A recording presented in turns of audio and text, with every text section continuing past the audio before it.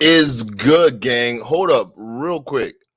Am I crooked to y'all, or is it my screen? Like, I have a new setup over here, and I'm trying to figure out if it's me that's like screwed up. But like, either way, let's have ourselves a show. Guys, how we doing today? As usual, welcome to the show. You could be anywhere in the world right now, but you're here, and I appreciate that because we about to get into some crazy shit. Okay. As you guys know, this is going to be part 2 of the initial video that we did prior about Hafiz, okay, and the whole downfall from his where he initially started, essentially. Okay, now for those of you guys that might be asking, Duke, what are you talking about downfall? What is this? Well, listen, if y'all don't know, he's had a series of interviews, basically trying to pretty much go at the red pill. Okay, he's been coming hard with some pretty interesting criticisms. Now here's the thing: the criticisms he has about the red pill movement, some of them it's valid, right? It's valid. Matter of fact, some of it you'd find we criticize here on the show too as well. But the one thing that just makes the whole thing seem kind of fishy is that it's almost like an about face, right? From especially coming from someone like Hafiz, from the roommates, because Hafiz has been known for putting out red pill-esque like content. Okay, he's been doing that for a very long time, influencing a lot of young men for a very long time. Not only that, he has also hosted a bunch of red pill content creators, some of them going on to become one of the biggest we've known in the manosphere, like Kevin Samuels. He's also hosted Alpha Male Strategies, right? Alpha Male Strategies, and he actually keeps name dropping alpha male strategies. So that's interesting for someone who claims not to be red pill, right? So and also obviously the late and great Kevin Samuels, right? So he's had all these guys, and including the partnership he has with Fresh and Fit. So this guy is definitely enshrined in the red pill, just the whole red pill movement as a whole. Anyone that tells you different, it's cap. I'm gonna just have to tell you right now, it is utter cap. Okay, this guy is just as entrenched in the red pill movement as ever before, and being entrenched in that, obviously you're able to garner a lot of followers, a lot of guys who are able to see your content from like-minded content creators who you're also collabing with, and they also hop ship to your platform, which gives you more views, it gives you more money, etc., right? You even had the likes of Candace Owens, and Candace Owens, listen, it's kind of a big thing in the manosphere. She is really, really huge. Okay, I mean, she's one of the black female conservatives. She ticks all the boxes. Okay, so in the red pill, higher conservative space, Candace Owens, Jordan Peterson, all them boys, they are the cream of the crop. Okay, so when you look at someone like Hafiz, all of a sudden going in and criticizing the same kind of movement and going in after, right? And then in the way he's criticizing it is very interesting because he's focusing more on the money aspect of it and the courses and the selling and the emotional hurt for men and the scamming and all these different things, right?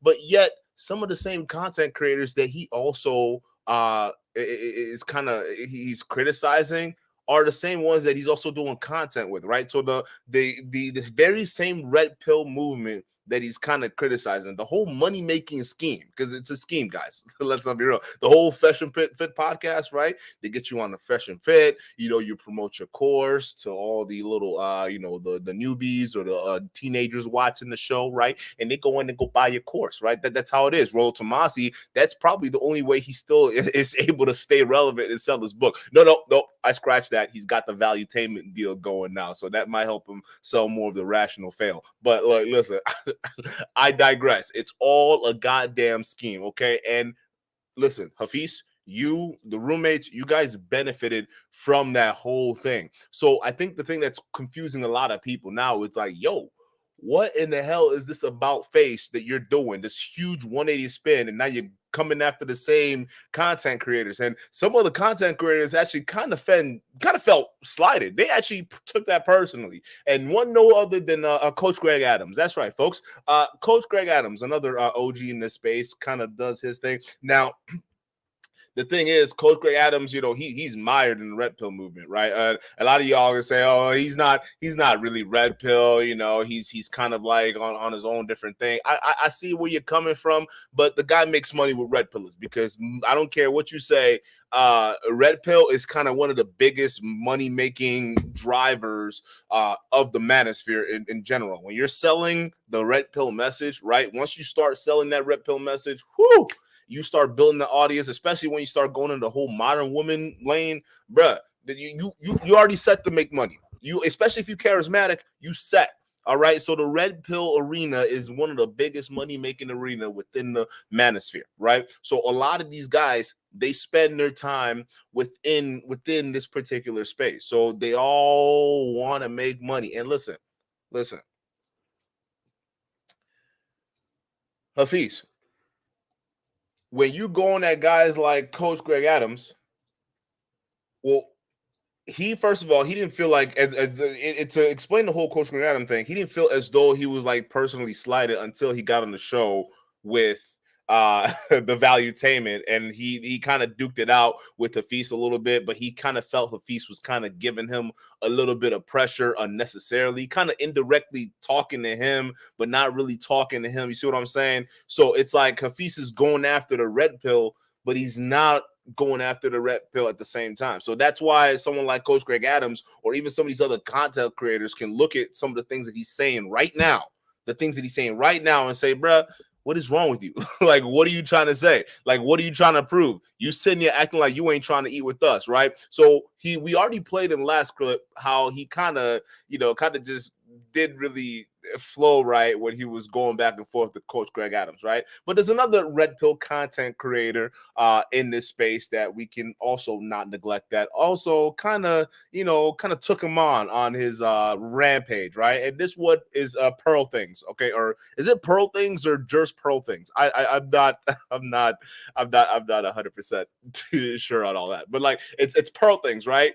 And the thing with Pearl is she ended up going back and forth with him on a debate, and that shit was crazy as hell, because Hafiz really showed a lot of, I mean, honestly, that whole debate, and we'll actually play a little bit here on the after we go through certain videos first, right?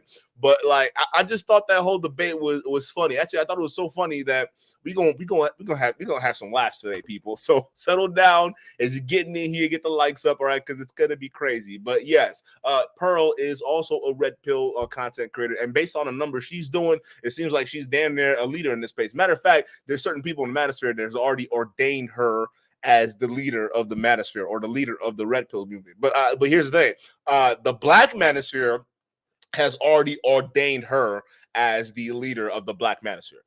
So I'm gonna let that sink in for a second. You know, y'all heard me right. A white woman, is the leader of the black manosphere. I mean, like, what? I mean, it's a joke that keeps writing itself, dog. Like, you see what I'm saying? So all of a sudden, like, this white woman out of nowhere, right, just comes out, says things that basically everyone else says, right? I mean, even the brothers, right? Everyone else says the exact same thing, but you know, for some reason, she comes in and she cleans house in the black manosphere. I am just so dumbfounded by that. I don't understand it. So anyways, she's doing her thing, and she also took on Hafiz, and it just didn't go well. So seeing the series of ass whoopings that Hafiz basically got, he came out with a video pretty much apologizing to the red pill community. That's right, the very same community that he was also attacking. He decided to apologize because, listen, that heat started to get too much. Yeah, everybody was getting on his ass, a lot of the big name content creators, because they want to know, what are you trying to do, right? Are you trying to fuck up our bread? Are you, like, what is it you're trying to do, right? So he felt the pressure, he felt the heat, and he decided to back down. And we're about to play this and kind of analyze it, because when I saw his apology video, there were a lot of questions that I had. Like, I was just like, bro, there were some things that seems genuine, and there were other things that just seems like it seems like you don't mean it, right? Because you're contradicting yourself, and we're gonna break that down as usual. So before we get into it, make sure we know the audio is doing good, guys. All right, and yeah, let me go ahead and share this bad boy real freaking quick.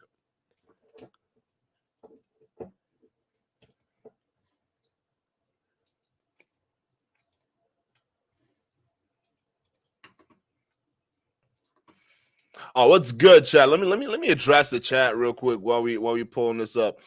Jared, what's good? Commando, Reggie, what's good? Yeah, thank you. Because I think it's the stand that I'm using right now. It's making it look a little crooked, right? Because I think my screen was, I think my monitor is looking crooked. I got that nice little ultra wide, you know what I'm saying? So I'm looking at the full thing, and I'm like, something don't feel right. But yeah, I appreciate y'all being here, young geezer. Shout out to you.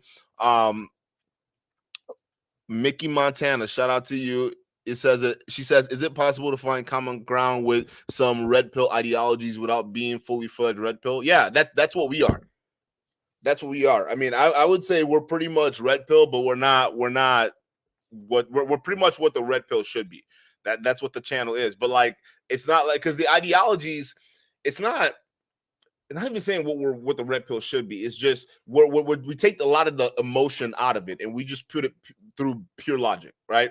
Because a lot of the guys, when they talk about the red pill movement and they say we're not emotional, we're not doing this, a lot of it, you got to understand, this new age red pill is filled with emotion, but it's emotional denial, because the very same dudes like to deny the fact that they're not emotional, even though they get angry for some reason. Like anger just stopped being an emotion, right? Apparently, right? No, that's an emotion. So it's different. So, and some of the ideologies, because they're feeling a lot of that anger, right? It's a little bit more pointed, right? But a lot of times, if you really think about it, people grow out of those toxic ideologies with age. That's usually the natural progression, right? So I think one of the main things to start finding common ground with a lot of these red pill you know, ideologies is to understand that a lot of this stuff just comes with growth. If you think about this audience right now, a lot of 50% of you guys are within the ages of 25 to what would you 25 to 45, I believe, right? So that's some pretty that's at the age where you start becoming mature. You start seeing reality for what it is. Matter of fact, a lot of y'all have probably gone through some acceptance or some bullshit stages in your life that you had to overcome, right? So we're going towards that stage of understanding. But you got to understand, a lot of these other guys here who are coming into the red pill are either guys who are just experiencing that pain for the first time, or they've continuously been experiencing that pain, but just don't have an idea on how to handle it. And online is a great way for them to channel all of that bullshit. That's just what it is. So those guys, you're not going to find common ground with them. They're going to have to wake themselves up. And sometimes they have to get into situations where it almost has to get pretty extreme for them to just say, oh, shit, maybe this isn't for me. Like the last video where he bought the Hustler University, not the Hustler University, he bought the War Room course from Andrew Tate, right? And he got up to the elite level. Dude spent about $50,000 to get up to the elite level, right? And guess what? He found out that at that level, there was a bunch of people who really spouted ideologies against women. Like they were for sure, like it almost seemed like they were mad at women. It's like, what the fuck? And dude was like, the only reason why I left was because I realized about myself that I don't hate women. Okay, I don't have anger towards women, so that's not me, and I don't like to, go throughout this world, walking around with anger and pimping women out on OnlyFans and shit. Because he teaches that stuff, right? They demean women so they can basically make it easier for the men to pimp them out as a business force. So it's crazy, right? So I think a lot of those guys have to wake themselves up. That's the only way they can get out of it. But I've been thinking about that before. Nelly Child said, Hafiz also made it clear that he's not red pill. I would say his association with Fresh and Fit was interesting. Nah, he can make it clear he's not red pill like he is in this video, but he's red pill. Like, no. People come in here saying that. No. I'm not going to let him get away with that. If he wants to debate, I'll debate him on this, bro, because you doing content with a lot of these other red pill content creators. Hafiz, you are red pill. And for some weird reason, it could probably be because you're married. You are all of a sudden backtracking on a lot of your red pill messages. And that's where a lot of people have a lot of like spite for you right now, because all of a sudden you become a different dude now that you married guy, right? So like, what's up? Like, wow, all of a sudden you're not being as, you know, intense as you used to be, right? Remember that podcast you did on Fresh and Fit? Remember that podcast you did with Kevin Samuels? Remember that podcast you did with Alpha Male Strategies? Remember all them panels you've been doing? Remember all that Pepper Soup channel you set up when you were talking to all them women like you were Kevin Samuels, right? Nigga, you are red pill. Stop it. Stop the fucking cap. Stop the lying to the audience, okay? We not stupid over here. We know you was red pilling this entire time, and now it's no longer convenient for you. So you're trying to figure out how to restep your brand. That's what it is, okay? So I don't care if Hafeez made it clear that he is not red pill. This dude has been making money off of red pill content creators. Man. Y'all, come on, man.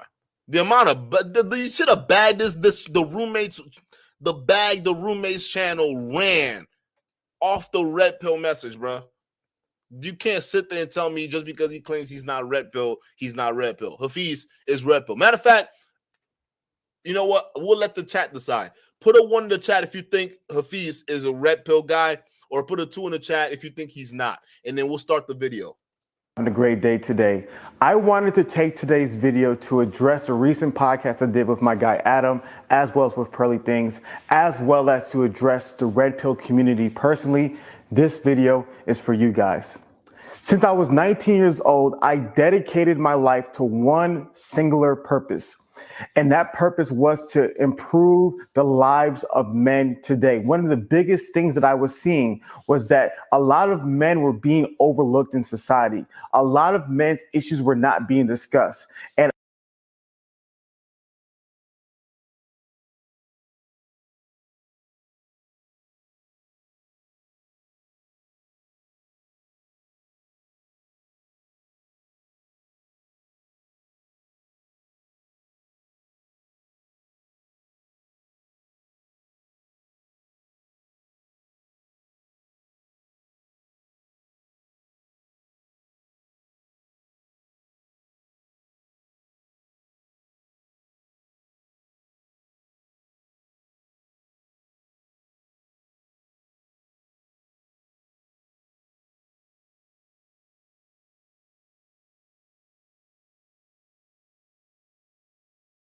I felt a passion to do everything in my power to help these men out. I literally have videos from 2012 where I was talking about the same issues going on with men back in the day. I spent so much time reading books about improving the lives of men. I spent so much time watching content about how to help men. And a lot of things I agreed with and a whole lot of things I disagree with. But what I loved about all these authors and content creators that I watched was all of them had a desire to transform the lives of men. And as long as you're trying to help men, you can't say that, bro. You cannot say that and be for certain, because Mr. Everything, shout out to you. What's good? What's good, brother? What's good? Welcome to the Obsidian did the same thing. Is he claiming not to be red pill? Let me know. Because Obsidian, one of the motherfuckers that ordained Pearl as one of the leaders of the Black Manosphere. Like, I'm still calling up on that. How does a Black Manosphere leader make a white woman the leader of the Black Manosphere? Like, bro, if something doesn't tell you that something's wrong somewhere, like, I mean, black man, what are we doing? Like, yo, don't listen to that nigga Obsidian. Like, y'all need to stop listening to that nigga Obsidian. Like, he will walk y'all down. He already, bro, that's this nigga's agenda, right? At first, he wanted a black woman to lead it, right? And that shit didn't work because we all saw through a lot of these bozos that they were putting out here. And then all of a sudden, now he's like, listen, looks like the white woman's got more of the appeal. Put her in front of her, right? Come on, bro. Like, why can't we talk about our own issues? Are we not enough? Like, but you know, it says more about men than it does about, like, I mean, come on, bro. I'm still stuck on that. Like, real talk. Like, or at least we couldn't get a black woman. Like, yo, Obsidian, we couldn't find a black woman for real, right? Well, like, you started a whole beef with Donovan Sharp, Obsidian, that the whole situation between you, Donovan Sharp, O'Shea, all them niggas, when it came down to it, was because of Danica Marie, right? A black female content creator. And Donovan Sharp did a reaction video on why she may be a chameleon, right? Not saying I agree or disagree with his take. I'm just saying that he did a content criticizing her. Yeah, you fought back, but like, where's her elevation, bruh? Like, why is she? What's going on here? Like, why? Where did Pearl come from? Like, I'm just saying, listen, she can go lead the white folks, the white men, right? She can lead them to where they need to be. That's between the white man and the white woman. They can do their thing, but like, if we're gonna have a segregated manosphere, otherwise, then why is there a black manosphere if there's a woman leading it, like a white woman leading it? Like, like, what's the fucking point? That's what, honestly, that's what I'm getting at. That's the overall point I'm getting at. Why do we have a black manosphere if we're just gonna say, hey, anybody, especially the white people, come and lead our shit, right? Bro, get that shit out of here, bro. I don't want to hear that shit. I'm done. I tell you, like we have reached full-on clown show. I'm done. Listen. If you can't point this shit out, bro, you can just laugh, dog. You can just laugh. But shout out to you. Welcome to the stream. That's all that matters to me. Alicia, shout out to you. Welcome to the stream. Years later, I stumbled upon the Red Pill content, and I genuinely was intrigued with Red Pill content when I found it. But what I really loved about the early Red Pill content that I was watching was that a lot of the content was focused on accountability and giving men practical tools and resources to help transform their lives so they were not in the same cycle that they were in currently. And though I never fully agreed with the Red Pill content because of the logical inconsistencies, and though I never defined myself as Red Pill, I have respect for. No, you're pulling a stunt. You did a marketing gig, right? That was it. You ran. It's like being associated with a gang, right? But not claiming it, right? You're basically like the 6ix9ine, right? When he was like acting like he was all Bloods, right? But wasn't really, right? That's what you were doing, but you're doing it with the Red Pill. Yeah, listen, I flirted with the content creators, and I sure as hell talked about modern women a lot. Hell, I even created a whole show that was kind of like Kevin Samuels. Matter of fact, it was a pound for pound ripoff of Kevin Samuels shit. I just call it pepper soup, and yeah, but I'm not Red Pill. Like I'm not Red. You see, guys, a lot of these manosphere guys, they tend to do this shit a lot, bro, especially when they get called out on their ass, especially when they do shit that makes the whole community look clownish, right? They end up saying, oh, no, I'm not Red Pill. They try to distance themselves from all these labels they perpetuate, right? So if it's Red Pill ideology and all of a sudden it's not looking good for the new direction that they're trying to head into, well, listen, man, hey, listen. I mean, I talked about Red Pill, but that don't mean I am the Red Pill, right? It's like that. It's like that Dave Chappelle skit, right? Where he was talking about, hey, yo, look, Mr. Police Officer, thank God you're here, okay? There's a criminal. Go arrest him. Oh, shit. Sir, just because I'm dressed like a police officer does not mean I am a police officer. That type of bullshit. You got called out for some Red Pill bullshit, and now you're saying, whoa. Just because I talked about the Red Pill and practically made money off of y'all niggas don't mean I am a Red Pill, right? A lot of these content creators, they do this shit, bro. And Hafiz, you even saying this dumb shit, bro, after years spending time with these folks, right? Making money off those folks. This is what's making you look disingenuous. You understand that, right? When other people see this, they look at this, they're saying, okay, oh. So the time you did that one content when you were talking down to that one lady, huh? And so you weren't really Red Pill then. So now you try, okay. That's what it is. People still see you as switching up because that's not who you were, bruh. You got to understand that this whole time until you somehow just changed to now start talking against Red Pill ideologies. Like, what happened is what we want to know, right? And some are speculating is the new relationship, right? I don't know what they were doing. But as the years progress, I begin to see a shift in the content. I begin to see the content shift to more towards nihilism, more towards negativity, more towards cynicism. It was less about actually helping men and was more about simply bringing up everything wrong in today's world, especially with women.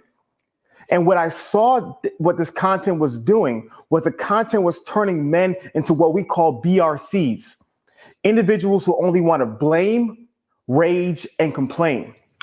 And to me, it reminded me a lot of what modern feminism has evolved into. He's got a point there, right? Because we say this shit on the show all the time. Like, listen, the new age red pill has become the opposite of feminism. There's no no if, ands, or buts about it. He's making a point there, right? So I could definitely I can see where he's going with that. But here's the thing. You can't sit there and act like the red pill, was good before and all about helping men, and then all of a sudden now it's turning complete pure toxic. No. That's actually the opposite. If anything, the red pill before was way toxic. Way too damn toxic, especially with the introduction of the pickup community, bruh. Like when the pickup community came into the game, right? Oh my god, like it was horrifying. There was a lot of, bro. If you want to find crazy shit, even some of the blogs, right? I think you can still find some old blogs of some of these other guys that talk about their sexual escapades in Europe and all these different things, and just the way they write their blogs and how they talk about women and like the terminology they list off about it. It was just awful, bro. I mean, you still see that now, but it's not stuff that those are stuff that are like in like deep forums. Sometimes you see stuff on like stuff like that on Reddit, but realistically, back then, literally there were blogs littered with bullshit like that in the pickup community. Yo, it was horrifying, bro. I feel like we are just desensitizing ourselves off of the pickup community, and now, or even just that whole style of that gamey weirdness type shit, right? Where everyone's just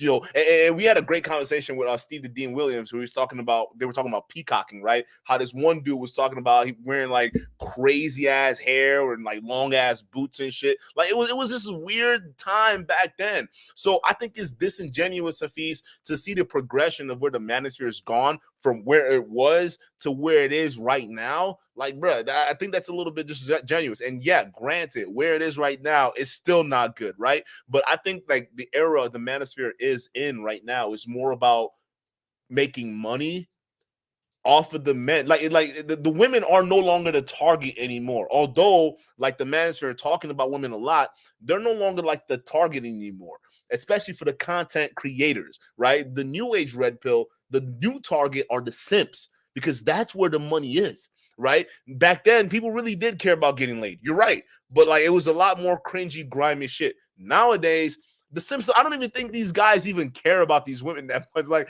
to be honest with you, I feel like these guys would much rather be around other guys talking about their accomplishments and things than really just do stuff with women. But there are a select group of people within the manosphere space that actually utilize a lot of lessons and they grow with it, right? So you can't sit there and just talk about, oh, this is a blanket statement of what the entire manosphere has turned into. It used to be good, it used to be great, it used to be about helping men, and now it's turned into degeneracy. Nah, bro, it was nasty as fuck back then, because there was a bunch of weirdos that ended up getting purged, and YouTube ended up banning some of them, right? So listen, there were a bunch of weirdos. There was even that one Predator dude, right? And a Playback did a video on him, right? Where he was talking about banging 15 or 17-year-old girls along with their mamas, right? He was in there, and he's been in the red pill space for a very long time. And dude was a predator the whole time. Like, if you think about it, bro, these nastiness has always been here. There's always been that rot, bro. But it's now more about making money off these dudes than really helping them, right? So I would say you're right in that sense. But where I would disagree with you is you saying that the manosphere used to be good and now it's even worse. No, it's worse. Now it's getting better, but there's still different elements that need to be tweaked, right? That's what we're trying to say. We're not trying to change or redo the system. Like, we're just trying to tweak some things and get it to be about the message. Like, we're not even trying to stop these dudes' money. Like, we don't want them to stop making money. We just want certain things to be tweaked so guys can get the best result. A community of women where all they want to do is blame, rage, and complain. And what really began to grow my disdain for the movement was the inconsistencies in the lives of the creators. Because what I was noticing is that the creators were teaching a certain message. They were giving a certain type of advice. They were telling a certain type of story, but they were not believing these stories themselves. They were not actually taking their advice themselves. They would be telling stories about, man, I don't date. I just have sex. But these men were in actual relationships. These men were giving advice and talking about all the horrors of marriage, while these men were in happy marriages themselves. And so to me, I was really amazed by how these men could literally give out this Kool-Aid and not even drink it themselves. Okay, I completely understand that. But then again, you've backed guys like Roll Tomasi, a fuck ton, and you still do, right? He's currently married in a 26, 27-year-long relationship and then actively promotes the opposite. Like, he promotes hedonism, yet he's in a long-term relationship. So how do you explain that? But he's your boy, right? So I mean, you got to help me out. Bridging the Generation says, Duke, why are you making a video about this? It's desperate on your part. You want views that bad? It's not that serious. Dude matured and wanted to remove himself from the chaos. A couple things. First of all, it's YouTube. Like that's what we do here. Listen, it's not even all about like desperate on my part. I did a part 1. After there's a part 1, there's a part 2. I like to mix things up, right? Desperation would be like dropping videos exactly when it happened. I'm doing it way past that because I have other structures of videos that I have to put out. Y'all understand I have a schedule, right? So I already have my next week video planned. Like it's not just, I'm not sitting here following trends. I hope y'all know that this channel does not follow like news trends. Like maybe every once in a while something hot happens, then I'm free that time, I'll catch it. But realistically, I have my own like layout for videos. So there was already a part 1 to this. This is just a part 2. And then again, it's YouTube. We react to content, like no matter how old or new it is, right? So I don't get how it is. And yeah, if he wants to remove himself from the chaos, that's fine. It isn't gonna stop us from criticizing what he used to do before. Like he can't like, look, yo, bro, okay, you're trying to remove yourself from the chaos. I get it, but like what you're saying doesn't match up to what you've been doing. And you're about to see in just a second here. And then the final straw was when I saw all the new generation of red pill content creators. And a lot of these individuals did not even believe in the message. A lot of these men, as well as women, these individuals saw that, wow, there's profit in this. There's money here. There's followers here. There's fame here. And they decided to prey on the hurt, the pain, the issues that men were going on. And listen, he's right. He's right. A lot of people who came into this manosphere space, they came in and they saw money. They saw money.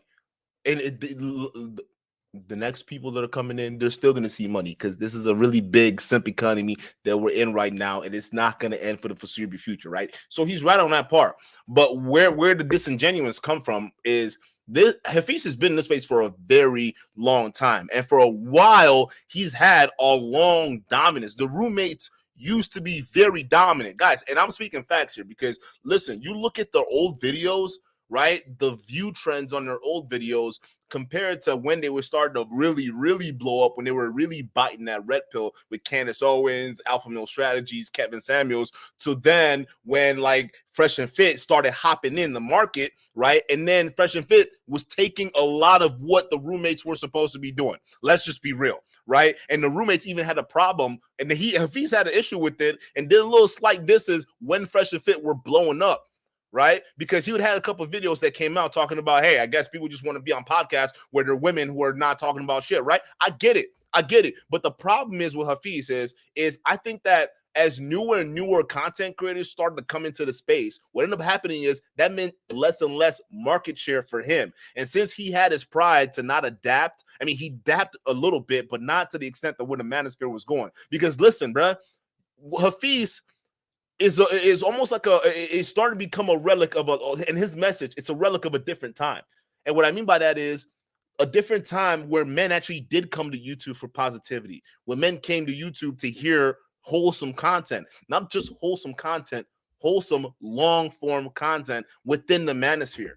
But with Fresh and Fit taking that, market away and dropping the entertainment factor on top of it, bro. And let's not cap. The production value is on point. Like, we're not gonna cap on that. Like, it's on point. So if you put all that shit together, the kick out cams, it's like, why watch The Roommates when I can watch this addictive Jerry Springer-esque type shit? And on top of that, he's spitting a lot of red pill shit. You're spitting, Hafeez, but they're badder bitches on the show. So as more and more content creators start to come into the space, because there's only so many views that you can get, bro. There's only so many people you can get to view your videos within this space. So you have to go one or two different categories, and bridging the gap. I'm gonna bring up your comment real quick, because I gotta help you understand how the content creation works, right? In this content creation space, you can either go with the flow or you can go against the flow. You see what I'm saying? And Hafeez, he started with the flow. Matter of fact, he was the flow. The Roommates, their podcast, what they were doing, they were the flow, right? But as newer and newer red pill content creators started to hop in, they started to host guys like Kevin Samuels. Fresh and Fit blew up on the scene, and they started to take more of the market share, right? Listen, if you're in a lane and there are new guys coming to your lane and they're taking more and more of your viewer share, right? Well, guess what? That's less views for your platforms.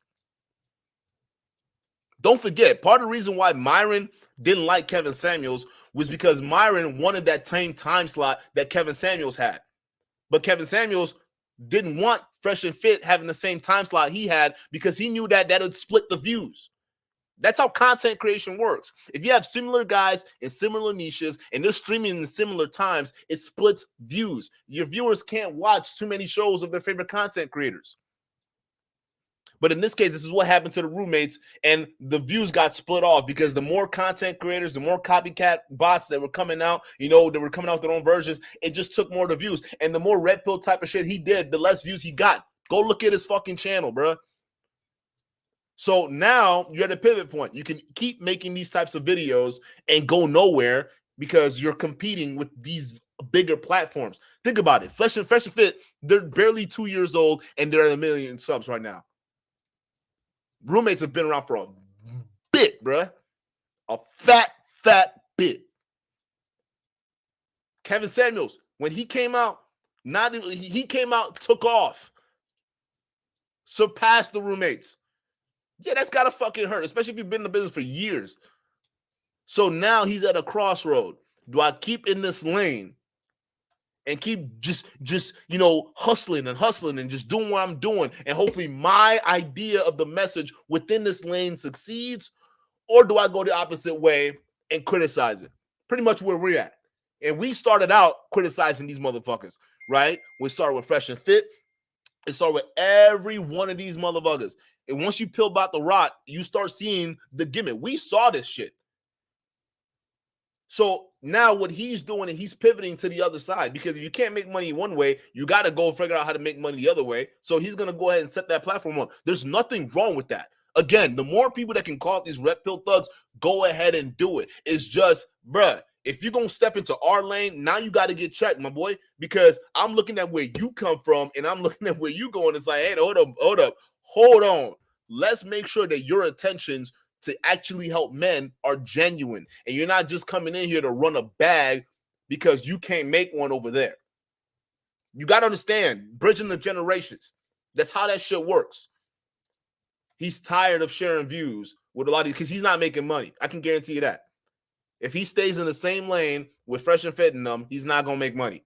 He needs a new way to do it. He needs a new lane.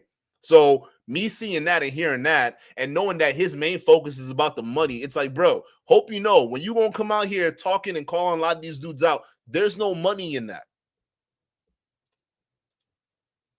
If you're going to come out here and tell the truth, there's no money in telling the truth. Hope you know that.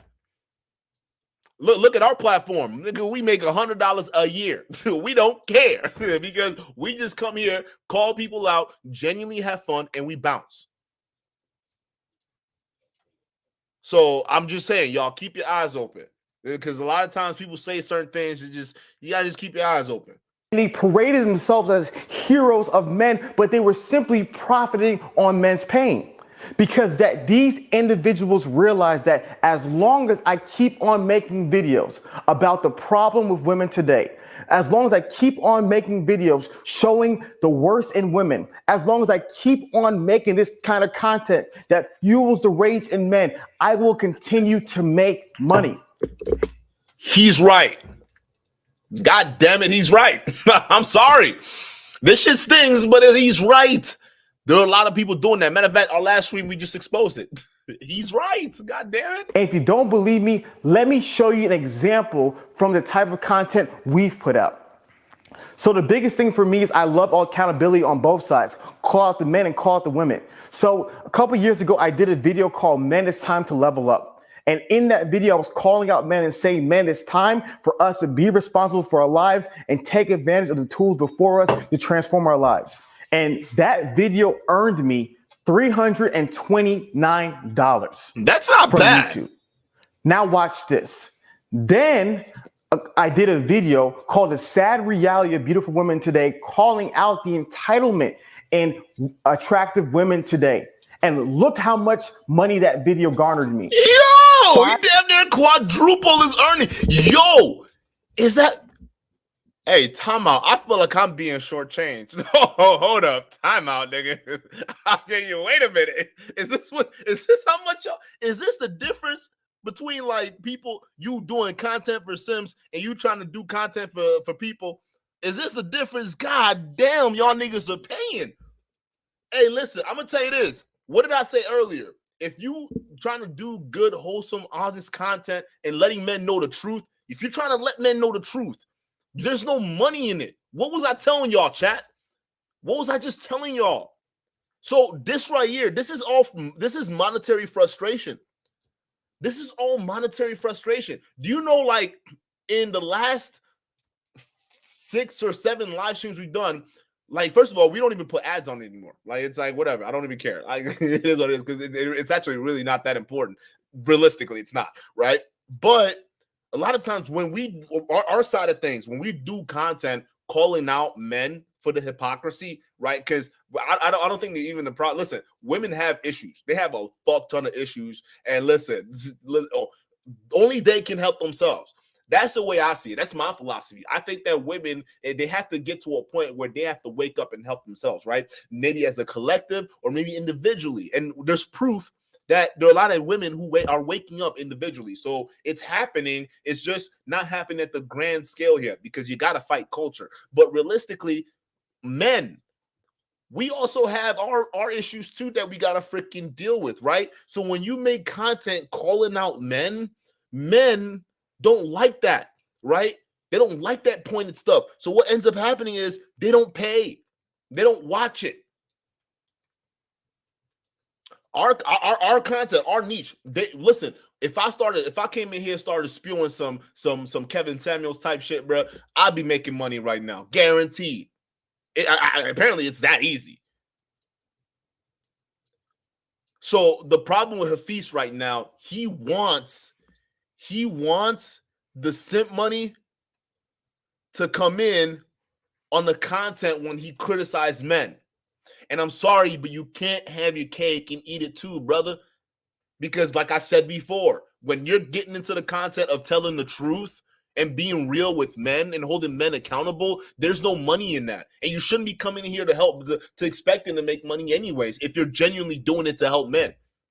I'm not making money, and I'm not coming here to expect to make money. I have never once in my history of even starting this channel ever once asked anyone for a super chat. Not once. Why? Because this isn't about money. This is about genuinely not only just genuinely getting the message, but genuinely just having fun clowning y'all. It's fun. Like, why? Like, literally, bro. Like, the people are watching this. Like, this is like internet entertainment. Like, this is big entertainment, right? When there's news that's lacking in the greater world, okay, there are people who deep dive to find, news in the manosphere, because there's always some bullshit going on. There's always bullshit going on in these spaces. So it's fun. It's fun. But if you're coming in here talking about, I want to be making as much money, calling you niggas out when I call out the women, y'all need to come watch this. Nah, bruh. It's just not it. YouTube is not wired for that. Matter of fact, the YouTube algorithm will work against you if you start doing what we do. Like, welcome to the club, bro. Jake, this is the first time, bro. Welcome. YouTube don't like that. YouTube wants to perpetuate simp culture because it makes them more money. Okay, so if you're along the lines of that crowd where you're making this kind of money, YouTube rewards it. It promotes it to more people. So you, my brother, have to make a choice. What do you want? Do you want to be honest and say it's about the truth? Then if it's about the truth, this number shouldn't matter. Because helping men should be fulfilling enough, right? I mean, Chad, am I wrong for seeing it that way? Because I'm an example of it, and I've never once sit here crying about y'all need to come watch this and help me make money. Like I've never once done that. So why is it that he's over here sitting there complaining about why listen, bro, if you've always felt this way, then you should have kept this energy from the get-go. And you shouldn't have switched up when you saw all these other content creators blasting past you view-wise. Because you saw it. And you knew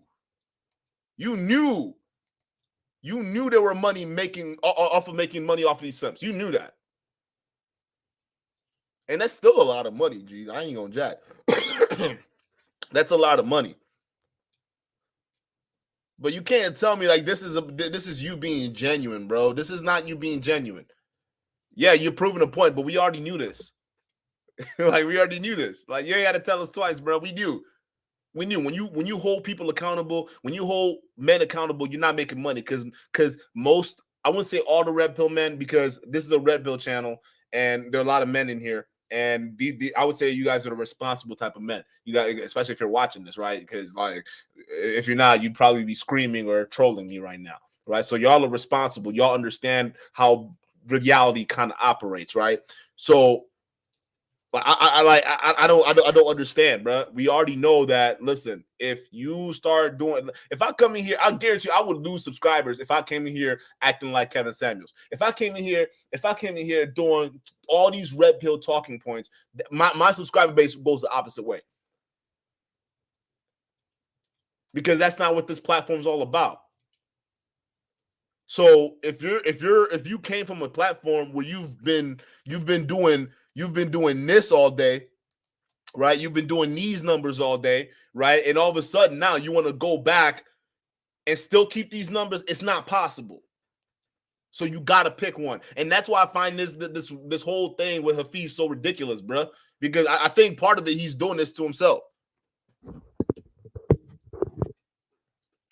Let me start this over. Call out the men and call out the women. So a couple years ago, I did a video called Men, It's Time to Level Up. And in that video, I was calling out men and saying, men, it's time for us to be responsible for our lives and take advantage of the tools before us to transform our lives. And that video earned me $329 from YouTube. Now watch this. Then I did a video called The Sad Reality of Beautiful Women Today, calling out the entitlement in attractive women today. And look how much money that video garnered me. $5,926.40. Okay, so we know what this is about. Listen, guys, a lot of people ask me, like, it's crazy. You know how many DMs I get of people like who get mad because I call out a lot of men, right, for like not holding themselves accountable, right? Because that's what we do here. We try to hold guys accountable, and they get mad, like, why don't you hold the women accountable? Which we do, but we do the content creators who are on some scammy sus shit, right? That and the chameleons. That's who we hold accountable. But as far as all these other like modern women talk, listen. If y'all like, y'all don't understand how I would probably get way more views if I had more videos just ripping on women completely all fucking day long. If I started doing what he did right now, if y'all started seeing the thumbnail, the truth about modern women, the 5 top lies modern women make, I'll be in the bag, bro, guaranteed. But you scroll through all my channels, I don't do that. Why? Because I know it's an easy, cheap way to make money, but I'm not here for that. So if you gonna be here for the truth, my dude, there's no money in that. If you're gonna truly want to hold men accountable, there's no money in that, and that was one single video. You've got to accept that. So imagine doing not only 5 of those videos, but 10, 20, 30, 50 of those videos a day. Imagine how much money you can make. Imagine how much followers you can gain. We know because you benefited off of that same system. See, I hope you got to understand the hypocrisy here, right? You benefited from that same system. When you did this video, you are benefiting. And you've had multiple videos on your channel like this. So you were benefiting. You were what you're complaining about, bro. You understand that, bro? Like, do you understand that, Hafiz? Right? You even just putting this graph out here just null and voids your point. Like, you understand that because you're guilty of that. You run a bag off of that. The only reason you mad now is because a few more people stepped in your lane. And I'm sure, bruh, like, honestly, I'm sure this number used to be bigger, especially back with them Candace Owens interviews, right? I'm sure this number was bigger. I think he said he made like 30K off that Candace Owens video. Somebody correct me if I'm wrong. But he when he was complaining about it, he said he made it like 30K or something like that off that video. Correct me if I'm wrong. So you ran a bag off these titles, bro, off these thumbnails. So you benefited. So when you coming out here, you got to understand why people are mad at you, bro. You got to understand, because when we see this, we're like, all right, come on now. Hey, come on. Now you're just mad because a few more people stepped in your lane, and now you want this number to equal this number right here when you're doing wholesome videos, right? Where you're trying to hold men accountable. But guess what? It don't work that way. Kevin Samuels tried it, right? When he was going at men, nobody paid attention. Matter of fact, he got hate from niggas. They didn't like it, right? But then when he started going at women, now all of a sudden he was the most, he's going to be the savior, right? He's the big guy now. You understand? You understand how YouTube works, right? You understand how the manosphere works, right? So when you do videos holding men accountable for years, right, it doesn't reward you. Kevin Samuels did that. It didn't reward him. When he turned around and started doing videos like this, he got rewarded, right? Because this is majority of the repo. And y'all can't get mad at me because when I say majority repo, guys like to see this type of shit about modern women. The data is proof enough that lets you know that majority of you guys want to see that. I'm not saying this is all red pill because there are a lot of guys who just don't want to sit there and talk about women all day. Like, I think it's weird, but like realistically, it just proves that, especially if there's no money in it. There's no money in it. So pick one, Hafiz. Because if you want to tell the truth, hey, I want to welcome you over to this. Welcome to the squad, bro. Come on in, bro. Let's dab it up, shake it up, smoke it up if you want. If that's your field, maybe not. No pressure, all right. But we're gonna be broke over here. So make sure that you tighten up your belts because YouTube is not how I make money. So I hope you know that. My money is outside of YouTube, so I don't give a fuck about that shit. So I hope you know that. So make sure that your money isn't tied to YouTube. If it is, then you got to figure out what you really want, bro, because this side might not be for you. So you got to really reconsider what you're looking for, brother. So I agree. I just wanted to make that point and just hammer it in. But let's go ahead and play it again. Money. And if you don't believe me, let me show you an example from the type of content we've put out. So the biggest thing for me is I love accountability on both sides. Call out the men and call out the women. So a couple years ago, I did a video called Men, It's Time to Level Up. And in that video, I was calling out men and saying, men, it's time for us to be responsible for our lives and take advantage of the tools before us to transform our lives. And that video earned me $329 from YouTube. Now watch this. Then I did a video called The Sad Reality of Beautiful Women Today, calling out the entitlement in attractive women today. And look how much money that video garnered me. $5,926.40. And that was one single video. So imagine doing not only 5 of those videos, but 10, 20, 30, 50 of those videos a day. But you did that for a period of time, and those videos are gone now, but you did that. So it's not saying imagine doing 3 or 4 videos, 4 or 5 videos. I guarantee you did more than 3 or 4 videos talking about modern women. You've had 3 of them. Matter of fact, I can pull up the Alpha Male Strategy podcast you just had 3 months ago with him. Y'all was having similar conversations about modern women. So I mean, what are we talking about here, bro? Like this is starting to sound more about the money than anything else, bro. So like, I like to look around scenarios, not just for what people are saying. doing not only 5 of those videos, but 10, 20, 30, 50 of those videos a day. Imagine how much money you can make. You were making a Imagine bag. how much followers you can gain. You got 500,000. Like, and that's the thing. You got 500,000 subs off of running a bag, off of just doing videos like this. Especially with that Candace Owens one. You made $50,000. 50 grand. So you did, Lord knows how much you made off that Alpha Male Strategies interview. Lord knows how much you made off that Jordan Peterson interview. Lord knows. But you making money. So you're guilty of the same thing. So you coming out here saying, oh, imagine making one video after the other video after the other video after the other video. These guys are just in it for the money. But at some point, it was you. And the very same guys you're talking about, you collabed with them. So what does that say about you? Like, I don't understand this, bro. Like, this is the logic that's confusing me. 30, 50 of those videos a day. Imagine how much money you can make. Imagine how much followers you can gain. You can run a bag. Imagine how much worldly success you can attain from doing those videos. It is a profit model. So when I did the Adam and Pearly Things podcast, I was just beyond done with the red pill type of content. And during the episode, I wanted to share my passion and how much I cared about men and how much I wanted this content to change. And what's really interesting about those episodes is there was a community of men who wanted to attack the way I communicated. But what's very interesting is for all those who've watched my content, you guys know that I am a very passionate person when I talk. You guys know I'm Nigerian, and you know how Nigerians get when they talk. Nigga, I know, because I'm Nigerian. I talk the exact same way.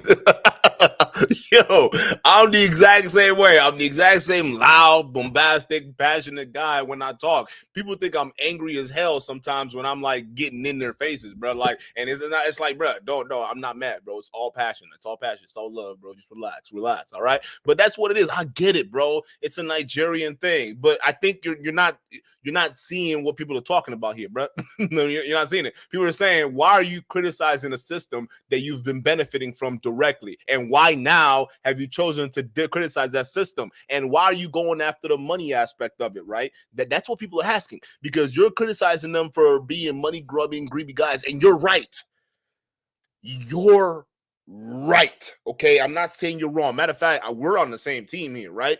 I'm just saying people are saying that why now? Like, you benefited off that same system. Why now? What's with the switch, right? Because now some of the content creators like Coach Greg Adams, they're feeling attacked, right? They feel like you have some kind of animosity towards them, right? And Coach Greg Adams went on the lead attorney to explain that when he went on that show with Valuetainment Money.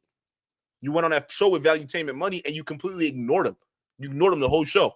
Like, you ignored him before the show started. And when the show started, he didn't even realize that was you until the show started. And then as y'all were going back and forth, he felt like you were kind of trying to get at him. So there's a lot, bro. I'm just saying, there's a lot. So I know, I get it. You're Nigerian and you're passionate, but I think you're not seeing what people are saying. They're saying that you're being two-faced. It's the two-facedness. It's not your your tone and whatnot, but it wasn't the reason why they were going at your tone. I think it was more towards the Pearl interview, because that was a shit show. And we're gonna play that in just a little bit here, because I thought that was a shit show too. I was like, what in the hell is this mess? But I think that's when people were calling out your tonality. And even when you were on the Valuetainment, it was your tone coupled with the fact that you were hogging the mic. You were saying a whole lot of nothing, bro. Matter of fact, you were either saying a whole lot of nothing or you were repeating yourself. But either way, you were hogging the mic on a different platform with other guests. You see what I'm saying? So it was they criticized you because of that. You were passionate, but you were a mic hog, bro. Like, you gotta let other people talk. We get it, bro. And then they had the same criticism with Pearl. During that Pearl interview, bro, they felt as though that you were not, first of all, you weren't even listening. And second of all, you were just trying to be a little bit condescending. You know what I'm saying? You were condescending. You weren't listening. You were when you being passionate, almost seemed like you were trying to talk over her, kind of, right? That, and we're gonna play a little bit of that. That's just what people are saying. So it's not the fact that you're a passionate Nigerian. No, it's not that at all, brother. It's all the other things around it.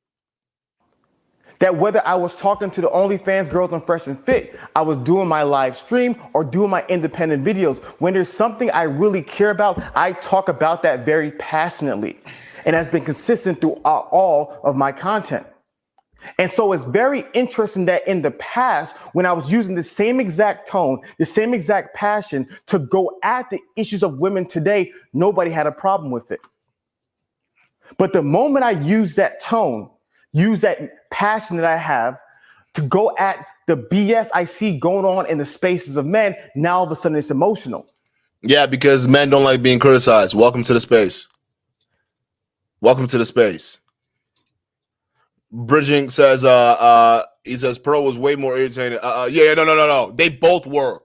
No, they both were. You're about to see it. We're about to play it right now. They both were horrible. Like, I honestly, I felt like Pearl was also trying to set him up too as well. There was a whole bunch of weirdness in that interview. We got to do a deep dive in that debate, bro. We have to do a deep dive in that debate, because they both were wrong. But like Hafiz, I felt as though being a veteran could have definitely handled himself way better. And like, I mean, Pearl's in her 20s, right? I'm assuming, right? So like, I don't get how he allowed himself to be outclassed like that, bro. Like, if I was going on an interview with some woman, I ain't gonna let her outclass me like that, bro. That would never happen. That would never ever happen, bro. So I'm just saying, especially if I was a veteran in a space, you know, that's not happening, bro. It's better to just shut the fuck up and let them.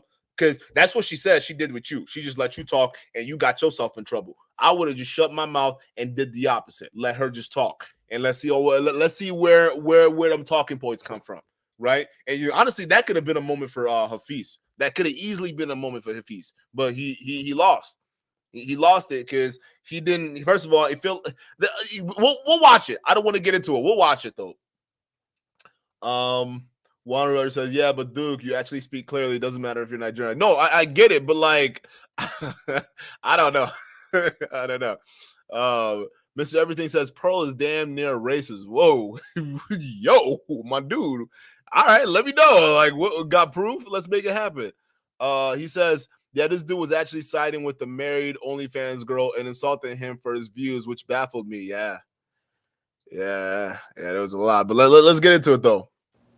My favorite speakers speak with the most passion. That's why I love Dr. Peterson. That's why I love Gary Vee, which is why I love Mark Driscoll, and which is why I really enjoy Andrew Tate. I love people who are passionate and expressive. Whoa!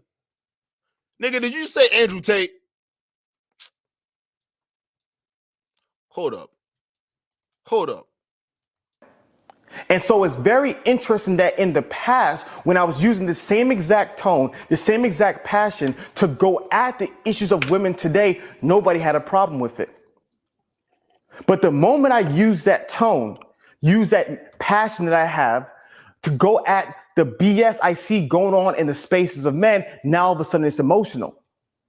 My favorite speakers speak with the most passion. That's why I love Dr. Peterson. That's why I love Gary Vee, which is why I love Mark Driscoll, and which is why I really enjoy Andrew Tate. I love. Shut the fuck up. Now you sound like you're pandering, bro. Like, we just did a video exposing how this dude is scamming. Like, he's actually hurting young men. He's damn near having them sign up 5 bands to get into a course with zero value. And I'm talking about, unless you, and I'm saying zero value, that's when you pay to initially get in. You have zero value. Unless you pay more and buy into the elite levels, that's when you start seeing some shit. The last video we did, my boy had to spend $50,000 to even get any sort of value whatsoever.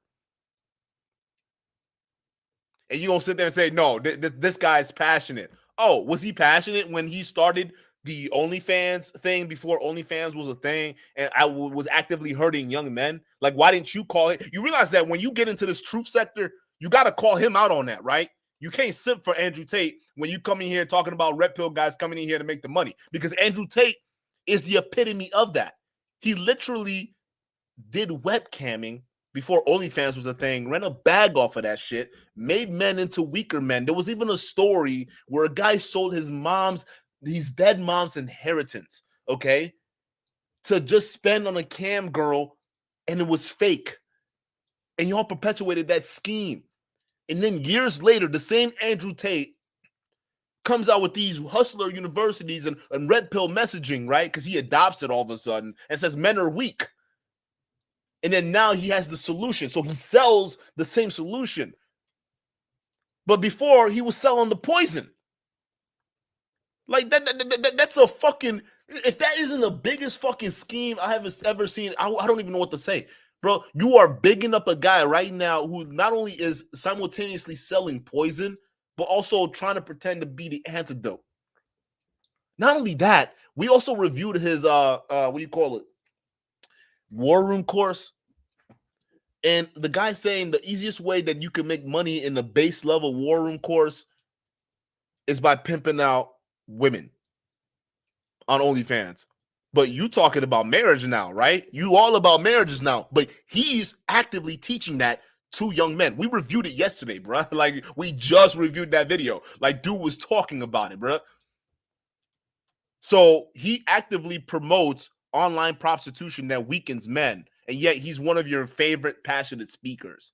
You see how, like, come on, bro. Those two things, like those, I would never either. That's something that would never come out of my mouth. Oh, there's something like Andrew Tate's so inspirational. That is something I would never ever fucking say.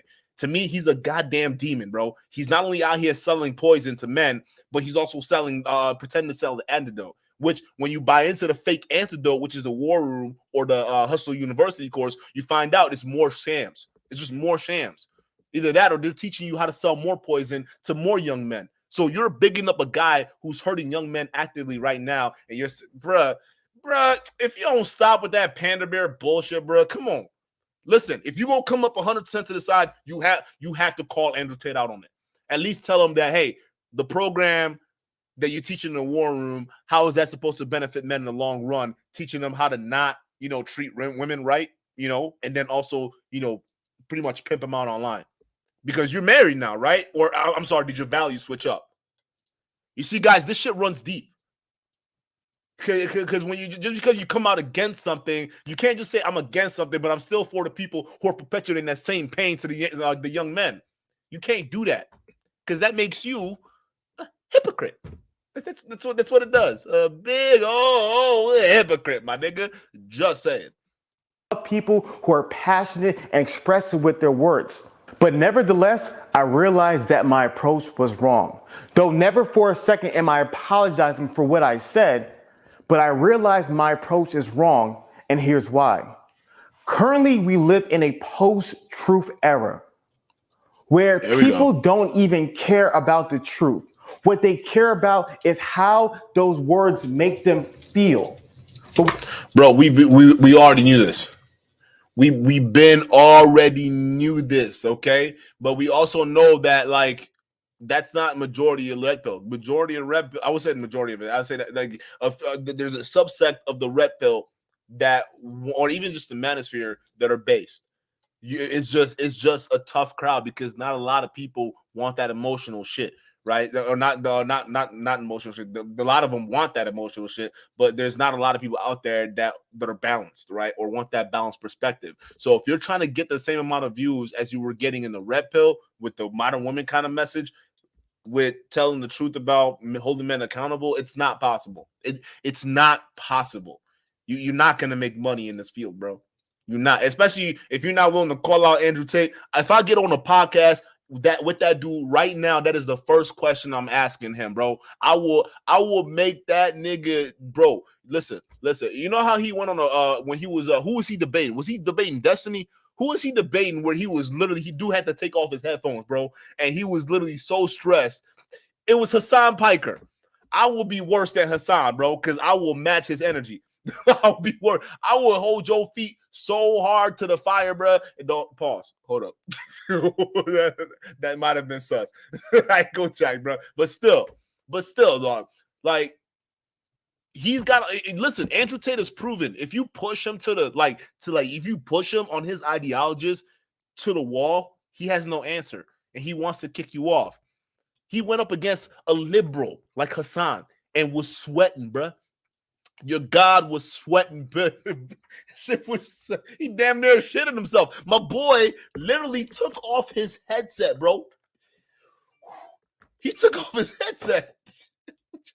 Had to take that deep drag of that cigar, bro, because he knew them questions won't go stop as soon as he put the headphones back on. He knew he had to take that good long drag of that cigar, bro. He said, "Oh shit, this nigga, he don't got me." And Hassan was just coming at you with the basics, bro.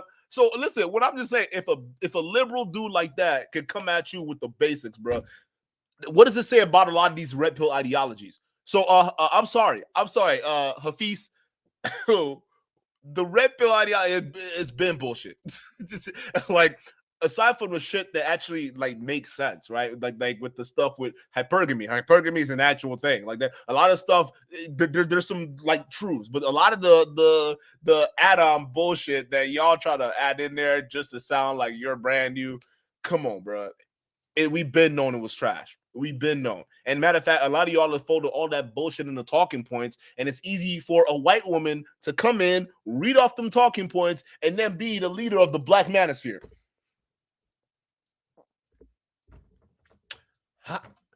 How did we let that happen? hey, brothers. How did we let that happen? Like, whoa, like, where were we sleeping? Like, what the, how did that happen, bro? Like, how did we, I was sleeping, I woke up, and then I saw a video. Hey, listen, Pearl's the leader of the black manosphere. I'm saying, whoa, what the fuck?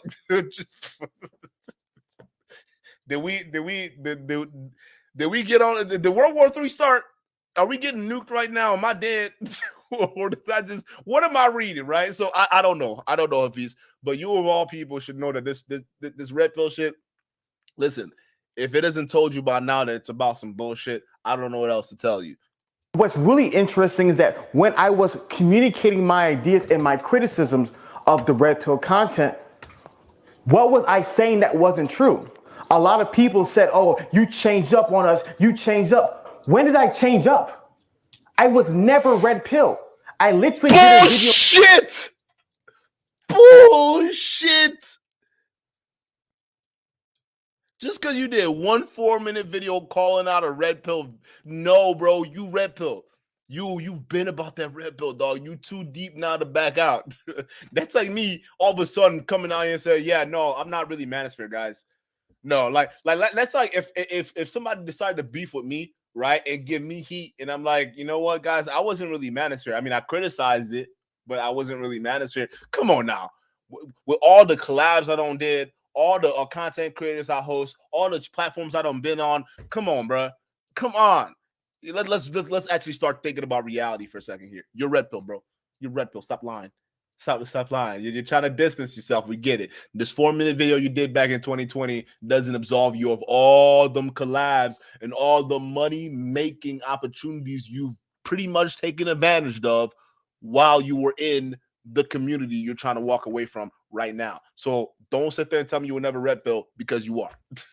In my mind, you are. Come on. In 2020 called "Red Pill Was a New Woke." I did another video in 2021 titled "Red Pill Disagreements." I did another video in 2021 again saying clarifying red pill and manosphere stance. I've talked about this ad nauseum. When I sat down with AMS, shout out to the Go AMS. Nigga. He's red pill too. Nigga had like videos on picking up women. Dude had videos on fucking hoes to sleep. Okay, I used to watch a lot of them too, right? We're gonna fuck them hoes to sleep. Y'all remember that? Alpha male strategy. I don't know if he said, does he still say that? I don't know if he still say that, but that was alpha male strategies. And that's a lot of the shit that got him successful. So you sitting here, why you simping for all these dudes, bro? Like, why? What is this? You Nigerian, bro. Come on. Where your pride at? I mean, we kind of see it, but it's in the wrong places, bro. Stop bigging up all these people. Oh, and this weird obsession you have with Jordan Peterson. Hey, Hafiz, as one Nigerian to the other, stop it. Stop. It's weird. Okay, Jordan Peterson is not the end all be all. I've seen him say some pretty dumb shit on Joe Rogan. Okay, listen, there's a point where you think you're so smart and everybody gas you up so much that you think that your subject matter on anything else outside of your subject expertise is valid. And Jordan Peterson is now getting to the point where he think he can speak on everything, right? Listen. You're a clinical psychologist or whatever the fuck it is. I understand that, and you're a very bright man, but stick to the clean up your room stuff. When it comes to the war and it comes to the other stuff, you just leave that to the professionals. Okay, I mean, you have opinions on it, but like, bruh, you stop bigging this guy up. Like, it's weird. Like, this whole Jordan Peterson worship in this space, that's weird, dog. Y'all gotta, like, I respect them, but it's not to this extent where it's like, oh, Jordan Peterson, like, so what, bro? Like, I don't like, stop. It's weird, bro. Stop. When I'm talking about these guys, never about great men like you. When I was talking to AMS, you great men like AMS. Listen, AMS is the GOAT, right? You a lot of people say that he's the GOAT, right? But he's red pill. You're calling him a great man like AMS, but then you can't say in the same breath that you're not red pill. And listen, if you have to call people out, you're gonna have to call people out, my guy. You understand that, right? You understand that, right? So are you willing to criticize certain things that the guys that you're bigging up are willing to do? Are you willing to criticize Jordan Peterson on some of his views? Are you willing to criticize AMS? Are you willing to criticize Fresh and Fit? Are you willing to are you just playing favoritism? Like, bro, like you sound, this is why people were clowning you, because you're still trying to suck up to the same red pill dudes who are in the community that you're dissing right now. You understand that? That's why people are clowning you. So it's not because you're emotional, nigga. I'm Nigerian too. I get animated, but the difference between me and you, I'm consistent. So people look past the fact that I'm animated. Matter of fact, the fact that I'm passionate also adds to it. But when they look at your shit, they see you bigging up the same red pill message that you trying to tear down right now. And that does not compute. You understand that? Never met about great men like you. When I was talking to AMS, what did we do the first time we talked? We debated about marriage. When I was talking with Fresh and Fit on the podcast, what did we talk about? We debated marriage. These are the same ideas I was constantly sharing in the past. And a lot of what I believe are the same things that Kevin Samuels believed about the importance of marriage and men and women coming together. Even with the conversations about marriage, Kevin Samuels believed it, but it wasn't like he was promoting that for guys, right? Like, listen, yeah, he had the message out there, but it was more towards, when he started talking towards the women, he was letting them know what was the issue, because a lot of his audience were women who were already at that age where they were like, damn, bro, where all the good men at? I still haven't, I can't believe I'm damn near post-wall and I still haven't figured this shit out yet, right? And they hear a harsh guy like Kevin Samuels come on there and it really wakes them up, right? So that was a lot of his audience, a lot of his crowd. Not necessarily say he was pushing marriage on young men. No. He was speaking to the high value men. He was talking about he was talking to the woman on what the high value men wanted. But for the high value men themselves, he promoted them to go out and do their thing. At least that's what I got from some of his live streams. I don't know about y'all, but I got the message where I don't have to, unless if I'm really looking for it, I don't have to rush into things. I can take my time, right? That's the message I got from it. And I'm sure that's the message millions of black men kind of got from that, right? They have the option now because they are the option now. They're no longer just some option to some woman. No, he helped instill in black men that they are the option. That's what he did. So when a lot of black men started to wake up with that, they started to move their own way. And, a lot of times, they open themselves up to other races of women, right? And other types of, things. So Kevin Samuels wasn't all, I say this to say, guys, Kevin Samuels wasn't all about promoting marriage, right? So his platform was definitely multi-dimensional. Was talking about a lot of different things, but it wasn't strictly promoting marriage. It was letting the women who missed out know what the high value man they're looking for want. And a lot of times he already knew most of the women weren't going to get them. People like to straw man my marriage conversation and say that you're saying that marriage is perfect and every man should get married and marriage is a great idea for anybody. When did I say that? I am a Christian. We have our religious beliefs. We believe in the sanctity of marriage, but there is wisdom in marriage. I am not coming from a naive perspective by saying marriage is perfect and there's no issues. But neither am I coming from a nihilistic perspective by saying marriage is evil and it's only issues. I'm having balance, but it's not about the truth, guys. It's about the feeling.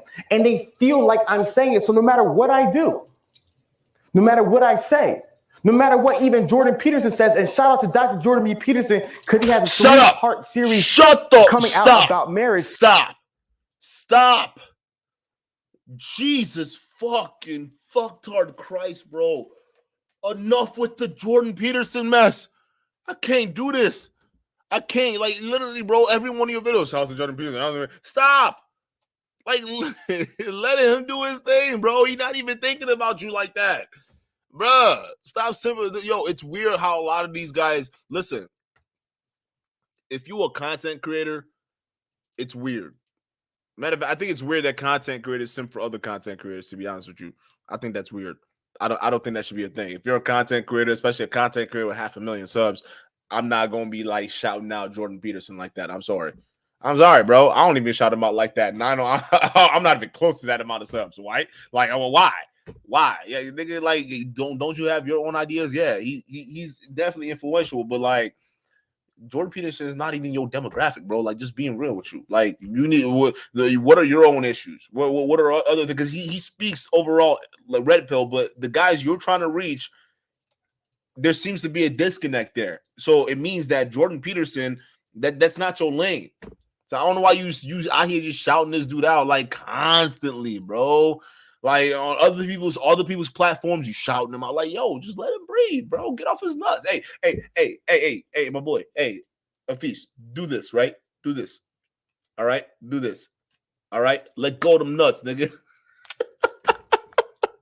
In which he's going to clearly articulate a lot of the things that I've been trying to say for all these years. But it doesn't matter what Dr. Peterson says, because in the post-truth era, all that matters is how I feel. Stop. Because Jordan Peterson says the exact same thing you says, and he still has his following. Like, he's still, that's the, see, guys, what I'm trying to get at, even with the last thing I said just now, right? Get off his nuts. People are still going to follow Jordan Peterson. He's still going to be as influential, probably way more influential than you. And he doesn't have to tell lies. He can keep the same message the way it is, right? Clean up your room, all that stuff, keep it about it. He's already in his own lane. So either way, he's going to make money. He doesn't have to, listen, listen, when he talks to men, he says it in a way where it doesn't get emotion. So if you're saying that, you're saying the same message, but men are getting emotional when you say it, it's definitely not the message, because y'all are saying the same thing. You're shouting them out. Do this, right? Just do that, right? You're shouting them out all the time. So you share a similar message. If you guys share a similar message, it's not the message, bro. It's the everything around it. It's like what you're doing. People are seeing you as a flip-flopper. That's what they're saying. You're a flip-flopper. You're not genuine. That's what they're saying. Jordan Peterson says the exact same thing you says, and people don't get emotional. Matter of fact, men follow him in droves. They follow him in droves. He's got a cult-like leadership. That's Jordan Peterson. Matter of fact, I won't be surprised if he tries to run for president of Canada. Is it president of Canada or is it prime minister? I don't know, bro. But like that's what it is. So you're not Jordan Peterson. If you start telling the truth in this space where you at right now, based off the shit you done been doing, you're going to get people mad at you because it doesn't vibe with what you used to do, if that makes sense. And these content creators have gripped the hearts of men and made men feel like marriage is the worst thing possible. So no matter what data, no matter what studies that you show, these men and these people don't care. So what is the solution? You see, the thing that I love about the red pill initially is that the red pill is the harsh truth. But in a post-truth society, how do we define what the harsh truth is? And Dr. Jordan B. Peterson put it perfectly. Shut the fuck up. Shut the fuck up. shut the fuck up, bro. Don't you never stop, bro. What the fuck? Get off this dude's nuts, bro. God damn. Perfectly when he said, the truth is what stands the test of time. Wait, you mean to tell me Jordan Peterson is the only one that came out with that statement that the truth stands the test of time? Really? He's the one that says that? I'm sure I've heard that before. And it wasn't Jordan Peterson. Wait, hold up. Whoa. Wait a minute now. Come on. I know Jordan Peterson did not make up that saying. I know he did not make up that saying. The truth stands the test of time. Can somebody look this up, please? Can somebody say, can we fact check this? I don't think he made that up. Get off this nigga's nuts, bro. It's getting ridiculous. Come on, bro. Now you assigning generic shit that he didn't even say. You're like, what is this? Hafiz, this is what we're talking about, my guy. You're starting to sound crazy. Stop. Like what is this, bro? He didn't, that's not a thing he says. Why you just, I feel like you just random, you know what this is, guys? You know what this is? I feel like he just randomly name dropping niggas with like average ass quotes just to make a point. Like, I feel like that's what he's doing, right? He's just saying like, what is it? So, listen, if you decide to run with the wind forward, right? At least you're now running against the wind. Shout out to I'm trying to think of a Red Bull content creator. I can't think off the top of my head right now. But like that's like me coming up with a quote and like just assigning it to a random fucking what do you call it, influencer and just saying it. He did not come up with that, bro. Stop capping. Stop capping right now. Like he did not. Hold up. What did he say? What did he say? Jordan Peterson say? Hold up. Dr. Jordan B. Peterson put it perfectly when he said, the truth is what stands the test of time. Everybody knows that. Everybody knows that shit. He didn't. Yo, get off this nigga's nuts.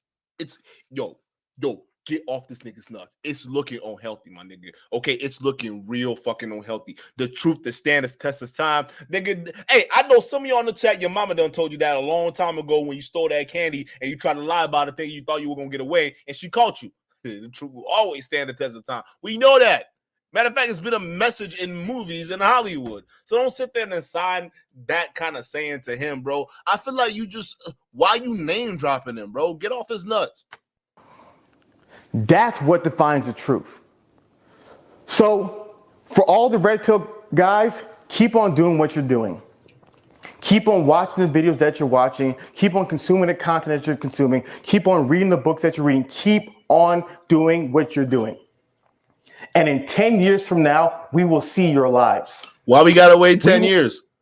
Why we listen, bro? A lot of these motherfuckers are falling apart like that. Listen, you can expose these niggas right the fuck now. Hey, we just did a Sneeko expose yesterday. That was easy.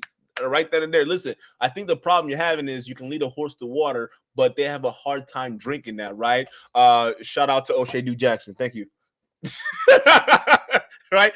A great old saying, you can lead a horse to water, but you can't make him drink it. O'Shea Duke Jackson. Shout out to him, right?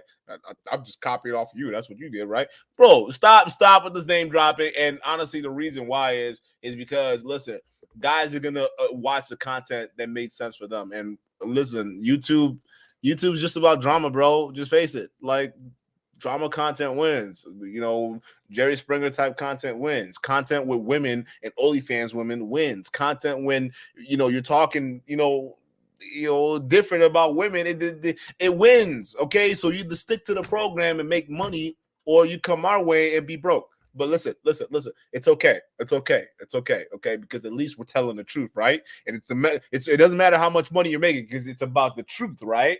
Right? Okay, we'll see. We'll see how this information either was a blessing to your life. No, bridging narration. I was joking. That was the first content creator that came in my head. I was basically like, because you know how you say that's an old saying, right? You can lead a horse to water, but you can't force him to drink.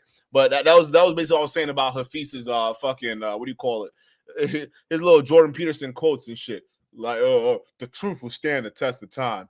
Jordan Peterson. What? What the fuck are you talking about, bro? Hey, Sir Obadiah, shout out to you. Welcome to the stream, brother. Oh man, he missed everything that he's sunning himself. Facts. Yeah, he looking real. Yeah, real beta right now, dude. I ain't gonna jack. life or whether it was a burden to your life. We will see whether this content made you more masculine, more competent, more successful, living a life of abundance and success. We will truly see that. We don't have to wait 10 years to know that. We don't have to wait 10 years to know that Sneako's creativity kit ain't gonna help anyone be successful. We don't have to wait 10 years to know that Andrew Tate's War Room is not going to make anyone be successful. All right. The same Andrew Tate that you're promoting as being a great speaker, the same guy that's selling the War Room, 5,000 buy-in, right? Not even getting any value when you buy in. You got to pay more to get more value, right? So when you pay, listen, bro, stop talking. Stop talking, bro, because you're all selling courses. Stop it. Stop. You looking real crazy out here, bro. If this message is the truth and the truth is the greatest good, we will see. And also, 10 years from now, we will also see if this content hurt the lives of men. We don't have to wait 10 years. We can see it right now. We can see the effects right now, bro.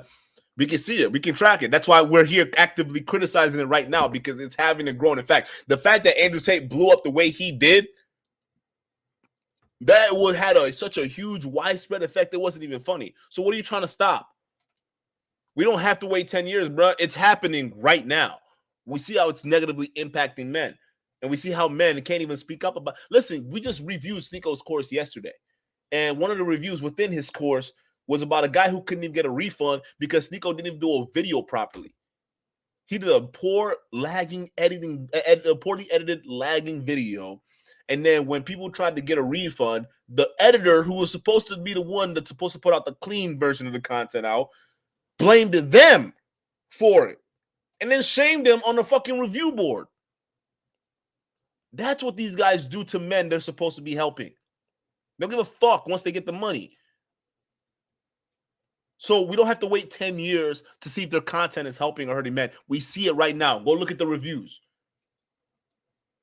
That's why I find so disingenuous about this, bro. Like, wait 10 years. No, it's happening right the fuck now. Matter of fact, it's been happening. When Donovan Sharp came out and said, yeah, listen, that girl you saw with Fresh, Miranda, yeah, Fresh got you. It was one big giant troll, and you guys fell for it. No, bro, you hurting a lot of people because you lying. You lied.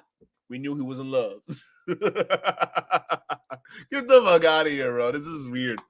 We will see that if this content led men into a cycle of misery and despair and nihilism and resentment towards women, which made it impossible for these men to actually build meaningful relationships because they were coming with so much bitter and coming at the relationship with so much of a defense, and did not bring men and women closer together like Kevin Samuels wanted, but brought men and women even further apart. We will see in 10 years. Doesn't matter what I say, doesn't matter what any content creator says. We will see in 10 years. But why 10 technology moves so damn fast? We don't even have to wait 10 years, bro. This is just such a weird thing to say. It's happening now, bro. Hey, once you really start criticizing these motherfuckers, it's happening right now. You'll see it. What we're going to see in 10 years is how many of your favorite red pill content creators are still teaching the same message. We will see how many of these people have switched up the message when they found out it wasn't trendy. Yeah, we'll find out. We'll find you. You'll be the first one on the list, bro. How many people you will be able to finally see their lives, and their lives will be exposed, and you see, wow, this person wasn't even living this. How many of them will we see? And it reminds me exactly what happened with modern feminism. Right? There's a whole messaging in modern feminism talking about you don't need to get married. You know, you go, girl, be missing the No, bro. Modern feminism started with white women. Okay, white women got tired of being in their homes with their white husbands who were the ones who were dealing with all that bullshit, and they're the ones who wanted to step out of the house. Okay, they wanted their freedom from their men. Okay, because that's how their societies have always been. It's always been patriarchal. The idea of a patriarchal society came from a European-centered civilian setup, right? You understand that. So that's the idea of it. And since they were the dominant force at that time, their idea of pay. Because listen, in parts of Africa, even most cultures in Africa were more egalitarian. You understand that, right? Women, except for if you were on the Muslim side or Islamic side, then you'll see more patriarchal societies in that sense. But like more the non-Muslims, more tribal sides of things, it was more egalitarian and split. They saw it as different jobs that they had to do. But patriarchy is more of a European white thing, okay? So feminism wanted to get away from, for thousands of years under that kind of oppression, being in the household, just being a mother and child and taking care of kids, right? Listen, that was them, okay? The white woman brought it out. They got their independence, and they got black women to go ahead and jump into this shit, all right? And it became a whole movement, and the movement had evolutions, okay? You have phase 1, phase 2, and we're in a third wave right now, which is complete bullshit. But guess what? Somehow white women still find themselves leading the charge. And even over time, right, from phase 2 to phase 3, which we're in right now, we also had something called intersectionality and all these other LGBT groups and situations that just kept falling apart and falling in. And guess what? White women still found the way to be on top of all these goddamn movements, bro. And then we come to the black manosphere, which I still can't understand. Here we have Pearl, a white woman who was also from that same patriarchal society that's her ancestors or great-great-grandparents started that movement. I'm not saying her particularly, but her race's parents started that shit in that era. And guess what? She now, generations later, is leading the black manosphere during the third wave feminism started by white women. I'm so confused. Listen, bro. Listen, black folks, listen. We've always had egalitarian situations, bro. Like from your African roots. Go back to Africa, bro. Like, listen, you look at some of these what is that? Viola Davis, she just did that movie, The Woman King, right? It was based off the Dahomey tribe, right? And the Dahomey tribe, they were more egalitarian tribe. You got to understand that, right? Because the women were able to go off and form militaries and go off to war. You see, in Africa or in other nations, we weren't like patriarchal societies, bro. We didn't have these weird things where women sit in the kitchen. Nah, women, they obviously they had their natural tendencies to take care of children and form community, but we saw that as a strength. We never saw it as a job or a duty. White women saw it as a job and a duty in their own house for thousands of years with their men. We didn't see that way, right? Even when we came on the boats from that country being sold out by the same Dahomey tribe, right? When we were on them boats over here, okay, my Yoruba people out there, right, or descendants of them who are in Brazil or in the States right now, okay, that's what happens, okay? Y'all was still in the same boat. When you're in a slave house, you were still in the same boat. Segregation, you were still in the same boat. It wasn't until everyone was free and the government came in and split everybody up, that's when men and women separated. That's why I find it interesting that a white woman is leading the charge after generations before white women started this bullshit. Bruh, if you don't tell me this whole manosphere is a joke, I don't know what else to tell you. And then listen, this isn't a dig against white women. This is just pointing out the massive hypocrisy in its entire space as a whole. We complain about women so fucking much, we allow women to lead it. The biggest hypocrisy isn't the black manosphere itself, the fact that we have a white woman leading it. But the overall hypocrisy is, look around you in the entire manosphere, bruh. There are women leading this shit all over the place. And guess what? This new wave of women coming up and just spouting this manosphere talking points have basically led us to believe, right? It made us understand that men, especially big simp dudes out there, right? This big simp economy with these dudes out here, right? What this has told us that, listen, you guys want this. You guys want to be led by women. But as much as you talk about how much you hate them, as much as you talk about how much the problems with women are, as what you still want to be led by women. You're actively displaying your inner beta. Your inner beta from your oppressive mama, you're displaying that right now by actively, willingly supporting channels where women are leading, where you should supposed to be supporting your fellow man in the manosphere. You realize they got their own space where they have women talking about aborting black babies. And no man can go in that space and tell them nothing. You realize that, right? I dare you to go into one of these feminist spaces and you go ahead and say the same talking points and see if they'll elevate you to anything of note. You're not going nowhere in those spaces, bro. They'll say, "Oh, thank you, yes, yep." Matter of fact, they'll put you up on videos, right? You know them TikTok videos where you see them faces where they just right there and the video's going in and they're not saying nothing. They just nodding along, right? Oh, look what he's saying. Yep, fellas, yeah. If you don't behave right, you might lose me. Look what he's saying, right? You see them TikTok videos? That's all they need to do. If you gonna be talking, yeah, that's your whole role. But as far as you coming in and leading a woman's space, nah. For a man, it's not possible. It's not possible. But in our space, yeah, women, let's just elevate you there. Like, what the fuck is this, bruh? Kids, and a bunch of women followed that message. And now those women are in their late 40s, single, miserable, and frustrated because they believed a lie. My fear is that there'll be a whole generation of men who are just like the modern feminists today, who are going to be suffering in isolation because they believed a lie. No, they're going to be a lot of men suffering right now because they would rather be led by women, right, who are regurgitating talking points they heard off of men. This is not something they came up on their own. They're just regurgitating talking points they heard from other men, which you guys are supposed to be supporting. But they're not really. We just exposed Melanie King for God's sakes, people. We just exposed Melanie King for the chameleon for what she is, bruh. And how she just body shamed that Asian dude. She body shamed all the men that she's supposed to be helping. And she's out here talking about, oh, the women are telling me that I shouldn't let y'all come up here and talk about women that way. But we in a manosphere space. And why you listen to women in a manosphere space? You see what I'm saying? So the women come in and prioritize women over the men in the manosphere space. Like, listen, I'm not saying that you kick women out or anything. That's not what I'm saying. No, I'm just saying that, like, we lost control. We don't have any reins on this shit anymore. Like, we have been consumed by our very own obsession. You understand that, right? The manosphere has been so obsessed with women, talking about women, doing all this stuff. You've been so obsessed that now you've been consumed by it. Any woman that walk in here even just says a whiff of the right stuff, you're trying to make her a queen. This is pretty much it for this video, right? So he's done doing his complaining there. But I wanna get to the root of all evil, right?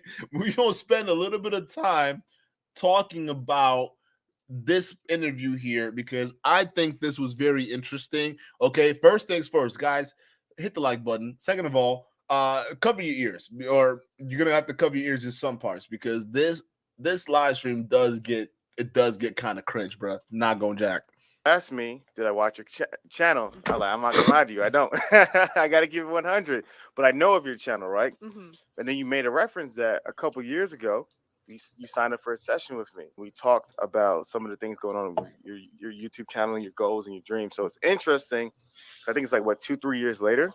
Yeah, I think it's like 2 years ago. Yeah, roughly. 2 years. Yeah, about 20. So he started off with, hey, by the way, it was interesting, Pearl. You used to be a fan. You reached out to me for YouTube advice, and 2-3 years later, wouldn't you know, here I am doing an interview with you. Now you being the it girl. And ain't it funny how life works, huh?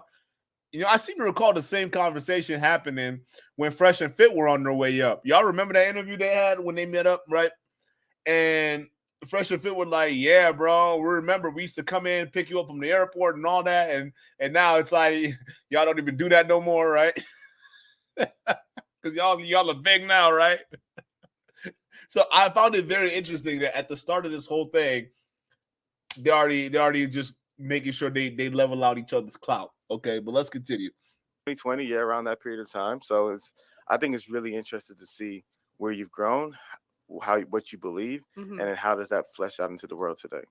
Yeah, because at the time you guys were one of the only like reasonably priced like consultations. So I was like, oh, I gotta sign up for that. I didn't know you were selling consultations. How long were you selling consultations? And also, Did somebody? Can we review your consult? Hey, can somebody let me know if his consultation sessions work? I didn't know he had consultation sessions. Back in those days. Huh? Oh, So, he doesn't do it anymore. Okay, never mind. To start, could you tell them a little bit about your channel? Cool. Yeah. So my name is Hafiz. I started a YouTube channel with four of my good friends called the Roommates back in 2016. And then eventually the Roommates has grown and evolved in many different seasons of life. But basically what we said the Roommates was it was a place where the everyday man can come to improve his life. So we interview some of the best and brightest individuals, such as Jordan Peterson, Gary Vee, Patrick Bet-David, Stefan Labossiere, Jose Zuniga, Jonathan Haidt, and so on.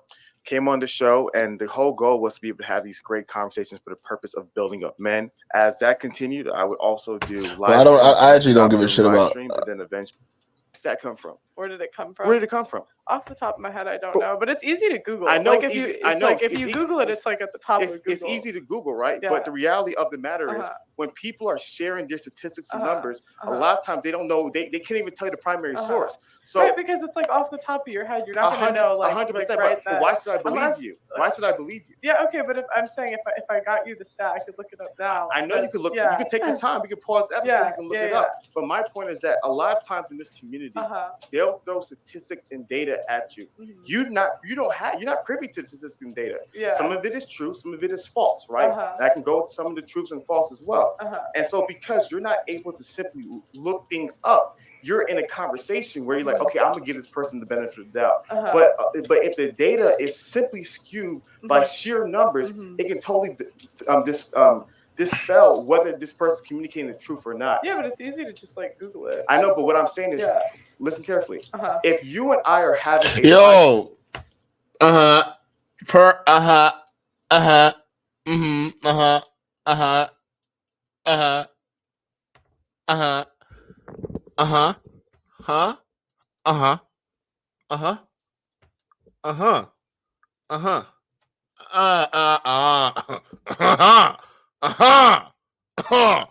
Hey, Pearl. Hey, girl, listen. Pearl, my girl, listen, baby. Hey, stop it. Stop. Okay. I get it. You're trying to be an active listener, but like, it just comes off as if you're just waiting for him to shut the fuck up so you can say what you want to say. You see what I'm saying? It's not, you're not actively engaging. You're just stop. Stop it. I'm actually kind of getting annoyed. We're like 14 minutes into this shit. Oh my God. Oh my God. I don't know if I can do it. Podcast conversation. And you have 15 data points that justify your worldview, but you don't know the source, you know the primary, secondary source. We could stop this episode, and every time you pull up numbers, we could look at it. You can look them up. You can pull them up. You can show it to me. But that's going to take too long. So usually in conversations like this, you're not able to do so. So therefore, what you're forced to do in these conversations is whenever someone gives you a statistic, the individual's called to believe it. And I've seen that happen myself because I'm a data. Bro, I feel like she's not listening. I feel like she's not listening. All I hear is I don't even know what he's. To be honest with you, I'm gonna be real, bro. I don't even know what Visa's saying. I'm sorry, bro. I forgot. I don't know. I'm so distracted. I'm like, why is she? I'm gonna take a drink every time she says I'm gonna just But like, I'm also kind of like, what is Hafeez saying too? Because Hafeez has this thing where he just goes on and on. It's like the same point you can make in a short, clear, concise situation. You're just dragging it on, and it's like it's not helping when this girl's just sitting in the background. I'm like, I'm tired now. I'm tired. Come on, bro. The person as well. You've consumed my content, so you know some of it. I'm a data person myself, so when I share data, there's times where I'm like, oh well, that number was wrong. But because we're in the middle of a conversation, people simply believe me. And so to me, which is fine, then you just update it. I know, but in the midst of the conversation, when we're having these conversations and when we're sharing all these data, a lot of people will spew data and numbers that it could be truly false. I understand sometimes misinformation happens. 100%. And it's not perfect. I'm not saying you're trying to deceive me, but what I'm saying is that there has to be a level of accountability when we're saying this is the truth. So for one of the things that I've been improving on in regards to my speech is that if I share a number, if I really don't know the primary source or I'm not willing to pull it up immediately, right, I'll say, well, you know what, I think this is the number, or I'm not sure this is the number. But what happens is when you say 110%, this is true. The divorce rate in America is 50%. It is true. And then you share these explicit narratives. And then when you simply analyze them and break them down, you realize that's not the case. Yeah, but then you switch it. But I don't think it's wrong to just say a number. It's nothing wrong. And then I look it up and it's right. Like I've looked that up before. No, Pearl. Hey, Pearl. Pearl. Yeah, you're right. It's not wrong to say the number, but don't you think it's right that if you're going to go on a platform and knowingly know you're going to be listening out facts like that, should know the number before you say it? So you should probably know the facts before you say it versus say it and then apologize later if you got it wrong. Because sometimes people don't catch the backtrack when you say, because sometimes people just catch the first fact and they'll run off with it. They don't catch the rest of it. So it's better to just know your facts and then say it versus just saying it corrected later. And what Hafiz is saying, and I'm gonna try to shorten it up versus what he's trying to say here. And this is what we've been saying in this space for a long time. Yes, divorce is a high rate, 80% started by women, okay? But that's the big overarching number, and that's a fact. 80% of divorces are initiated by women, or I think it's 70% and then 80% if you're educated women, right? So that's an actual fact, right? But the thing is, facts tell a lot of, or statistics tell a different story, okay? Because then you got to look into the different reasons within why those women file for divorces, right? A lot of times it's financial, a lot of times it's emotional, a lot of times it's infidelity, a lot of times it's a lot of different things, right? And when I talk about financial infidelity, all these different things, it's on both sides. On both sides, okay? Women cheat, okay, and they run off with a different guy. It happens. But also, daddy sometimes can run out, go grab a pack of cigarettes, and daddy doesn't come back home. There are plenty of people with those type of stories. Go to different neighborhoods, you'll see that shit. It happens, okay? So we know it's a thing, okay? And sometimes it is what it is. So there are different reasons why they end up filing for divorce within those marriages, okay? But yes, the overarching fact is women file 80% of the time or 90% of the time. I think it's 80% of the time. The specific point, I'm talking about the meta point. The meta point is that when people are communicating statistics, the audience is totally dependent upon the. Bro, at this point, she sounds like she's not even listening. We're 16 minutes into this bitch. Oh my God. She just sounds like she's not even listening right now. Orator, and if that person says I am the bearer of the truth, a lot of times in the midst of a conversation, a lot of people communicate numbers that may or may not be true. So my biggest thing is that when a lot of these individuals are communicating numbers, I'm the kind of person where I'm like, hey, let's stop, let's analyze them, and let's see whether they're true or not. Is there a common talking point that isn't true that you're thinking of? I think one of the biggest conversations that is not discussed is how. I found it interesting that she asked that question. Is there a common talking point that you don't think it's true? Right. So essentially, she's probing him for any manosphere talking points that he may be referring to that she may have said, or may have said in the past in one of her videos, or maybe she may even potentially regurgitate in the future. And she's probing him to see, well, what was wrong in any of these talking points, right?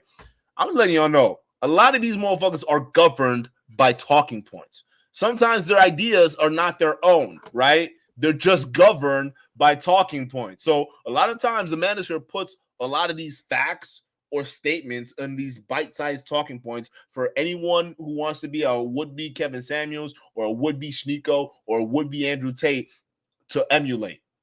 So just know there's a gang or list of talking points out there if you want to become a YouTube manosphere content creator, apparently. I just found it interesting she asked that question. That clued me into a lot. Marriage has changed from the 90s till today. Okay, go on. If you look up the divorce rates, divorce rates have been decreasing from the 1990s until today. There's a lot of different studies and a lot of different analyzation. Go on. A lot of different. So, are you listening? Or are you trying to talk? I'm listening. I'm curious. Because you kind of seem. She wasn't listening. Stop the cap, Pearl. She wasn't listening. He said, "Are you listening or are you just trying to talk?" Bitch wasn't listening. I told you. She was just waiting for you to shut up, bro. He finally caught on. He's like, "Wait a minute, time out. Are you listening to me or are you just waiting for me to just finish talking so you can say something?" Oh, no. I gotta slow this shit. Divorce rates. Hold on, I'm so sorry. Hold up.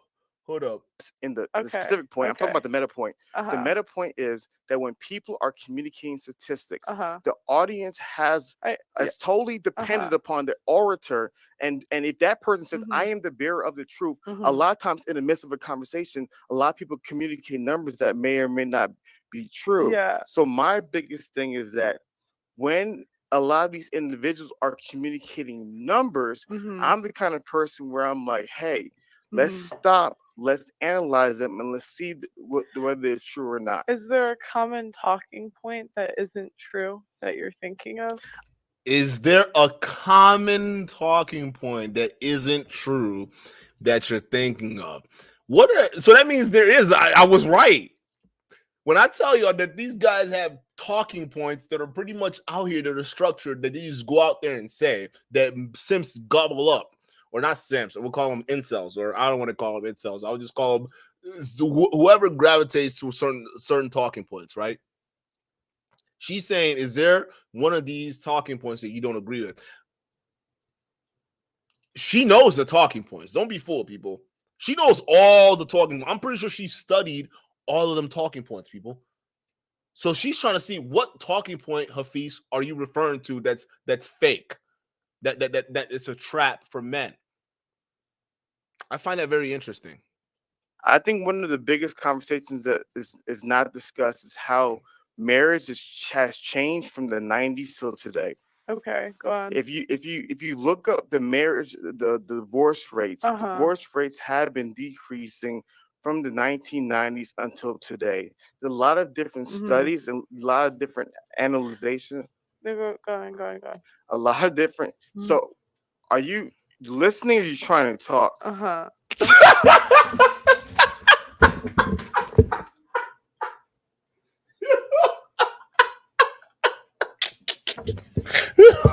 Are you listening or trying to talk? Wait, hang on. Was that a question? Oh, I wasn't listening. My bad. What was it? I wasn't paying attention. Pearl, you know that was cat. You know you won't listen to this nigga. You wouldn't listen to this nigga.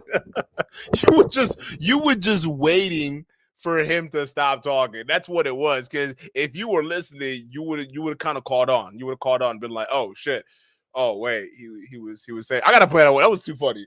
And we 17 minutes in, and he's already getting disrespected. So you can see how Hafiz, he's like, okay, now I'm starting to. Now, okay, the interview just gets worse from here, people. But I gotta play this shit back because that was funny. Are you talking, or you just want me to wait for me to finish? Talk. I'm hold on.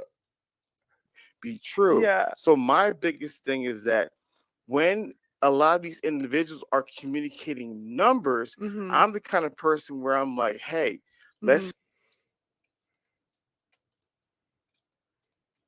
stop. Let's analyze them and let's see whether they're true or not. Is there a common talking point that isn't true that you're thinking of? I think one of the biggest conversations that is not discussed is how marriage has changed from the 90s till today. Okay, go on. If you look up the marriage, the divorce rates, divorce rates have been decreasing from the 1990s until today. There's a lot of different studies and a lot of different analyzation. A lot of different. So, are you listening or are you trying to talk? listening. curious. I'm listening. Huh? Are you listening? Trying to talk, huh? Oh, I'm listening. I'm listening. Yo, hey, if I was Hafiz, I wouldn't have taken that disrespect. Personally speaking, dog, I won't take that level of disrespect. I'm just saying, bro. I would end the conversation right there. Like, to be honest, she wasn't listening. She clearly was. You want to run that back? I don't have to, but like, I'm just saying, she clearly wasn't listening, bro. Were you listening? Just waiting for me to talk. What? Oh no, I was listening. What did you say? Because you kind of seem like you're waiting for me to stop talking. So you can say something. No, I'm listening. Go ahead. Are you sure? Yeah, I'm listening. Go ahead. Yo, hey, Pearl, you wrong for this. Pearl, you wrong for this. Pearl, you wrong for this. Yo, hey, Pearl, no cap, you wrong for this. You supposed to be the leader of the Black Manosphere. This is not how you act, okay? Wow. Hey, look at that. The king of the Manosphere, bro. All right, she's the woman king of the Manosphere and the Black Manosphere. I'm sorry, and look how she's talking to a black man. I'm just saying that I find that interesting. A white woman who's woman king of the Manosphere is talking down to a black man. Woman, oh God, bro. This clown show writes itself. But she's actively being condescending, bro. We can't deny that, bro. Come on now. Okay.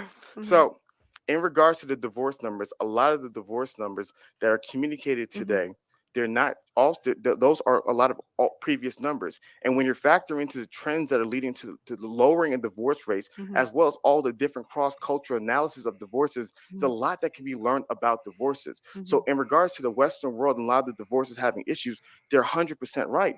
We have to communicate. Well, here's the reality. The divorce rate has been going down. And why has the divorce rate been going down? And the reason why the divorce rate is going down is because we've learned a lot of different things about marriage, about divorce, about why did the divorce rate skyrocket initially in 1970s to begin with. And so there's a lot. Divorce rates aren't going down. I don't think that's a right. I don't think that's a factual statement. I don't think divorce rates are going down. I don't know if that's a true thing or not. I got to figure out where you got that stat from. I think it's going up. A lot of when you hear a number, statistics are great under the broad scope of a conversation. But when you're really trying to dive deeper into what's going on in today's society, statistics tell you a story. Right. So once you understand the story behind the number, then you can understand why the number is practical. So in my question is, so one of the biggest things that we've worked on is that if we're going to give a number, we want to also tell the story behind the number and how is that beneficial to improving the lives of people today. And so to me, that's one of my different points of view is that if you're simply holding on to any worldview and the world.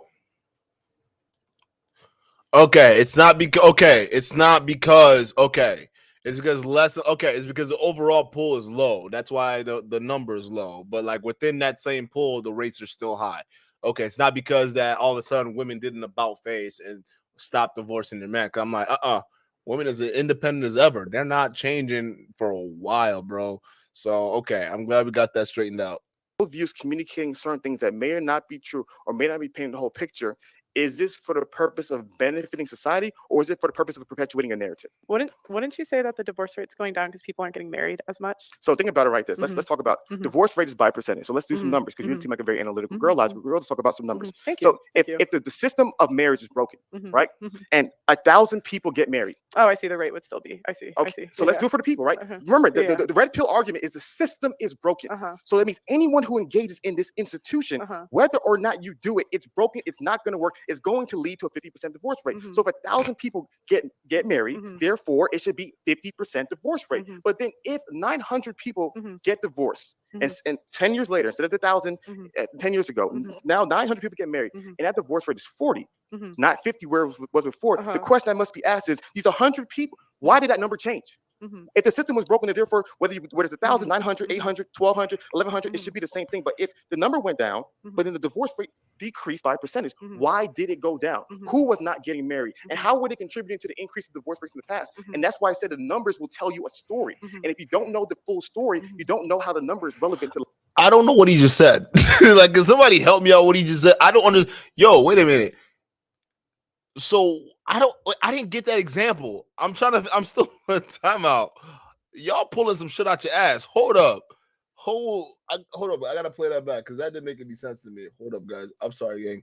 People, why did that number change? Mhm. If the system was broken, and therefore whether it's 1,000, 900, Mhm. 800, 1,200, 1,100, it should be the same thing. But if the number went down, but then the divorce rate decreased by percentage, why did it go down? Who was not getting married? And how were they contributing to the increase of divorce rates in the past? And that's why I said the numbers will tell you a story. And if you don't know the full story, But if the overall pool of divorce rates are going down because because not many people are getting married, okay then. But the divorce rates will still be high if it doesn't matter what pool. Okay, so let's say 100,000 people a year are getting married, right? If 100,000 people are getting married every single year, okay, and let's say out of that 80%, right, 80,000 gone, divorce, right? It's split off, right? So it doesn't matter if you have 100,000 people or 10,000 people. 8,000 out of that is still going to split off. It's just that 80,000 is definitely bigger than 8,000. But overall, if you're looking at population wise, yes, 80,000 is a bigger number out of 100,000, but it's still the same percentage. So either way, because it's like a smaller pool of people getting married, it's not as many people that are going to get divorced out of that pool. You see what I'm saying? But the percentage is still going to be the same. I don't understand what he's talking about, though. you don't know how the number is relevant to the lives of everyday people. And that's what I'm passionate about. Like I want to keep on saying it. A lot of the red pill arguments are true. A lot of them are true, mixed with a whole lot of lies. And we have to be honest, there is an ideological bent and there is a for-profit bent for the ideologies. But if we're simply going to stop there and not do a deep dive analyzing the study, if we don't sit down and analyze every single statistic number and juxtapose it with the leading experts in the world who are also studying these things, we don't have a full, complete message to share to men and women for the benefit of society. Because he's right. He's right. This is something I want to push for. Let's get some real numbers.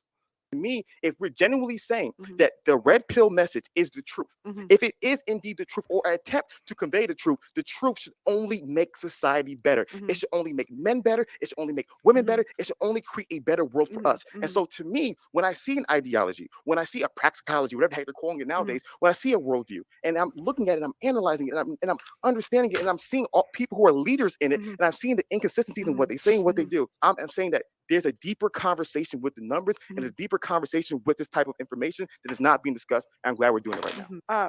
To me, God damn, bro. 40%. Who cares? That's right. Don't do that. Let me Go ahead. because to me, people aren't getting together. They looked at the getting married rate is lower than it's ever been. So it's like to me, it's just like men are getting a bad deal today, and they're signing a contract where women are paid to leave and take the kids. And that's a talking point right there. If you guys aren't paying attention, she just listed off a talking point right there. That's one of the easy buzzword talking points. You know, women just takes the kids, they leave. You know, men have it hard today. Listen, bro, the talking point is at work. Conversation with this type of information that is not being discussed. And I'm glad we're doing it right now. To me, it's like if it goes from 50% to 40%, who cares? That's right. Don't do that. Don't do that though. If it went from 50% to 40%, who cares? That's what Pearl just said.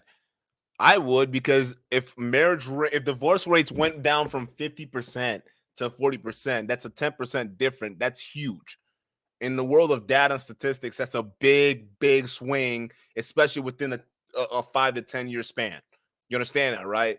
And it's a big freaking deal, because if 10% more women decide to stay within their marriages, that's a good thing. So why are we disregarding that fact? I find that very interesting, Pearl.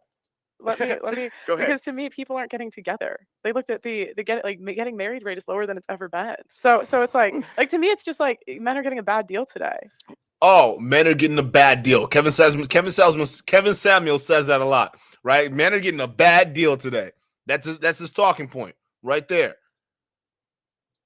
But if the number went from 50% down to 40%, why is that a bad thing? That's a good thing. Oh, because men are getting a bad deal. But that's some men, but that's not the overall, right? And she's telling the truth. Men are getting, weird deals nowadays, right? And I say weird because I'm not gonna be in that camp saying that there's not good women out there, because I've dated a lot. Matter of fact, I'm sitting there like, yo, we're all like, damn, bro, like y'all niggas are missing out. I don't know what y'all looking at, but like, hey, more for me. I guess like y'all can go listen to your courses and pay for them bitches. I'm over here. I could be that broke guy chilling right over here while y'all over here. Bro, y'all need to quit it, bro. Like seriously. But anyways, like, listen, bro. The whole bad deal aspect, the whole listen, that's up to you. That's literally up to you, bro. That's up to you. But yes, you're right. If you're talking about the institution of marriage, the divorce laws and whatnot, she's right. She's got a point. But if we're talking about everything else, bro, come on, this is starting to look kind of weird. And they're signing a contract where women are paid to leave and take the kids. And to me, that's just, and especially in the UK. Like I live in London. Like girls, like their child support's literally Lirac, she said, who cares? Pearl doesn't care about that. She don't care if it goes down from 50 to 40%. Who cares? She says because men are still getting a bad deal. So who cares, right? It's not me saying it. It's Pearl. She's the woman king of the Black manosphere. So we got to listen to her. All right, I don't make the rules. The woman king does. So dependent on how much you have the kids. So you're literally paid to take the kids away. Okay. So like to me, it's just like a bad deal. And even if you sign a contract and it's a 40% versus 50%, that's still not great. You first and foremost, let's not be deceptive, right? Okay. You cannot. I'm not being deceptive. If you understand statistics, you cannot say a 10% decrease in the likelihood of something happening isn't a big deal. If there was a drug or if there was a disease, the 60-40 split is still a good odd. 50-50 split is still technically good odds. Just saying. And we say, the disease has a 50%. Let me finish. You told me not to cut you off. I'm not going to cut you off. Okay. Because I understand what you're trying to do right now. I was under the impression of this would be a certain kind of conversation, but I'm getting what you're doing right now. So if you want to make the conversation the way you want to make this conversation, it's no problem. Damn. And that wasn't coming out of nowhere. Well, Hafiz just said didn't come out of nowhere because she clearly wouldn't listen to him. She's being condescending. She's right? Making it feel like you're not even listening to your own guess, right? So he's putting all that together. Plus, you're trying to play this little judo trick with the fucking statistics, right? Oh, yeah, divorce rate used to be 50. Now it's down to 40. Oh, well, who cares, right? Because men are still getting a bad deal, right? Right? Who cares if the marriage rates went down? Because men are still getting a bad deal, right? Right? So Hafiz has caught the vibes. So now, listen, you can't get mad when that energy get redirected. You see what I'm saying, Pearl? You can't get mad when that energy is redirected. And my man's letting you know right now. So like I was saying. The way I want to make the conversation. Like I was saying, if there was a disease and the disease had a 50% fatality rate, and all of a sudden, 10 years later, even if the amount of people with the disease went down by 2%, 3%, 4%, whatever number you want to give, but then all of a sudden that disease has a 40% fatality rate. The fatality rate went down 10%. Well, we ask ourselves, how did that happen? No one says, 50%, 40%, no big deal. So everything's the same thing. No, you're going to be like, wow, it's still high than we would like it to be, but it's a lot better than the way it was before. So that's facts. Hafiz has a point. It's an improvement. Marriage rate goes down from 50 down to 40%. That's a huge improvement. What changed the numbers? How can we influence it in the positive direction, right? How do we get it down to 30% now? How do we get down to 20% now, right? What are we gonna do? A recession will kill that pretty quick. But or not kill it, but it'll help it, right? So that's a valid point. That's a valid point. What can we learn from that? What can we improve on that? How can we make that better? And so to me, going back to the ideology, my biggest thing is I'm all about how can we make the world a better place? And simply saying that 50%, 40%, that there's no big difference. It's deceptful. I mean, deceitful. He's right. It is not communicating what's really going on. And so I think it's really cool. And I kind of now a lot of things are making more sense. But if we're going to have a real conversation about men and women in today's society and marriage in today's society, we have to get into specific details every single point of the conversation and understand the nuance to each issue. So if you want to get into men getting a bad deal in marriage, we can talk about that specific issue. But I think sometimes it's very easy to be able to stay in our echo chambers, in our silos, and share these ideas without having them flesh out so somebody can give us some pushback. But I just think you're missing the point. The point is that the laws don't favor men today. The point is it 50% or 40%? That's not the point. The point is that right now it's a contract that women are paid to leave. And so if that's the way the laws are set up, I understand why men are walking away. Like, I understand why they wouldn't put. She's also right. It's the laws, right? But however, you can't disregard the percentage. The percentage going down, that's a 10% swing, bro. You can't, that's not a data that any scientist would ignore. Like a 10% swing in any direction, positive or negative, if divorce rate went up by 10%.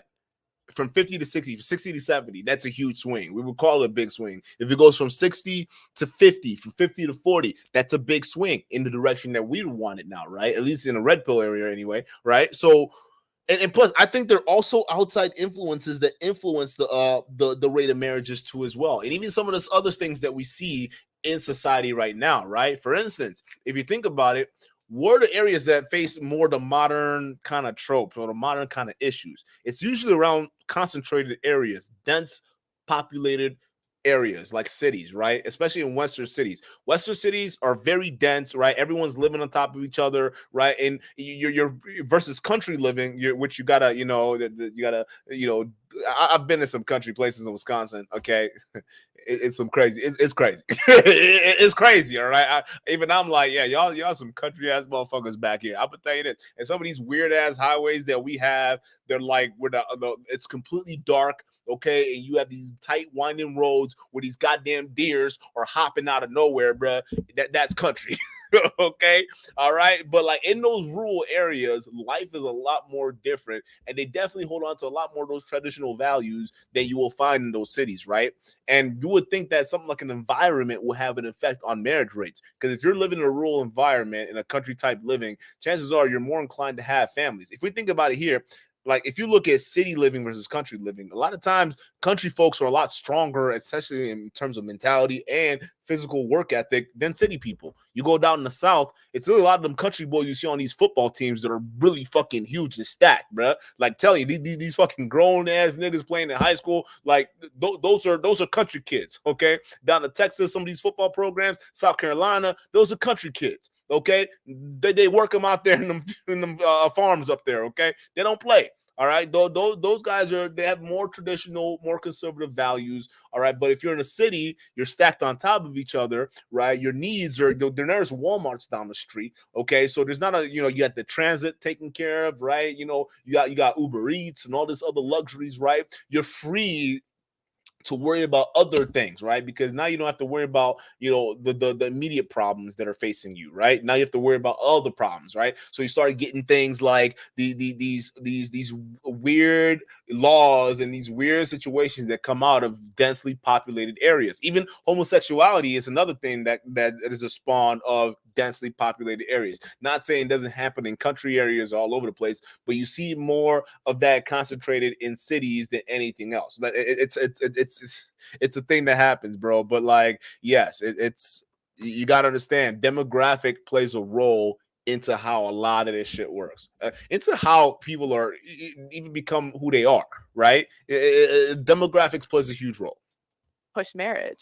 So here's the deal. Mm-hmm. So let's play your game. I love to play your game. I'm not trying to like. It's not. I'm sorry. Okay. I'm playing. I'm having fun. Okay. Go wait, you're content creator. We're having fun. We're having fun. Come on. Are we good? Yeah. We're okay. Good. We're having fun. Okay. Game is just a word. Okay. We're having fun. Guys, Hafiz is not playing. Look at the Maz. He's not playing. Content. We have life. We have people here. We're having a good time. Yeah. Don't take anything personal. Yeah. Some of the pepper soup might be too spicy. We're just having fun. No, I know. Go ahead. Cool. So let's play your game. Okay. Let's say the system is all the way effed up. Yeah. Men are getting screwed left and right. What do we do now? I think you change the laws. Like, honestly, I'd like to run for an office someday. I'd like to actually try to change the laws. I love what you just said. Yeah. I love what you just said. My question to you. At least I know your motivation. Guys, Pearl's not a dumbass, bro. Understand this. If she runs for office, guess what party she's running as? A Republican. You understand that, right? And guess who the overarching, like if you follow the red pill all the way up to the top of the highest of the clout you can go, right? You start going into the conservative political arena. That's the game you start playing in. You understand that, right? You like you start getting political. You start getting Jordan Peterson is political. Candace Owens, they're all political, right? So now you start getting to that political crowd, and you watch once she starts going political, watch her rhetoric change, right? You start seeing more Christian, more conservative values, more of that stuff being pumped out of her camp, because as she goes up in the space, right? And the higher you go, that's literally it. Right. And it's politics. So she's going to make a bag off a lot of these conservatives. And I'm not saying there's anything wrong with that. If she runs for office and does her thing, perfect. But we already know, how do you know a politician is lying? They're talking most of the time. They're lying. So we already know it probably is not going to work out for whoever she's presiding over. But we hope for the best. Right. But just know that's where it's headed. A lot of these red pill stuff, eventually it goes into this conservative craziness, bro. You're very smart. When we said we should change the laws, Yeah. how many people are getting into law? How many people are doing content to be able to change the laws, or versus how many people are doing content simply complaining about the laws? In your personal opinion, all feelings go back. Shout out to Andrew Schultz. What percent of people are actually trying to change the laws? Versus people complaining about the laws. All feelings, no facts. No, there's no All analytics. feelings. There's Yeah, no logical I data know. for this. I know. I don't know. I've met a lot of men's rights activists. They actually have have you ever talked to that community at all? Yeah, of course. I've seen the Red Pill Like, documentary. I'm No, familiar no, with. not even that. Like, they have whole groups. I don't know. Like, that's my. You couldn't take. You're a smart woman. You have no educated guess in the world. I don't think you're gonna like my answer. It's No, not- no, it's no, feelings, I know. no I facts. I Okay, I no feel feelings. like there really aren't that many content creators in the red pill space. Like, I think it's a generally small space on YouTube. So if I had to guess, there's probably more lawyers trying to change the laws, Okay, or like lawyers that like defend men and that sort of thing. I But, love it. Yeah. I love it. There's more lawyers. Yeah. My biggest thing is, let's say the laws are broken. I'm about solutions. Yeah. So what I'm saying is, if you truly believe, if you're like, man, the system is broken, then the system got broken because somebody broke it. So you're saying that before the system was working. Is that safe to say? Was the system working before? Before, yeah, but I'd say before no fault divorce, it was more fair. Okay. It was more fair. So yeah. so the system. So and birth control. I think birth control. So is like so the root of all evil. was it working? I disagree.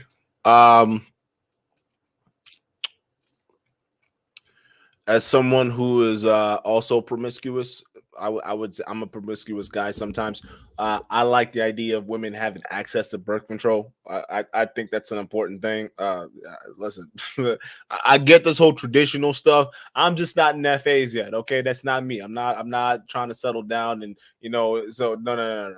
Hey, I'm glad we introduced birth control. Okay. I'm glad it's a thing. And think about it. Even before feminism, you know what they were using as a form of birth control? They were using goat skin, right? Or what is it? Was it goat skin? Or what the little thing, bro? They've been making makeshift condoms in the days old before that. So listen, listen. No matter what you say, we men value our independence, if you know what I'm talking about. So the fact that the only reason that birth control, it affects people who are the guys who are worried about white women not having a whole lot of babies. Okay, and another thing would be like listen, I don't have a problem with birth control. Abortion is what I have a problem with, right? Because why go with abortion when you have all these different forms of birth control? You see what I'm saying? You got condoms, you got the pill, you got all these different things. So abortion is something I wouldn't agree with. Birth control, absolutely. I think more women should have access to birth control. You fucking kidding me? Yes, even men. Yes, control your possibilities of giving birth. I mean, that's what we need. Was the system working? Yes, more. It was more fair before, I would say. Okay, so she said it was working before. She said it was more fair. Was it working? If it's broken now, it must have been working before. Yeah, it would. Or seem, was it always broken? It would seem like that. Yes. I'm asking you the direct question. Was it broken? If you're telling me right now it's broken, those are your words. You said the system is broken right now. So therefore, if the toy was broken today, does that mean the toy was not broken yesterday? Well, because what I'm thinking is there's like multiple points that I would pinpoint that started to like cause the decline of relationships in the West. So it's like you could. Okay, but like before those points happened, though, was there a cause of a decline in relationship in the West? And if there was a cause, that means if that cause wasn't a thing, that means before the cause happened, it means that relationships were better before that cause happened to cause the decline in relationships, right? So just be straightforward with the answer, Pearl. I mean, I don't know why it's such a hard thing. Yes, relationships were better before. Go ahead, say it, girl. I know you got it. You just trying to be difficult.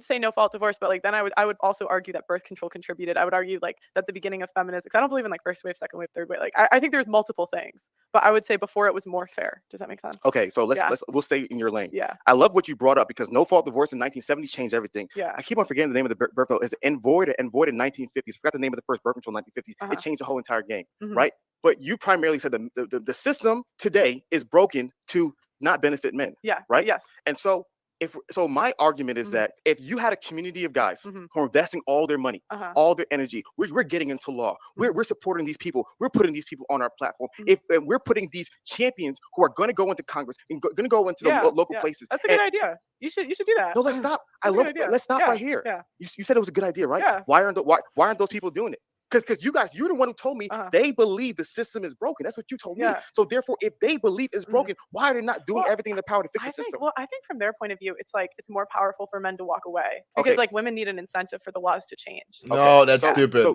That's fucking dumb. That's fucking dumb. That's fucking. If that isn't the most MGTOW bullshit I've ever heard, shut the what? That's dumb. No, listen, no. Women already run in society, so if men walk away, who like they don't really care.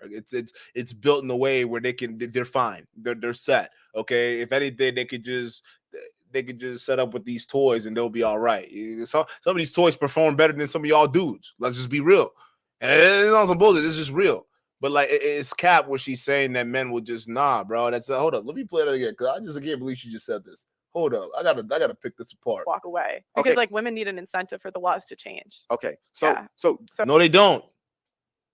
So you're telling me that men? Wait, how can we be leaders then if we're just gonna walk away from a society we've built because women refuse to go back in line? Like that doesn't sound manly to me. If anything, as a man, I feel like I'm a powerful being. And as a powerful being, I take power. I don't sit there and wait for people to come around and then go for it, right? No, I make shit happen. That's what you do as a man. I take action. I'm a mover. I'm a shaker. I make things happen. So Hafiz has a point. See, what Pearl is trying to pander to right now is to the incel-isk vernacular of the red pill space where these guys just want to run around and just leave. Well, fuck you. I'm going home. You don't want to date me. I'm going home. I'll fucking go home, bitch. We don't care. I'm gonna take that pussy then. And it's more for me. That's the kind of mentality. Fuck them niggas walking home. I don't give a shit. Go home. If you don't want to be part of society, go home. Because guess what? Weak men are the ones that make it this way in the first place. A lot of y'all simps running around here. Listen, there's a reason why OnlyFans made $500 million in 1 year during the pandemic. There's a lot of y'all niggas out here. Stop capping. Stop the freaking cap. Y'all not walking away. Y'all going on OnlyFans. Who you lying to? We know exactly where y'all niggas are. We know exactly. Hey, y'all not going nowhere. We know exactly where y'all are. So men ain't going nowhere. We know it. They're just gonna they're gonna orbit around these OnlyFans bitches. The problem is we want them to stop. That's the big problem. So in order to get them to stop doing that, the strong men, the very few who are going to stay within the system and actually do something or want to do something because there's a way to do it. And you can't say they're strong men. There aren't any strong men that are able to do it. Because if you're willing to say that, then what was Trump? Because Trump, I would say, was kind of an outsider, even though part of me thinks that there was an agenda towards it. He was definitely an outsider to at least the neoliberal order, right? So he was an outsider politically. He wasn't supposed to be there. He wasn't part of the plan. So it tells me that being an outsider, it's a possibility as a strong man to change the system by running for office. Because guess what? The office of president isn't the only the office in town. There are other electoral offices out there, by the way. Some of them you even have more of an impact on than national office. Just saying. Look at your local or state offices or elected positions and see what's open out there and run for it, right? And see, and there's so many things. See what's passionate to you. Let the strong men rebuild society, because once we build this shit back up, all them weak ass bitches that she's talking about that took the ball and ran home are the same ones that are gonna want to come back when shit's good. Guaranteed. Fuck them niggas. Go home. No. That's how I feel about those. Like y'all talking about walk away, go away. But why the hell would I walk away from something I built? Like, that's stupid, bro. Like hey, listen, I'm gonna kick these weak dudes out of here, along with all y'all other weak dudes out of here. I'm gonna build what I need to build, and I'll go from there. And you can't tell me it's not possible, because other immigrant groups and other racial groups do this shit actively within Western societies, and they thrive.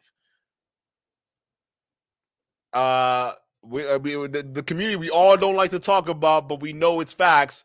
The Jewish community. You can't say shit about them. Their shit is as successful as you can get. As successful as you can get, bro. All the shit that they have been through, they still successful. And guess what? They're in Western societies. But yet the marriage rates are high within those communities. Financial rates are high. All these different things, bro. Home ownership, investments, all these different things. Let's move it outside from the Jewish community. Let's look at all these different communities. The Asian community within Western communities. They come in, they build their own towns. That's how industrial they are. They build their own towns within Western town and still stick with their the culture overall. Now, yes, some of them do buy into Western ideologies and they move the fuck on. But overall, the culture sticks it. So you can't tell me that like you can't build your own pocket of your idea of what you want. Like, come on, bro. If you're gonna walk away, that's a sign of weakness. Go ahead. I mean, it's not a sign of weakness. It's because in some instances, walking away is a sign of strength, but it depends on the situation. If it's matters that is serious, you can't walk away from an investment like that, bro. You just can't. So an investment like society, we can't walk away from this. Where else are you gonna go? Where are you gonna go? No. Answer this question, bro. Where are you gonna go? To the woods? Off into some mountain somewhere? Where are you gonna go? A lot of y'all just gonna be at home in the same society you're demonizing. Stop the cap.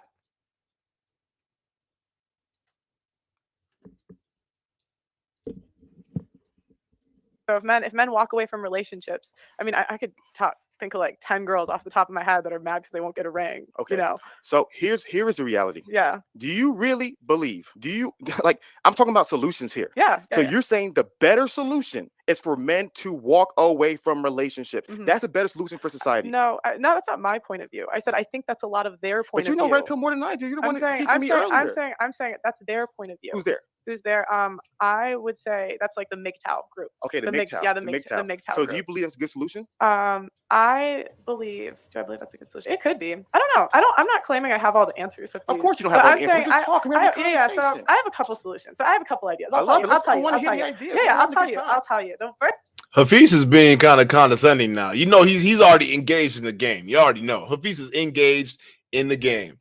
idea I have, I'm going to start a wife school. I love it. Yeah, so we're going to turn 304s into wives. Let's So stop. that's my first idea. Can we stop right there? Or Okay. do you want? You're going to start a wives school. Okay. She's going to be selling courses to women on how to be wives. To go through all the ideas. You asked me, I'll tell you. I want to talk about that one. Don't forget that one. I want to talk to you about that. Yeah, one. I got you. Keep on going. We're having fun, guys. My second idea is I'd like to run for an office someday because I feel like in order the laws to change for men, women have to do it. So I love it. if this is In order for laws to change for men, women have to do it. I'm done. Fuck. Hey, fuck you guys. I'm done, bro. Hey, all y'all that made this shit the queen or the women king of the black men is fuck you. I'm done with this shit, bro. Y'all are crazy. Y'all done got me fucked up.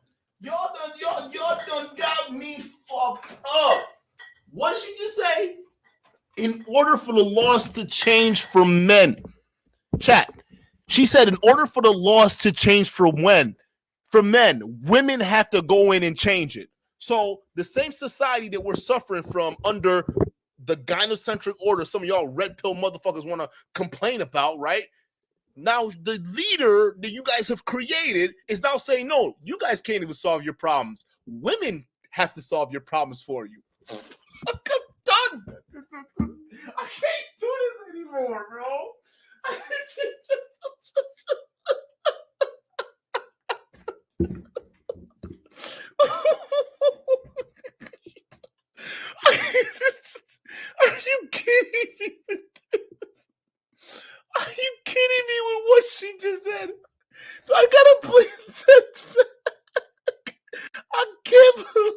She just said that, bro. And everyone's just gonna let her get away with this? Are we just gonna let her? What the fuck? Hold on. Well, I want to talk to you about that. Yeah, one. yeah, Keep on I got going. you. I got Keep you. on going. I got you. We're having fun, guys. My second idea is I'd like to run for an office someday because I feel like in order the laws to change for men, women have to do it. Oh Lord, we got a chameleon, people. Hey, I'm sounding the alarm right now. Hey, yo. Pearl, you done fucked up. What the fuck does that mean? Wait, why do you mean women have to solve our problems? Why can't the men solve our problems? Like, no, thank you. I'm sorry. I think we're good. We can solve our own problems. I don't think, listen, we got women running for office right now, and guess what? They're not focused on men issues. So what makes you think you're going to be any different? I'm not saying we don't believe in you or anything like that. I just trust someone from my own gender. Thank you. What we just gonna let her get away with this? Like, we just gonna what? And plus, is that the traditional thing is that a thing for a traditional woman to do, right? To go ahead and run for office. If anything, Pearl, if you really want to be leading by example, you should be getting married and having babies right now. That's really, if anything, how you should show your loyalty to the manosphere. You should be married and you should have kids, not running for office, because that's what a modern woman does. You understand that, right? You just exposing yourself. I mean, that what you just said was crazy. I don't agree with that. I don't think women solve men problems. I think men need to solve men problems. Actually, we're natural problem solvers. Thank you very much. I find that kind of insulting that you said in order for us. So basically, guys, she's saying that men can't get it together. Women have to do it for us. That's what she's saying. But she's supposed to be a speaker for men's issues. Bro, this is a trap. This is a trap, bro. I don't want to. This is a trap. I gotta play that one more time, bro. I gotta play that one more time. Well, I want to talk to you about that. Yeah, one. yeah, I got you. Keep on going. I got you. We're having fun, guys. My second idea is I'd like to run for an office someday because I feel like in order the laws to change for men, women have to do it. So you gonna have to explain that. Like, why do women have to do it for men? Like, why can't men? We're leading if anything, if you want to look at the upper echelons of power, it's men. Like, if we're going to be real about the facts, the upper echelons and the lower. Listen, men occupy both ends of the stats. Okay, we're at the higher end of power and we're at the lower rung of dirt poor. Okay, you'll find men spread out across, but at the end of the day, men are still in charge. You want to talk about divorce laws, right? You want to talk about family court? 70% of them are male judges. Just saying. You want to talk about Supreme, or you want to talk about federal court? You're looking at a 60% to 70% dominance. Men still run this shit. What are you talking about? I'm not disillusioned. Hey, the people who are about to send us to war right now, WW3, it's men. And guess who are going to be fighting those wars? The men on the lower rung of the spectrum, the broke ones, fighting the wars.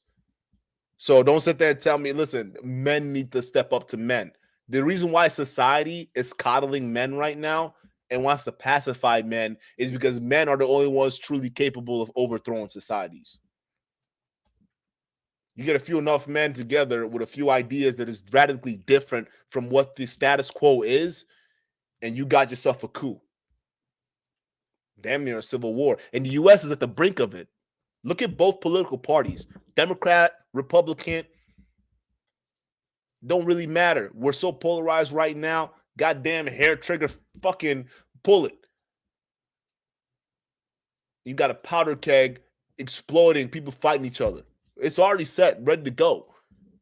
We're lined up for it. Don't sit there and act like it's a men. If it really came down to it, if men were organized, men can change things.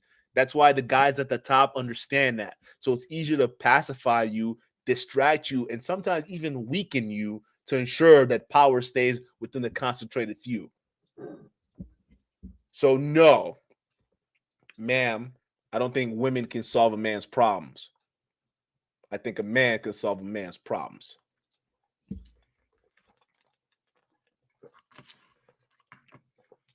I love And it. if this was Pearl's world, I'd get rid of birth control. I'd ban it, but that'll never happen. A lot of But men that- will Hell no, I don't want to live in your world.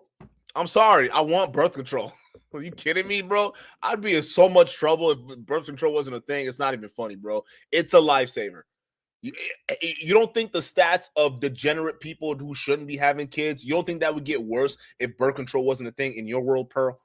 I think birth control would be worse along in those communities, right? You're no. Abortion, that's a conversation. Birth control, I don't think it's a negotiable. We got to have birth control. We got to have it. That if that, I'm not even gonna go there, bro. a lot of the men, that's my guy right here. He said, "Hell no!" He said, "I'm gonna get rid of that, baby." yeah, Keep if on going. this is Pearl's world, I'd ban birth control. I think that's the root of all evil. And I'd actually go further. I'd go further. Go ahead. But say I'm kind of say extreme. it. Say it. I don't think women should vote. Huh? I don't think women should vote. Lord Jesus, keep on going. Yeah, that's No it. women, you can't vote. No birth control. Yeah, Keep it No, going. because it's always freedom without responsibility. And I so, love like, it. the Women reason. should not No, vote. but Pearly but said it herself. I'll tell you why, though. I'll tell you why. Because it's freedom without responsibility. I love And this. before women, like like. What the fuck, Pearl? Wait, you want to run for office, but if you had it your way, women shouldn't vote. Hold up. Hold up, people. Hold up. Some don't make sense. Some don't make. Wait, hold up. Was this you? Hold up. I want to talk to you about that. Yeah, one. yeah, Keep on I got going. you. I got Keep you. on going. I got you. We're having fun, guys. My second idea is I'd like to run for an office someday because I feel like in order the laws to change for men, women have to do it. So I love and it. if this was Pearl's world, I'd get rid of birth control. I'd ban it, but that'll never A happen. lot. Oh, wow. Thank God. You can't compete with them. I'm sorry. You Oh, can't, okay. can't compete with them. Okay. And pill female content creators are all that gets. Yeah, that's it. That's all I got. Okay, Yeah. So time out. You want to run for office, in the same sentence, you want to ban women voting. Oh my God.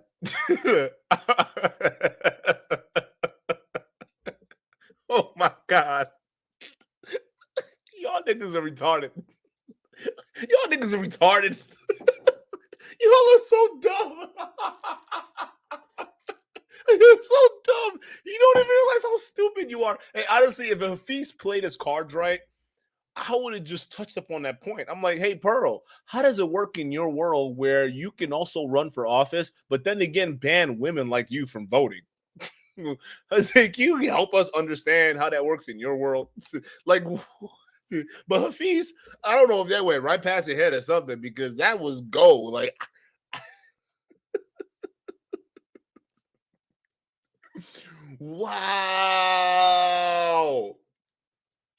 wow. Chat, does that make sense? She just said in one sentence that she wants to run for office because women have to solve men issues, right? Men can't do it by themselves. Okay, fine. But then she also says she doesn't believe that women should vote. I feel like you pandering. That's a vibe I get. Because none of those things matches. It sounds like you're pandering, Pearl. That's what I feel like. You're trying to say things that guys will vibe with, so that way they're like, oh wow, she's extreme. She doesn't even think women should vote. Holy shit. Wow. But I want to run for office. So y'all women can't vote, but I want to run for office. You crazy. Pearl, you crazy. So you wanted to start with wife school. let's start with wife school. Man, we've gotten so deep in the conversation. I'm really excited. I hope Yeah. we have a lot of time today because I really want to dive into everything Yeah. that you want to go to. Yeah. I'm being honest with you, Pearl. Uh-huh. Here is my only criticism of Uh-huh. female content creators such as yourself. Okay. If I'm being 100% honest with you, I don't want to ever say anything behind your back, which I won't say to your face. I feel like you guys are pandering. I feel like you guys are pandering to Okay. a certain community of men who freaking like. It's like it's Pornhub, I think OnlyFans, she's red pill pandering. female content creators are all that gets Oh, wow. them going. Oh, That gets wow. them excited, right? So I I'm on personally really on the same. OnlyFans? No, I didn't I'm say the no. Okay, No, I'm slightly Pornhub, below it. slightly. Wow, thank you, God. you can't compete with them. I'm sorry. Oh, You okay. can't compete with them. I'm putting you in that category. You just said some dumb shit. I would have. Hafiz, the fact that you didn't call her out for the dumb shit you just said. Hey, Pearl, how does it work in your world where you get to run for office, but women don't get to vote at the same time? Is that how you're gonna treat women? Because then you could kiss that shit goodbye. I'm just saying, bro. Like, well, you're not making any sense, Pearl. Like, we just gonna let that slide? Okay, okay, all right. See, I tell you, a lot of y'all niggas are stupid. Like, I'm talking about a lot of not y'all who are watching. These content creators are dumb. Like, I'm like, y'all know that right now. They are genuinely stupid. Okay. So where was the OnlyFans? No, the Pornhub is number that's one. A 10. Like Yeah. on like 1 to Yes. And 10. then where did the OnlyFans? Depending on what she's doing on OnlyFans, it can go for anywhere from 9.5 to 8. Okay, so let's do 8. So then where do we fall? I would say the men love your content so much it'd probably be about 7. A 7? Yeah, Okay. about a 7. Okay. So you said pandering, so you think I don't actually believe any of this? No. Because that's what I hear. No. I'm starting to believe you don't. You just said two things that made zero sense. I think you're pandering. Either that or you're lying. One of those two. One of those things. You not go, hey, well, you not getting past this, honey. Pandering. I looked that up because people say that a lot. Yeah. And it basically means you just say things because you don't believe it and you just want the. So if I want to clarify, I said if I said, because memory's a bad recollection at time. If I said you are pandering, I was wrong. Okay. You dumb fuck. Why would you say that? Why would you say that? Clearly she's pandering. Ask her, hey Pearl, how does it work in your world where you get to run for office, but then the women don't get to vote? What sense does that make? Like, wasn't that the same shit that caused feminism in the first place? Because women didn't have the right to vote. Oh my God, bro. Oh my God. You'd be a horrible politician. Feel like at times content creators, I didn't say you. Okay. Content creators like those pander. Well, there's only a couple in the red pill space that are women. I would say. So it's not about red pill though. Yeah. No. Okay. So to me, let me give you an example. Okay. I genuinely believe that there is a lot of nuance to your ideas. I genuinely do not believe you share all your nuance online. I genuinely believe you're an extremely smart content creator. I genuinely believe you. I don't think you genuinely believe that. Matter of fact, hey Pearl, I genuinely want to know how it works in your world where you can run for office, okay? Because men apparently are incapable of solving their own problems, so women have to step in for them. And in your same world, those very same women cannot vote. How does that work in your world? Because I don't genuinely think that was a smart thing to say. I genuinely think that was fucking stupid. Genuinely. Understand what gets clicks, views, X, Y, and Z. I genuinely believe that you're an individual who's very calculating what you say and what you do. So therefore, I was coached by you. Listen. Oh my God. Hey, Hafiz. I don't know why you got your hands thrown up like that, bro. That's not good. Your student is suffering. I'm already finding holes with your student. Like, Lord knows what I'm gonna find with you, my dude. Because if you taught her, I got some questions. I got some questions, bro. If you train this, I got some questions, bro. Because you fucked up. Clearly, your leadership was not it, bro. Your masculine leadership was not it. Because she is coming out here not making sense.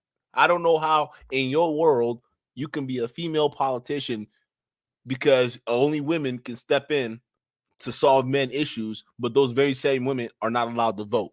How does that work in your world? Like, what in the hell is this bullshit? That's why it breaks my heart. It breaks my heart. It breaks your heart. It really does. I'm not gonna lie to you. Why? Because first we had an A session. You weren't coached by me. I know. We had a session. I can't put my stamp on that. I'm kidding. I can't put my stamp on that. We having fun. We just having fun. All right. So yo, the tension in that room is crazy right now. I can tell. My belief is that deep down inside, I feel like you're a woman.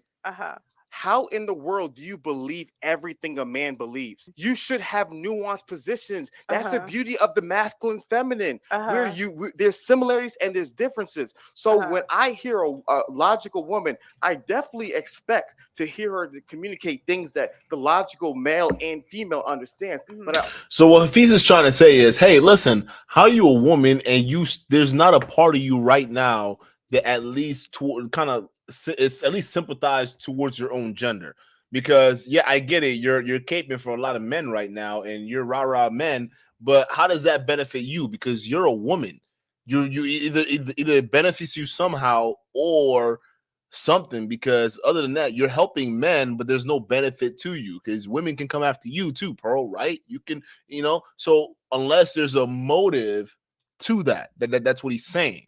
So I don't know why Hafiz takes so long to just get around to what he needs to say, but that's what he's saying. But I think there is a benefit, Pearl. I think the benefit is monetary, and it's also in terms of clout. You get clout from saying the same thing that goes against your own feminine interest. That's what he's saying. Because as a man, yeah, I'm gonna stick to my masculine interests all day. But like as a woman, I can understand it. But what Hafiz doesn't understand is that Pearl is sticking to her feminine instincts. She's not stupid. She just said it in your face. She wants to run for office. That's that modern day feminism bullshit. That's it. The panderism was the next sentence she said out of her mouth, where I believe that women shouldn't vote. You understand that, right? So she just showed you who she was by telling you she was a feminist. She's a hardcore feminist. She wants to run for office. She's the epitome of the independent woman. But in the same breath, to not make it sound like she's too much of an independent woman, she also states, I hope that, or not hope, she in her world, women shouldn't vote. In her world, women should vote. That's a dog whistle. I know a dog whistle when I see one. I know propaganda when I hear it. Okay? Because those two things don't vibe in the same sentence. They don't vibe in the same sentence, bruh. So I know one of them is your true belief and the other one is pandering. I would have called that out all day. I would have called you out all day. And I wouldn't have let up until you answered that question. What did you mean by that? But instead, Hafiz over here is making himself look bad by just capitulating. Why are you capitulating to this? Why are you capitulating to this mess? She's clearly pandering. You could just call it for what it is. Also expect, because she's a feminine individual and you believe men and women are different. So therefore, she's not even listening to you, bruh. If men and women are different and both of them are communicating their ideas, there's going to be differences and nuances to their ideas. And so therefore, whenever I see, not saying you, remember I told you this, I don't watch a lot of content, so I don't know it. But whenever I see those pro-male, female content creators, and I see like they always have the same male talking points, and there's no uniquely feminine talking points that men won't agree with, but she stands in that because she is a woman and her ideas are different. Sometimes I wonder, is this person fully communicating how they feel, or are they at times pandering because they understand? He's right. And oftentimes they're pandering. Melanie King does that, and a lot of women in this space do that. A lot of them. Stand that by communicating this way to this audience, I'm able to do better. Not saying you're doing so. I don't want you to get mad at me, bro. I don't know your intention. I don't know you. I'm just communicating. So yo, you see how she's getting defensive? I think I almost called her Smurl. Yo, Smurl. I think Pearl understands what Pearl is doing. Hey, Pearl. Jesus Christ. I gotta get this one to you, girl. I gotta get, hey, Pearl. I gotta give you this. You know what you're doing. Come on now. You know what you're doing. You got, hey, and now you're the king of the manosphere, or at least the black manosphere. So keep doing what you're doing. But this is why the red pill needs help. This is exactly why the red pill.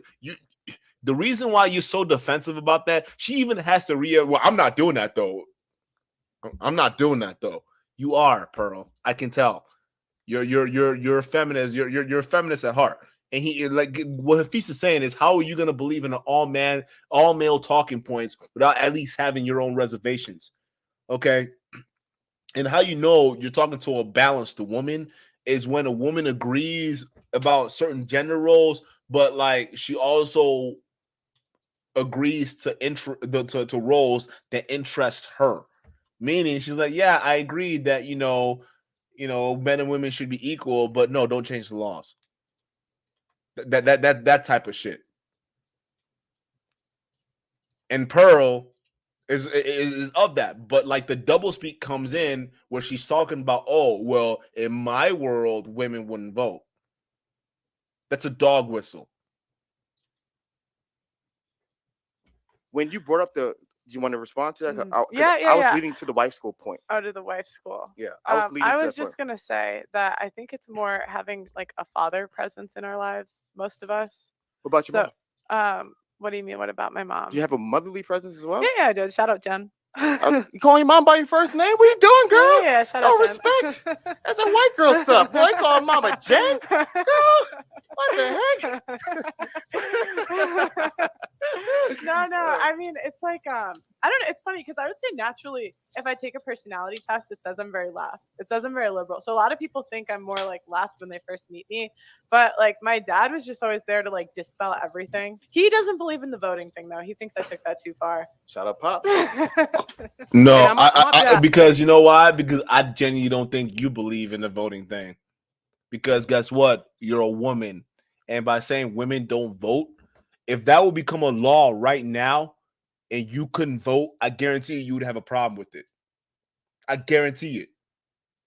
So in your world, that would first shut the fuck up. You're pandering. Like how is this not obvious? How is this not obvious? And that means in your world, like, why? Of course, your dad is not going to agree. I wouldn't even agree to that because I got a daughter, and if she wants to run for office one day, I don't want some rule in not letting her do it because she's a woman. She can't control that. She was born that woman. Now you can't control that. But you over here saying, oh well, just because you're a woman, you can't vote. But yeah, you're the exception to the rule. This is dumb. This is fucking dumb. This is dumb. Yo, this is pandering. You're a panda bear. On you, Yeah. Let me because you made the wife school. I truly believe women like you. This is why I'm. Shout out to you, Mr. Everything, for $2 super chat. I wanted to say this to you personally. I didn't want to do it off camera. I want to say it to you personally because I think it's make great content.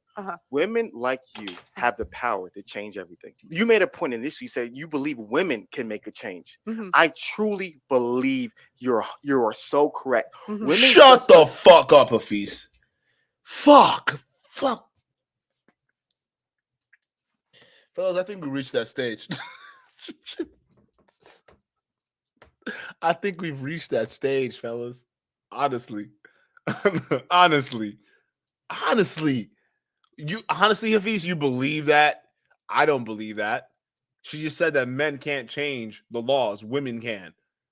But yet there are not enough women in the manosphere space to even do it. And the women who are in the space just want to run the bag off the men. And they wouldn't dare dream of changing the power dynamics that currently benefits them. Why would they change that? That's so dumb. That's like you being on top and saying, you know what? Yeah, guys, we have way too much.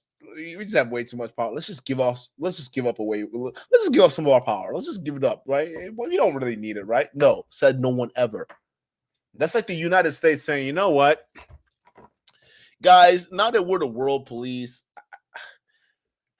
I don't think it's fair to what we're doing with the rest of the world. Let's just give up some of our power, okay? Let's just give up some of our power back to Russia and maybe some of our power back to even some of Australia and maybe even back to Europe, right? And maybe South America, right? And we just go back to being our own United States self. Listen, said no country ever that ever had a true taste of power, okay? Once you have a good taste of power and privilege, it's hard to let that power and privilege go. And Pearl has been used to a lot of fucking privilege. I can tell. She's an educated, liberal, Western woman. Understand that. Very, very privileged. A liberal, white, Western woman is the most privileged class you can ever find. So you first of all, you can't understand issues of, first of all, a black man relationships because you're not even about that right now. because you're not about the red pill traditional way of relationship. That's not what you're all about. Because you all about something else. You're trying to run for office. The red pill will say that's a woman who is a traditional Western woman who's chasing her career rather than staying at home. An ideal model would be you having a husband right now at your age with kids. That would give you power in the red pill space. But you talking about you want to run for office, that's your true liberal self. That's who you really are. The whole fucking the whole voting thing, no, that's you dog whistling. Because that shit, that whole I want to run for office, that's the modern woman trope. That's exactly what these guys talk against. And you are that. And ironically, these same guys were so dumb they couldn't even realize that. And they made you the leader of the black manosphere. This is over. Fuck y'all. Fuck you. I'm done. Like, fuck y'all, bro. I can't believe it. I can't believe it, bro. All this bullshit coming out her mouth, and y'all had the gall, Obsidian, to make her the leader of the black manosphere. Thank you, Mr. Everything. I don't think no other super chat encapsulates this moment perfectly. Such as yourself, wield so much power to make a true lasting change in this society. Women such as yourself have so much power and ability to make a true lasting change in this world. Yeah, I agree. And so to me, my biggest thing is that I want women such as yourself living out your full potential and your full skill sets to be able to truly transform the world. And so to me, when you made the wife school reference, I was like, man, I'm glad you went there. Yeah. Because the first reason it was, are you married? No. So that's why I need wife school. That's why I'm putting it together. No. That's dumb. That's dumb. What more dumb shit coming out of your mouth? How can you put a wife school together if you've never been married? That's like this dumb travel bro who's trying to beg for $70,000 to travel the world to teach you about how to basically live by traveling the world, and he's never traveled the world yet. It's no different. She's trying to start a wife hustle school, okay? And she's not even a wife. What is she teaching those women? Oh my God. Oh, where my weed at? where my tote at, bro? I'm done with this bullshit, bro. Like, this is crazy. This is crazy. And you know what? A lot of these red pill content creators, you notice how they tend to gravitate toward courses that they themselves are not even qualified for? You notice that? All of them always gravitate towards starting courses that they themselves are not even qualified for. Have y'all noticed that? No, be honest with me, chat. Have y'all noticed that? All these dudes selling courses, they're not even qualified for what they selling. This is wild to me, bro. How you gonna start a wife school and you're not even a wife? No. Let me look. Yeah. If you really want to help women, I can tell you exactly what to do that will be able to help women. Here's the reality. When it comes to male content, this is not important. They actually think this is a sign of weakness, but this is not important. They don't give a dang if you're married or not. Men don't care. All men care is, can you have sex? Can you get laid? If you are a man and you can show and prove to people that you can have sex with other women, other men will respect you. I'm not making the rules. That is what happens in male content. So male content creators don't have to be married for other men to respect them. If they show some receipts, they show girls on yachts, they show girls on parties, they show whatever it may be, other guys will respect them and listen to them, because that is the litmus test for success. And men, not my rules, is what's going on in today's world. Women is different. Women respect this. Women listen to this. When you're able to be like, yo, you women, you can either be like this, like me, or be like the streets. Yeah. When you're able to do stuff like that, you're not familiar with my content. I don't really give advice, but okay, I know, but go ahead. No, you give talking points, and those talking points come in the form of advice. That's why these men listen to you. So stop the cap. But still, he's right. Hafiz is right. Why aren't you? Women will listen to you more if you were married. Matter of fact, that's one less criticism you're gonna get as you're growing, is if you were married. Because if you were married, then the single women that you're trying to talk to, they can't criticize you. Because guess what?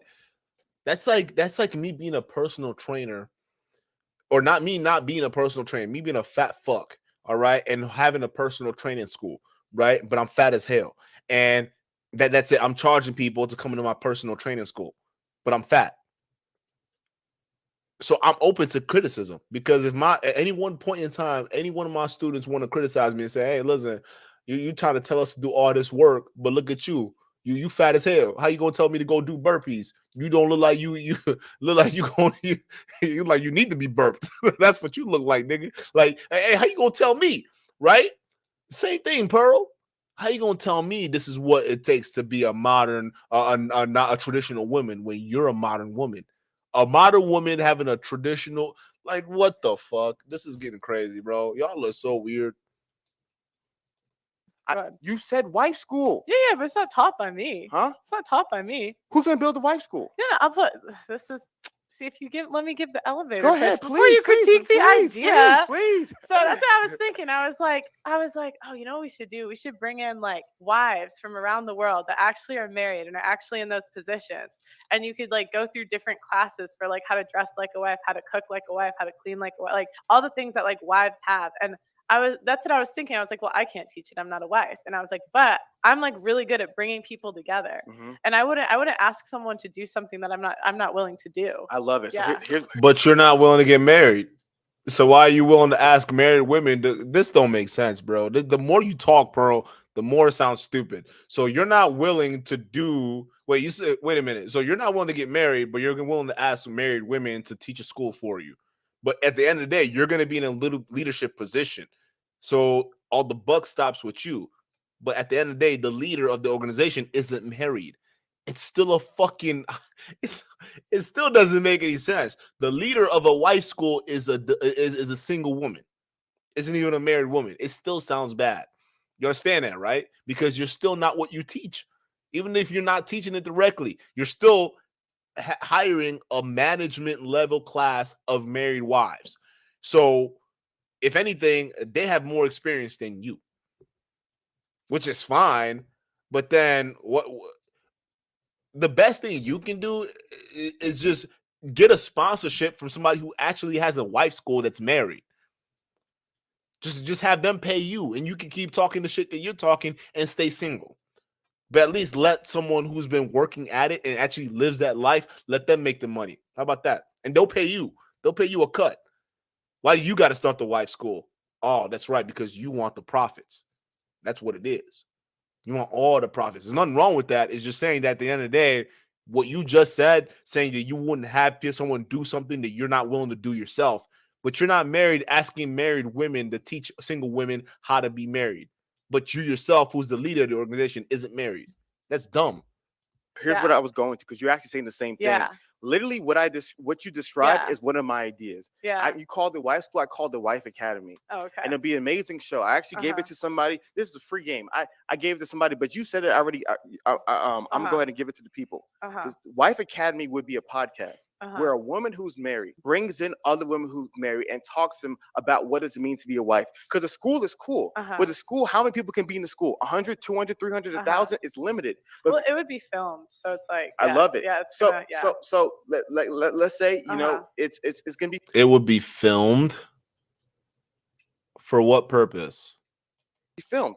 So in this Wife Academy, the fundamental challenge is if you were going to start the Wife Academy, the people want to know, did it work for you? That's the challenge with He's women. right. Because you are the face. Yeah. You are the but face. That's the whole that's like the whole idea is like I'd be going through wife school and I'd be giving feedback each round. So I'd be like, all right, I'll try this week. I'll try that, so it's like. I love it. So. Because it reminds me of Anna Bay, School of Affluence. Yeah. Familiar with her? No, I don't know what that is. So it's Anna Bay, School of Affluence. She was the one, she created a very popular YouTube channel for women, teaching women how to be affluent, how to marry men in high society, this, that, and the third. Yeah. So her information was, like you said, very biographical. As Gary Vee says, document, don't create. I'm not there yet. I'm documenting. I don't like how Hafiz is not pushing back on any of these points, bro. That's the shit that's frustrating me about this live stream.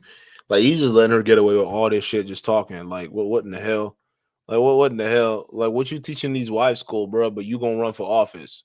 Or like, even if you do go through your own course, it's still a temporary thing compared to what your full goals are, which is to run for office. You want to run for office. That's your main goal. That's not a traditional thing. You need to get married first. You need to have kids. I'm not saying that's what you need to do. I'm just saying if you're gonna be a leader in the red pill space, you need to lead by example, right? I'm just assuming so. Pastor Montanus says, Duke, Karen Scamuels was twice divorced and you had no problem with him teaching people about relationships. Yeah, because he was twice divorced. So he went through it twice. I'm a divorcee. I've been divorced once. I can talk about relationships because I've been through it, especially when it comes to marriages and being in that divorce room or that not divorce room. What are you talking about? That courtroom. I understand that, so I can talk about it. If somebody came to me asking me for advice, what it's like to hire a lawyer, even where to go, I can point them to the right direction because I've been there. Not even talking about divorce, even marriage itself. What happened with going through the marriage? What were the ups and downs? What were mistakes you made? I can tell them about that because I've been there. Pearl can't do that. So it's almost better if you're divorced because you've had that experience than to never have had the experience, period. You understand that, right? Because at least what you're saying, there's an underlying level of being genuine versus what you're saying being fluff, right? Versus what Pearl's saying, it's fluff because she doesn't have the experience to back it. So it's all talking points for her with no experience. Kevin Samuels at least was talking points, but he was a twice divorcee. So he had experience to back it. You can't deny that. So that's why a lot of things and people vibe with a lot of shit that he says because it was facts. You will find a lot of things he said in relationships, hands down. It happens. Why? Because he had that experience. Pearl doesn't. And Hafeez just got married. So I would say they're both starting off clean. Both of them.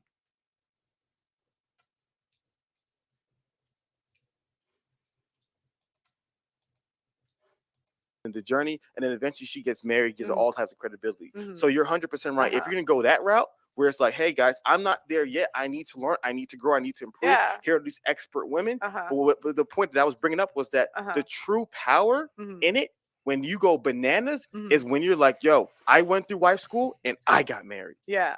Because you're the face of it. You're the one bringing everybody together. You are the face. That'd No matter be what, dope. you can bring some amazing women onto wife school, wife academy, whatever you call it. But you're going to be the face. But when you're able to come in that room and be like, yo, ladies, welcome to Wife School episode 1. I'm your host, Just Pearly. And ladies. I said I'm not. I'm going through it. No, I'm talking about in the future. Yeah. You can't. How many times you going through wife school? If you, no. What season 1? I'm talking season 1. I'm talking season 7 right now. I didn't know you're talking about season 7. I was talking about we got to do 1 before 7. Okay, I'm giving season 7 right now. Okay, I'm viewing season 7. This is how season 7 is going to begin. Hey, how you doing today, ladies? It's Just Pearly Things, and this is season 7 of Wife School. As you guys know, it worked for me. You know, and then you know what I mean. You start flexing, and I'm telling. He's right.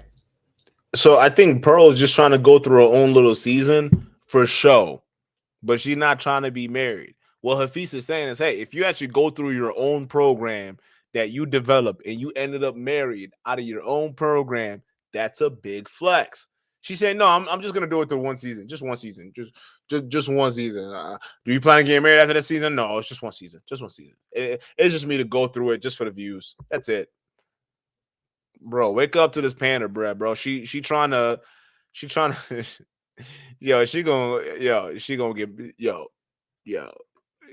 she's setting up the bag, bro. She's setting up the bag. Yeah. Women like women who are where they want to be.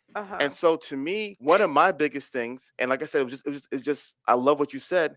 I want to see more of that. I want to see that. There's enough. We know modern women are delusional. We know the issues in the divorce court. We know these things. We don't need more of it. We need you helping women. I disagree with you because like the one thing, I think it's common in our space of YouTube to know this, but it's not common in like the general, like I'm on volleyball teams. I'm on basketball teams. Like I deal with a lot of different types of girls from all walks of life. I don't think most girls have any idea. And that's actually part of the stuff on my channel is like I red pill women. So I'll show them Jordan Peterson about the pay gap, or I'll show them like, so it's kind of like you kind of see them go through their journey like firsthand. But my thing is that, and this is my criticism of doing it for 7 years, and maybe you're just sorry. 7 years. So this is my criticism of me doing this for Oh, 7 okay, years, okay. and also me in helping men since 2012 Mhm. when I dropped my first YouTube video. Mhm. I'm obsessed with solutions and the best solutions. Right.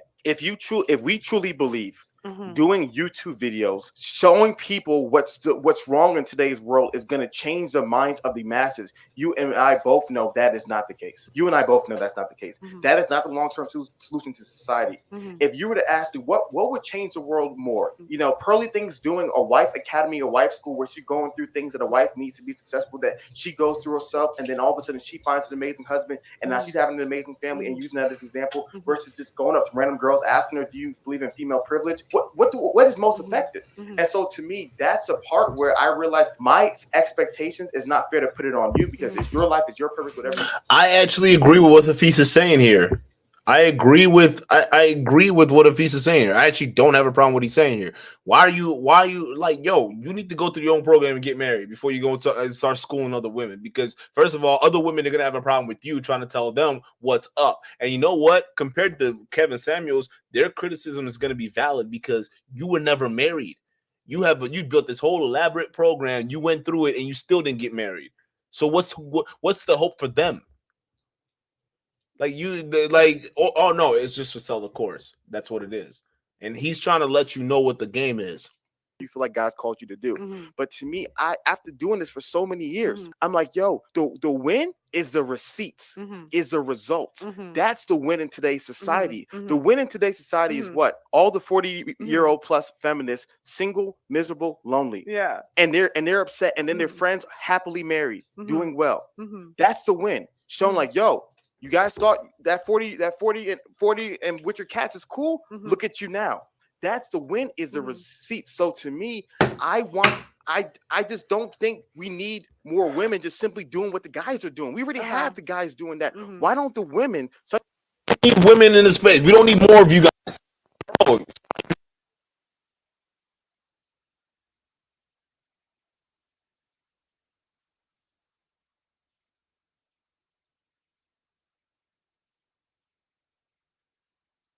Position.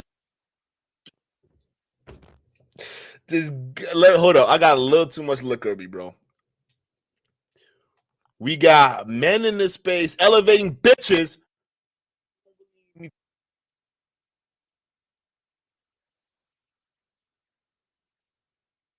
If you men, then I don't think the manosphere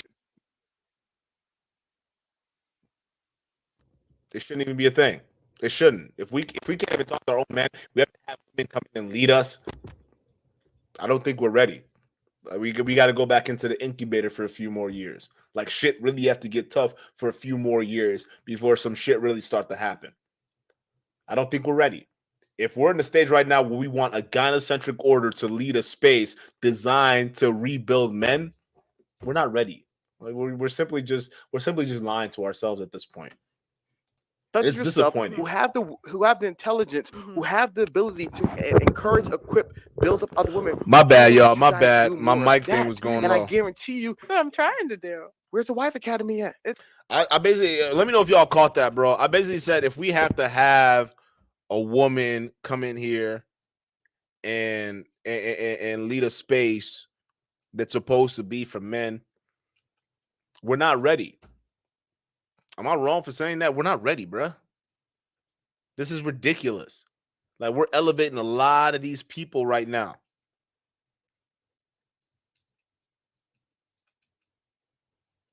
We're elevating a lot of these people. We don't need more women in the space.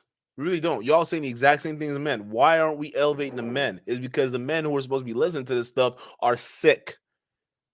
They still have mommy issues. Matter of fact, their mommy issues is so bad they would rather listen to a woman that reminds them of their mamas saying the same shit they wish their mama said.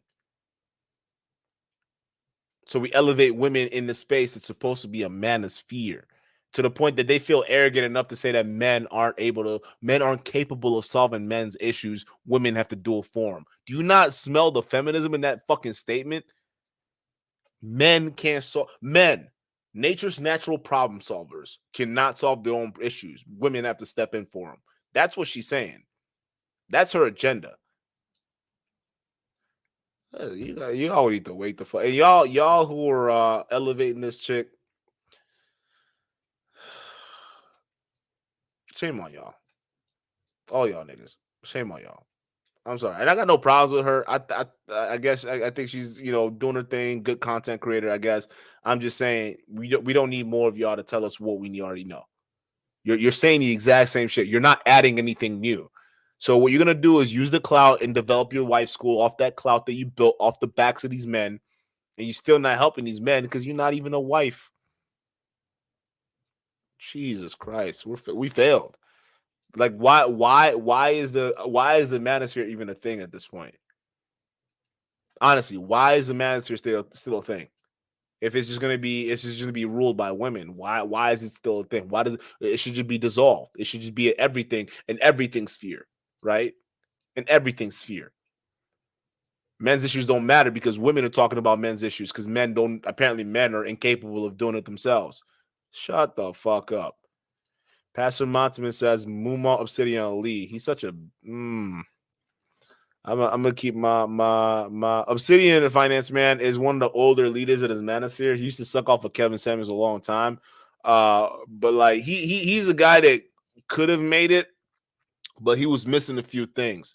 So he tried to go to incel route where he was going to be a dating coach for incels, but that didn't work out either. So now he's on a grift of I want women to. In fact, I was rocking with him for a minute, but like it got to a point where I'm just like, this nigga is trying to sound like a black Roll Tomasi, and I just can't rock with that. So I had to fries that up. And though I had personal experience with this nigga, right? Because I was on a platform with what's his name, Benny Boy Bernard Riley, right? And they tried to do a hit video on me, and Obsidian was on that stream talking hella shit, bro. And he wasn't even talking hella shit. He was talking hella shit about Steve the Dean Williams, which I thought was weird on that stream. It was a weird shit. He was talking about like what do you call it? Something about ass and shit. Obsidian was being really weird on that stream. And they took it down. Right? Because they tried to ambush us on that stream, but they ended up taking it down.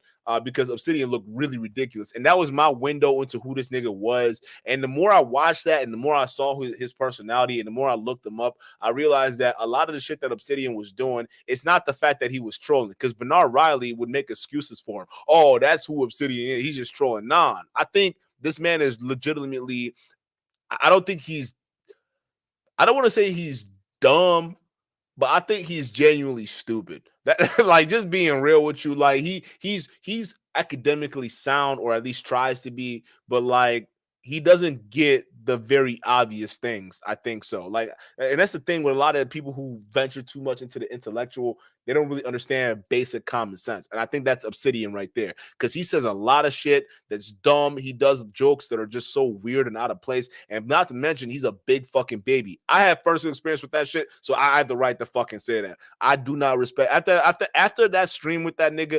I stopped. My whole respect, it went out the window. It went out the window, because how you gonna disrespect another content creator who's an OG right when he's not even here? That's so fucking sad, bro. And then y'all took down that stream. So I will never respect that. To me, Obsidian will forever be a bitch, bro. So don't even come with and he over here talking about like women. He's the one leading the charge for women leading the space. Go ask him, the nigga with the cane and shit. Him. Yeah, like, bro, he's such a fucking, like, bro, I lost so much respect for that guy after that stream. It wasn't even funny, bro. How you gonna try to get me to clown somebody about eating booty like groceries and I didn't even know about it? Right? But that's the games guys like Obsidian play. He's a little girl like the girls he's trying to promote to these spaces. Don't listen to that nigga. There's a reason why he barely grows. There's a reason why his ideas for the manospheres are horrible, and he knows it. So he hides behind comedy. It's we want to launch it in like February, March. Listen. If you are for real, Yeah, I'm like dead serious. No, I'm serious. Yeah. If you are for real and you are truly doing this, I want to see it in February. I'm gonna, and I'm gonna listen. I'm gonna get you information. I'm gonna put it on my calendar. I'm gonna put February, the launch of Wife School. And because what's happened is people have told me they were gonna do stuff, but they saw the views, they saw the money and the other stuff, because it's not gonna be money in that initially, and that's gonna take you a lot of time, energy, and effort. Oh, I disagree. I am entertaining. You can't not. I will make that show so entertaining. I will make it. Shut the fuck up, Pearl. You are boring as hell. I'm gonna just listen. Even this is cringe. What is it? What is it? I will make that shit. That's cringe, bro. That's cringe. Stop it.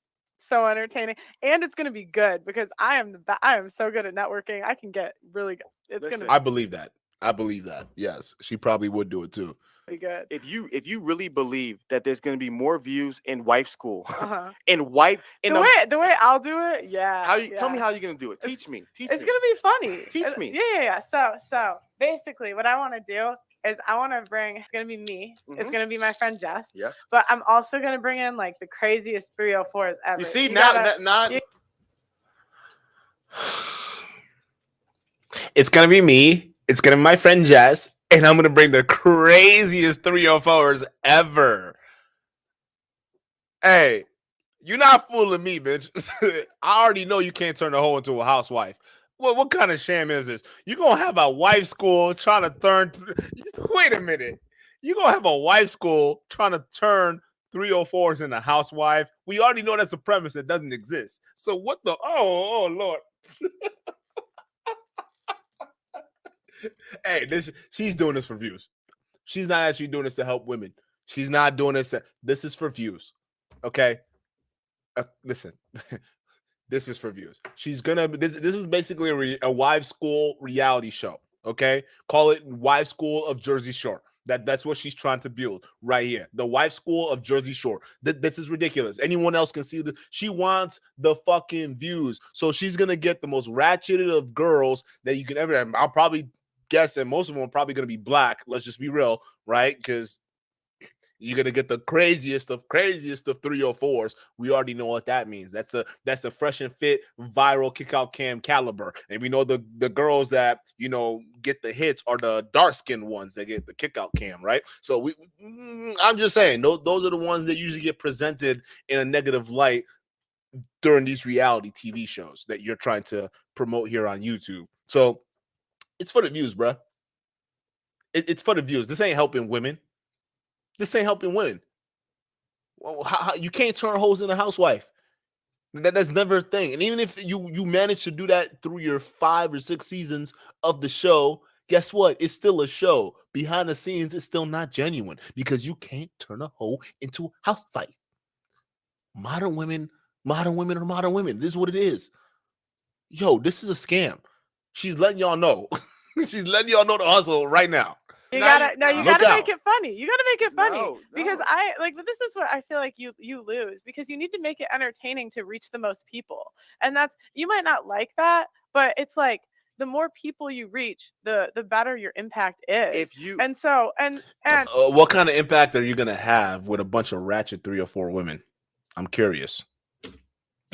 Sorry. And you don't know if those girls could be saved. You have no idea. Here's the reality. You're 100. And who are you gonna get them prepared for? Like, yo, there's so many questions I have for this show. 100% right. If you want to sell the most juice, maximum Kool-Aid, minimum medicine. And there's a balance. There's a balance. Mm-hmm. But you're 100% true. The less medicine and the more Kool-Aid, the more people will buy it. But then on the flip side, you get to the point where you're like, I want to reach the masses. I want to sell my drink to the masses. And you realize that the best way to sell your drink to the masses is do what? Give them straight Kool-Aid. Not saying you're giving them straight Kool-Aid, but you're losing me in this analogy. I need you to dumb it down slightly. So how did you not get that, Pearl? That was such an easy analogy. What are you talking about? He's just saying, hey, just give it to him straight.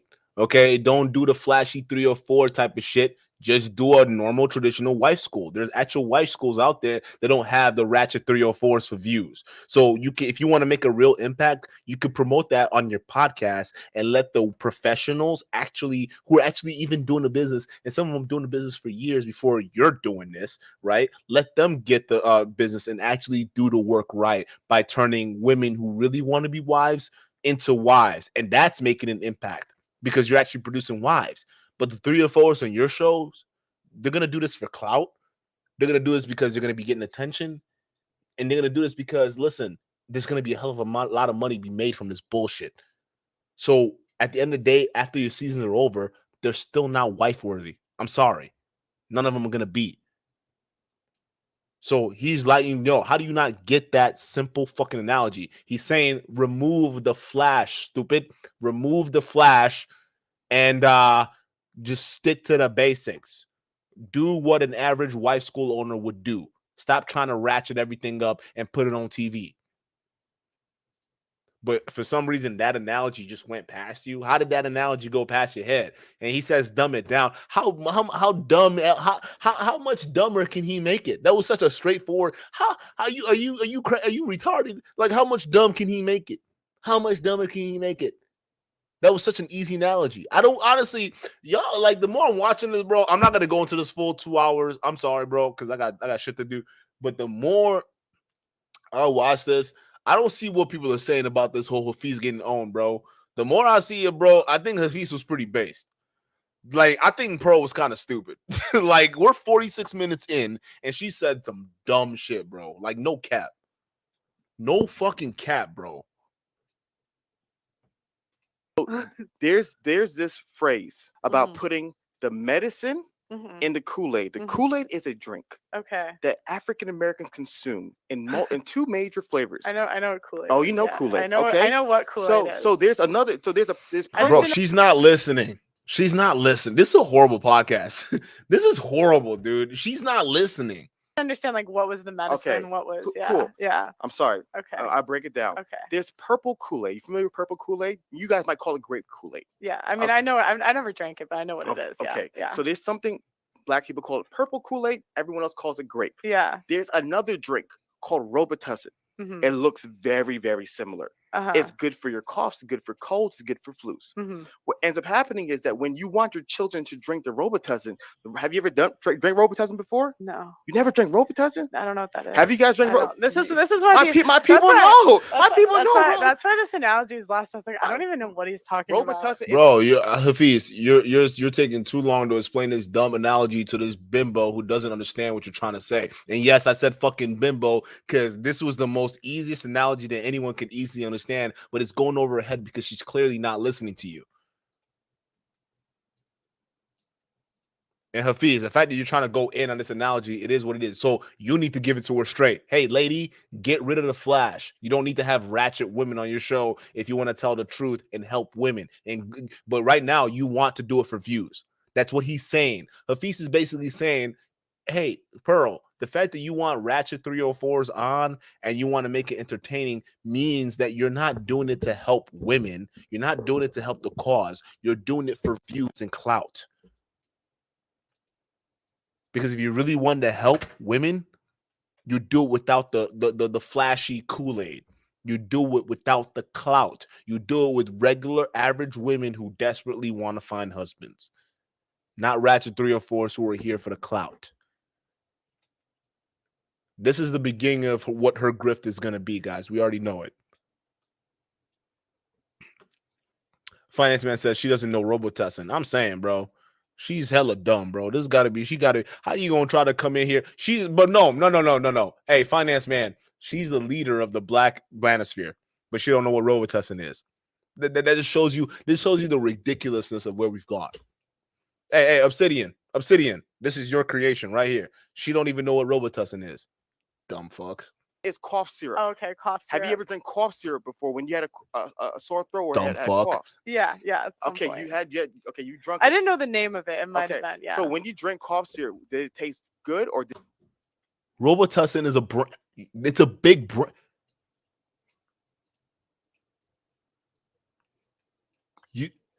You've never heard of Robitussin? That's not even a Black thing, bro. I mean, it's a lot of Black households. I got Robitussin. Robitussin. I'm a stereotype. I'm just saying, bro. It's a household thing. Who made you the leader of Black folks? I'm Nigerian. He's Nigerian. We know what Robitussin is, but yet you're the leader of the Black manosphere, not the African Black manosphere, the Black manosphere, and you don't know what Robitussin is. Did it taste bad? it tasted bad. Exactly. Yeah. Cough syrup tastes So bad. you'd put the cough syrup in the Kool-Aid. Yeah, Is what you're so saying. they can drink it, Yeah. and so they can get the medicinal flavors, Yeah. but then they'll be able to digest it. Yeah. Here's a problem: it waters it down, right? Here's a problem that eventually you realize that if you really, really, really want them to drink the juice, you have to remove the cough syrup. So it's this idea of you're right, you're 100% right. The more entertaining things are, the more views it gets. And I know this. You said this is why you lose. No, I knew this. You didn't meet me because of you didn't meet me back in 2010 just because we were just simply just giving straight facts. A lot of people met me in 2010, 2020 because of my live stream. When I was doing the live stream with the pepper soup and all that stuff, I understand how it worked. Yes, and here is a feast of meeting what we were talking about with the pepper soup, right? When he was talking about them red pill talking points, and he was getting them views and eating off of it, he knew what he was doing, and he just admitted to Pearl that he knew the game. So for those of you guys who were sitting there, Duke, you're wrong about Hafeez. No, I was right. He knows the game, just like I know the game, because I could easily do it, but I choose not to. Because listen, if I want to get on here and talk about modern women all freaking day long, you know how much money I'll be making off that shit? A fuck ton. But no, I choose to stay here and hold men accountable for free. Why? Because it's something I genuinely like doing. All right. I don't. The money differentials doesn't make sense. It doesn't matter to me. Either way, I can go either way. But I chose to be here. Here's someone who's been like Hafeez, who's been eating off the red pill message, but now because the market's gotten saturated, he can't really make as much money as he was making before. So now he's trying to go in the opposite direction. Bruh, stop it. Stop it. We know. We know what you're doing. But he just admitted the game, people. He admitted the game. But now the reason why he's admitting the game, because now he's trying to go in the opposite direction to criticize it, because apparently I don't know if he sees there's money. I don't know if there's money in here to be made, but I'm not making money. So you let me know if there's money to be made here. But there's no money made in this space, telling the truth. That's for sure. So I don't know why you're doing this, but look, we gonna find out. Kevin Samuels talked a lot to me about those things that he was doing as well. So I 100% know it works. But what I've also learned is that it comes a time and a place where you realize that the people, all they want is the sugar. You fed them sugar. All they wanted is sugar. They want no medicinal value. And if you're truly trying to give them medicine, sometimes you got to give them the most. You got to find that balance, and that balance is not pure entertainment. So if you are truly, which is why I'm doing the school. But when you say no, bro, the reason why you're doing the school is because you want clout. That's why you're doing the school, bro. The school is not to help women, bro, because you're gonna have the most ratchet of 3 or 4 women, bro. And to get the most ratchet of 3 or 4 women, that means those are women who are hardened in their ways. That means these are women who you can't teach new tricks to. Okay, so you can do all this stuff in front of the cameras for show, but at the end of the day, they still going back on Tyrone's dick. Sorry, it's just the truth. Finance Man says, "Do it, bro. Get that money." Hey, bro, you know, be the ultimate troll. What if I started a brand new channel, right? A brand new channel, and all I did was just talk. Like I put here's the thing: I put a list of manosphere talking points, right? And I started a brand new channel, and all I did was that for 6 months. If I did a challenge for that, bro, I guarantee you, my channel will be monetized within the year.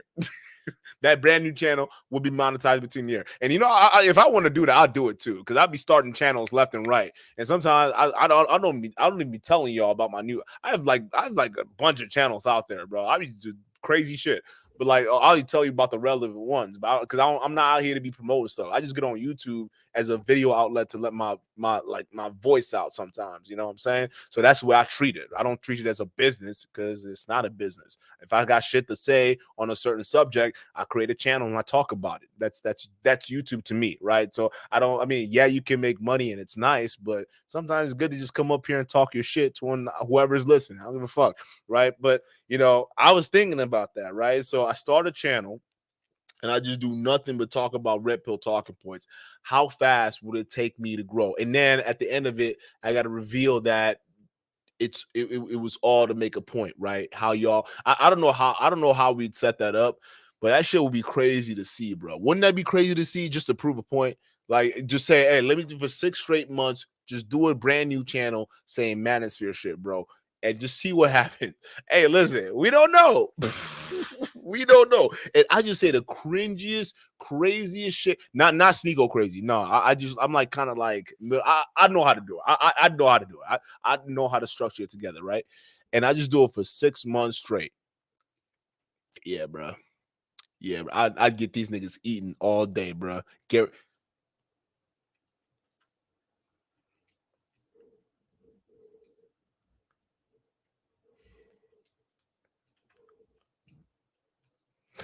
Hey, yo, chat, don't tempt me, bro.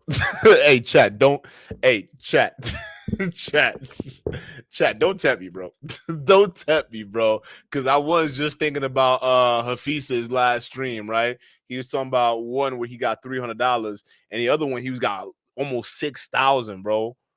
Like, all he did was talk about the truth about modern women. It was just like, damn, bro, you went from 3 to 6,000, bro. So don't tempt me, chat, because I might just end up just popping out with a channel, bro. Like, no cap talking. I do it. He says within 2 months. You think I don't know within 2 months. 2 months would be too short.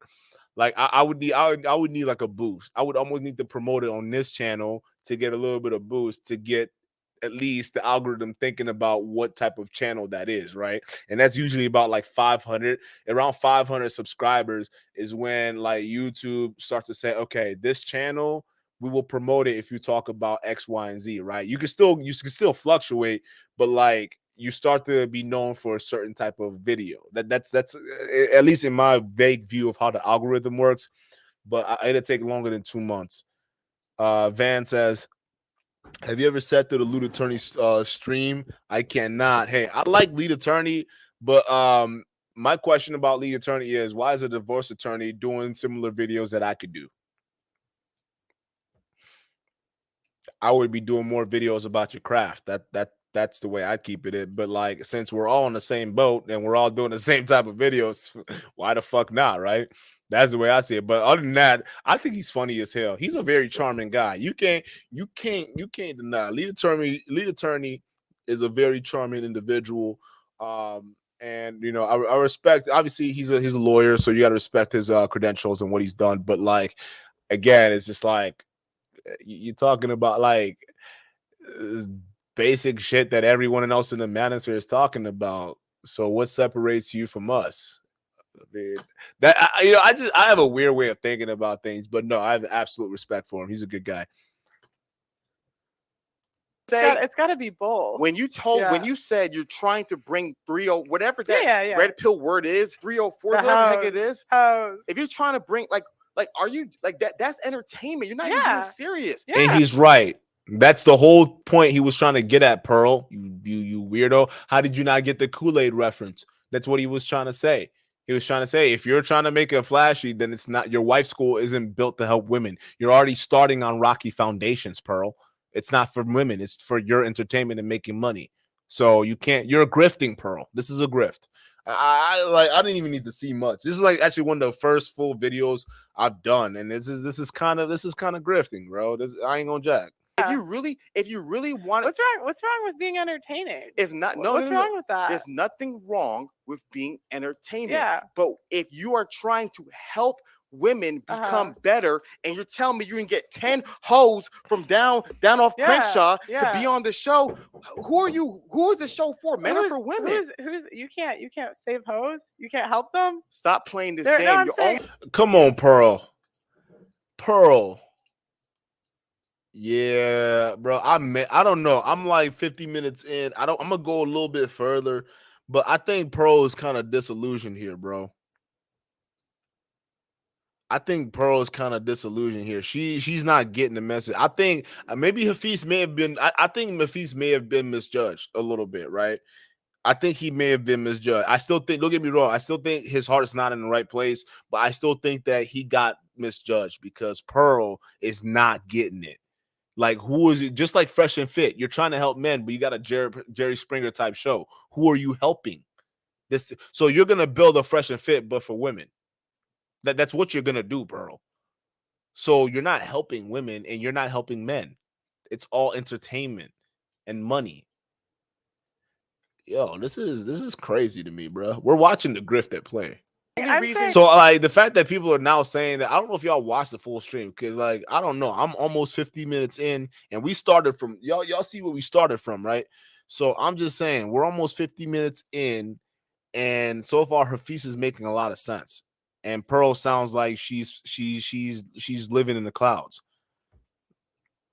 You're but bringing those you keep accusing me of playing games. And games it's is like, a word. it's Pearly, where are like- you it's from? Where are like- you from? it's like- Where are you from? Where are you from? Well, I'm from Chicago suburbs. Oh my gosh. Oh, no way. You're like a fucking stone throw away from me, a couple hours away, but I can drive down to Chicago. I know where the suburbs are over there in Illinois. No, actually, I was just down there last week. Yeah. Hey, listen, bro. Y'all, you need to stop this, bro. This is getting crazy. Yeah. You don't know none of the lingo. You know what's going on? You've been in UK for too long. It's just words, girl. No, I know. You're having a good time. You okay? Yeah, I'm You having a okay. good time? Yeah, I'm having a good time. You need a break? No, I'm You're okay. good. We're No, having fun. Game's Game's just a word. Yeah, I understand. You good? Yeah, I'm Okay. good. I'm good. Guys, we're having fun. We're Yeah, having fun. yeah. So like I was saying, if you want to maximize helping women, and you're telling me you're going to do a show with the worst possible women, the most rude me, I'm going on the show. I'm watching this, and I think you're pretty bad. Shit, like you just said women shouldn't vote.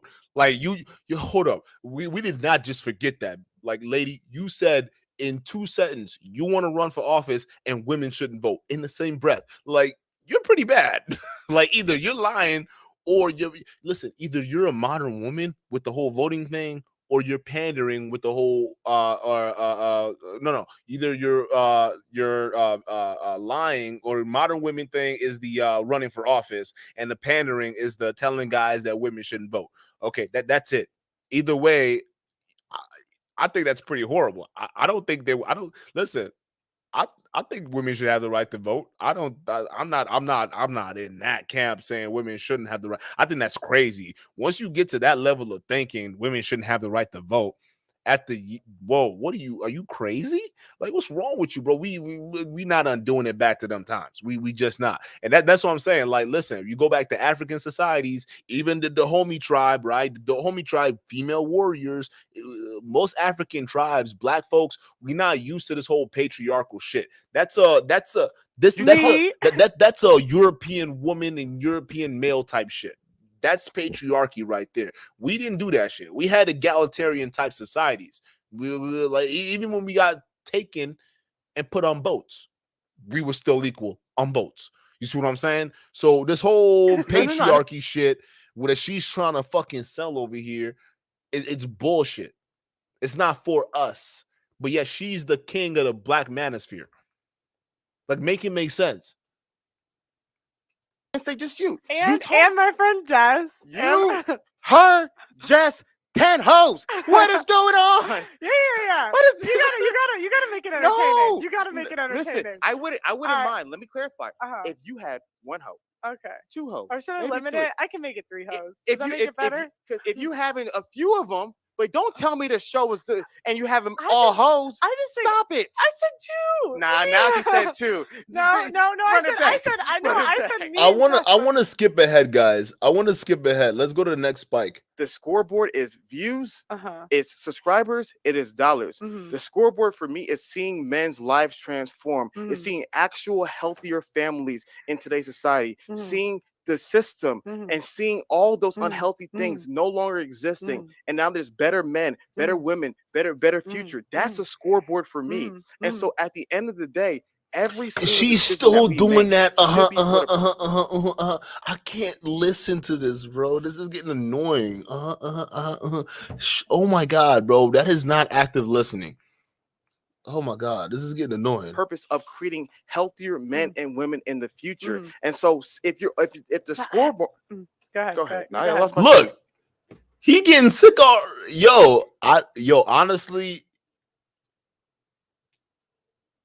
Honestly, Pearl, this is not a good look for you, bro. Hey, Pearl, this interview exposed a lot, even shit that I didn't even realize about you. Like, this is crazy. Like, you're not even listening. But I get it, because like my boy is long-winded, but still, bro. No, go ahead. I was kidding. Go ahead. No, It's you a weren't scoreboard. kidding. You weren't kidding. Because I'm getting annoyed just listening to it. Go ahead. She's not listening, bro. I'm getting tired of Yo, chat, are you getting tired of hearing that? I'm getting tired of hearing that. She's not listening, bro. It's simply views, likes, and subscribers, and then I respect that. But keep it 100. Keep it 100. I'm not mad at it. If it's entertainment, why can't you do both? Why does it have to be one or the other? You can't do both, but be honest. You can't do anything if you don't make money. But here's the deal. But be honest what you're doing. That's my thing. What do you? If you're being 100% real, primarily, can you be honest? Primarily, because there's no thing is like 50-50. There's no perfect what's that word? Asymmetrical split, right? If you're being honest, you're just building this as you fly. You don't know these things. You're new here. You don't really know what's going on. He's right. And so to me, I'm not holding you to the same standards I hold myself to. A lot of those other content creators, they're older men. They've been doing this for a long time. There's a lot of wisdom that I'm like, yo, I'm a 32-year-old man who's just figuring life out. I'm a young man. I don't have the wisdom as these older dudes. So I hold them to higher standards. We're just having fun. You're new here. Yeah. You're just figuring stuff out. You're just copying, pasting some of what they say to you. You're trying this out. You're going to learn. You're going to be better. 5 years from now, you're going to be. You heard what he just said. You just copying and pasting. So Hafeez is admitting that. Yo, I think that she's being groomed for a leadership spot. I think Melanie King is no longer the it girl, bro. It's her now. They're looking at her to tap her as to be the new thing. I guaranteed, bro. And I think he knows something about that because he knows copy and paste. And that's what we all been saying. Pearl is copy and paste. But yet these dudes buy it all up. That's why I can't respect these dudes, bro. Be a totally different person. How old are you? I'm 25. You're super young. You're 25? Bro, you're 25? I'm 2 years older than you, and even I've been married. I'm 28. I just turned 28, bro. You're telling me that I'm 2 years older than you. You're 25. And you over here talking to married, you trying to talk to married girl. If you don't get your young ass out of here, you're not even married. I got married young, bro. You telling me you haven't even lived. You're still 25. You're in that age. You're the ideal modern woman that they're talking about. That's what it is. Get the fuck out of here. You're young. See, I never get mad at You're you, 25. young red pill guys and girls. I don't get because you guys are young. It's like a young feminist. Oh yeah, I don't want no babies.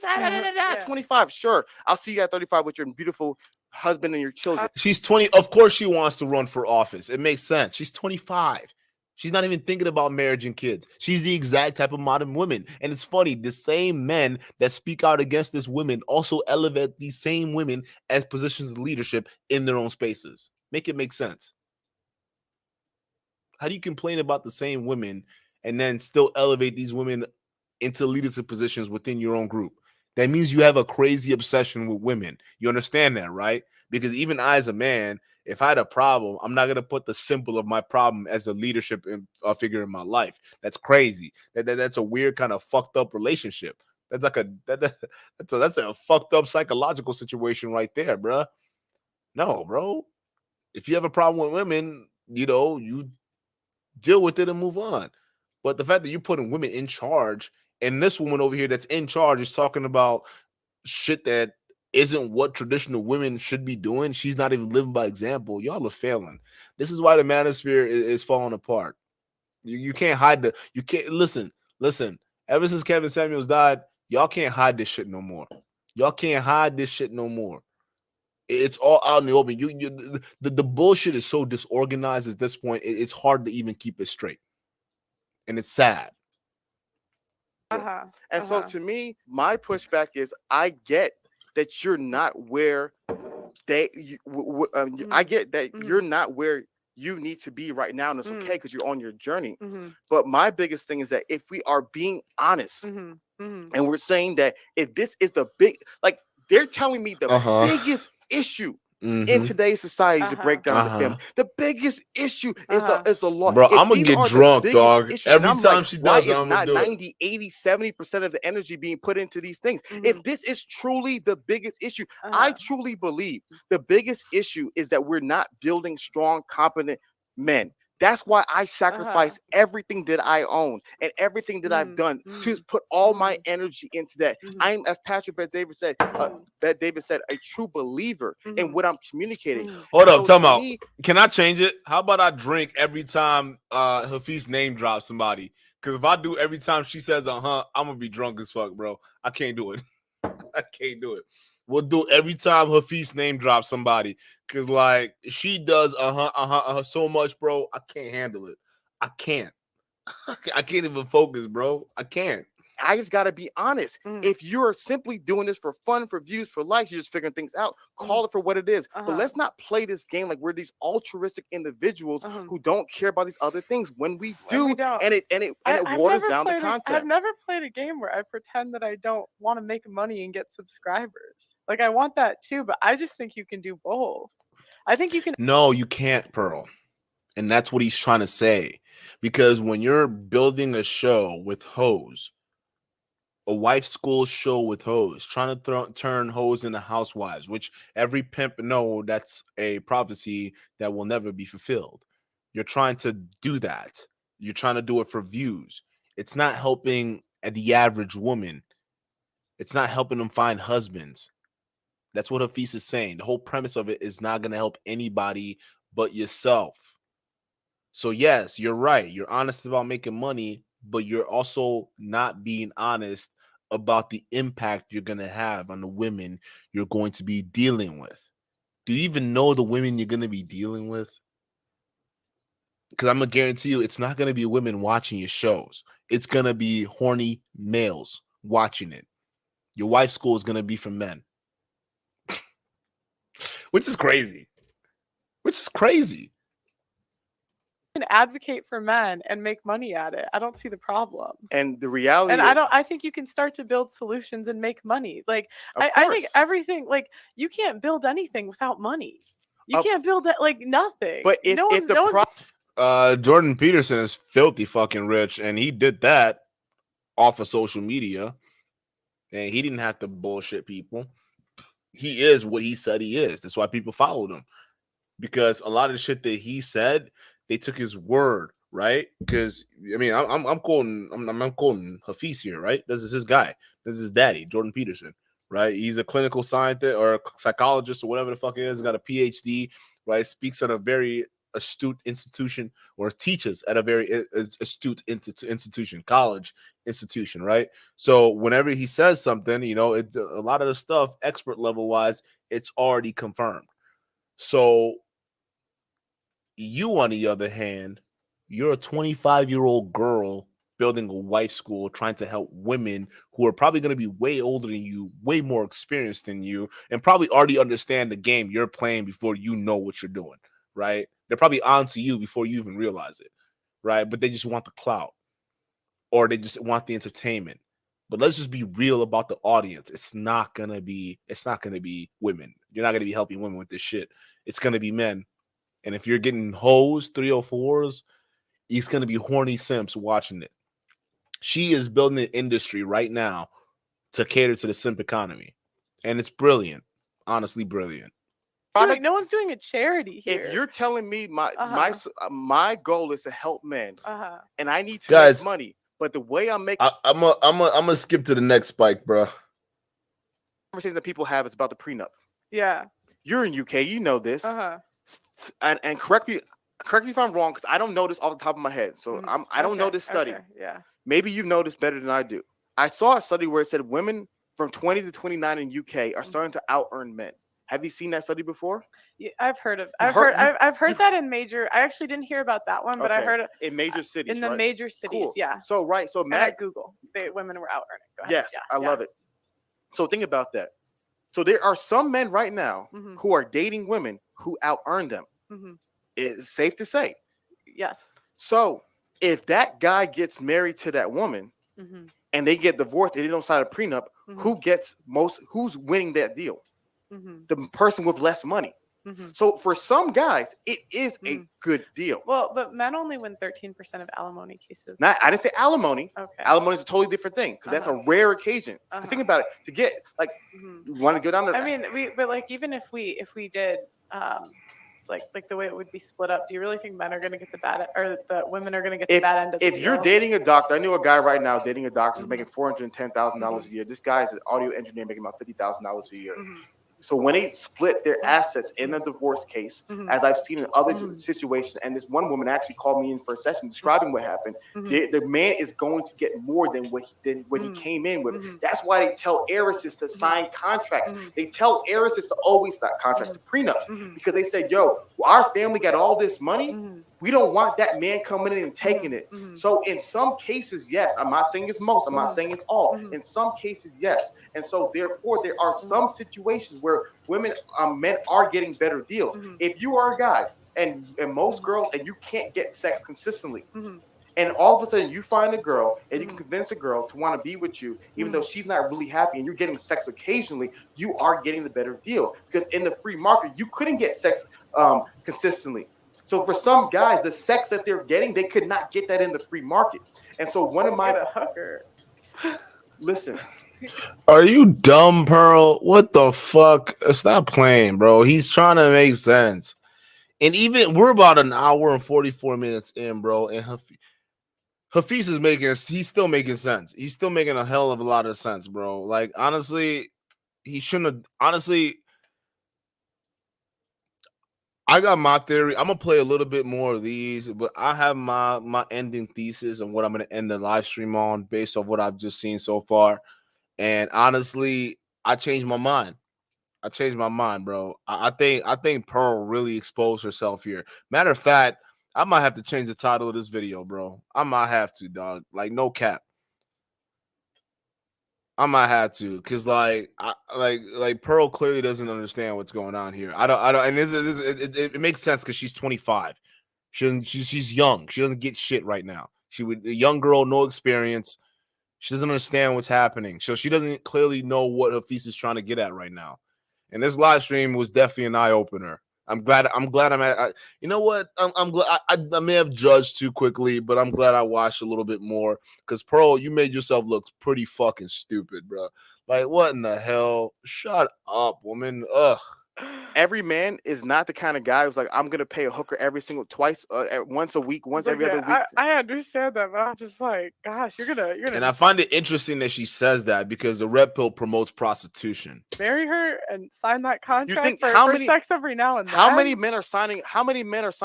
Getting married because they're having sex? What are we talking about? That's the world we're living in. No, all of them. That's a world. No, but I'm just thinking, like, that's a horrible deal. Of course, and that's a horrible deal. And now, what did I tell you? Yeah. The men are signing those bad deals. Yeah, I agree. So to me, here's my rule of thumb with marriage. This is why, like I said, I'm a little bit nuanced. Yeah. I view successful marriage as successful businessmen. You have a successful YouTube channel, but you know the analytics more than everybody else. How many percent of YouTube channels have 10,000 subscribers? How many have 100,000 subscribers? How many have 500,000 subscribers? You can look it up right now on Social Blades Analytics, and you can be able to see that you are part of the 0.1% of 1% of content creators. You are at the top of the mountain. But guess what happens? What is your third tier on Patreon that you're doing?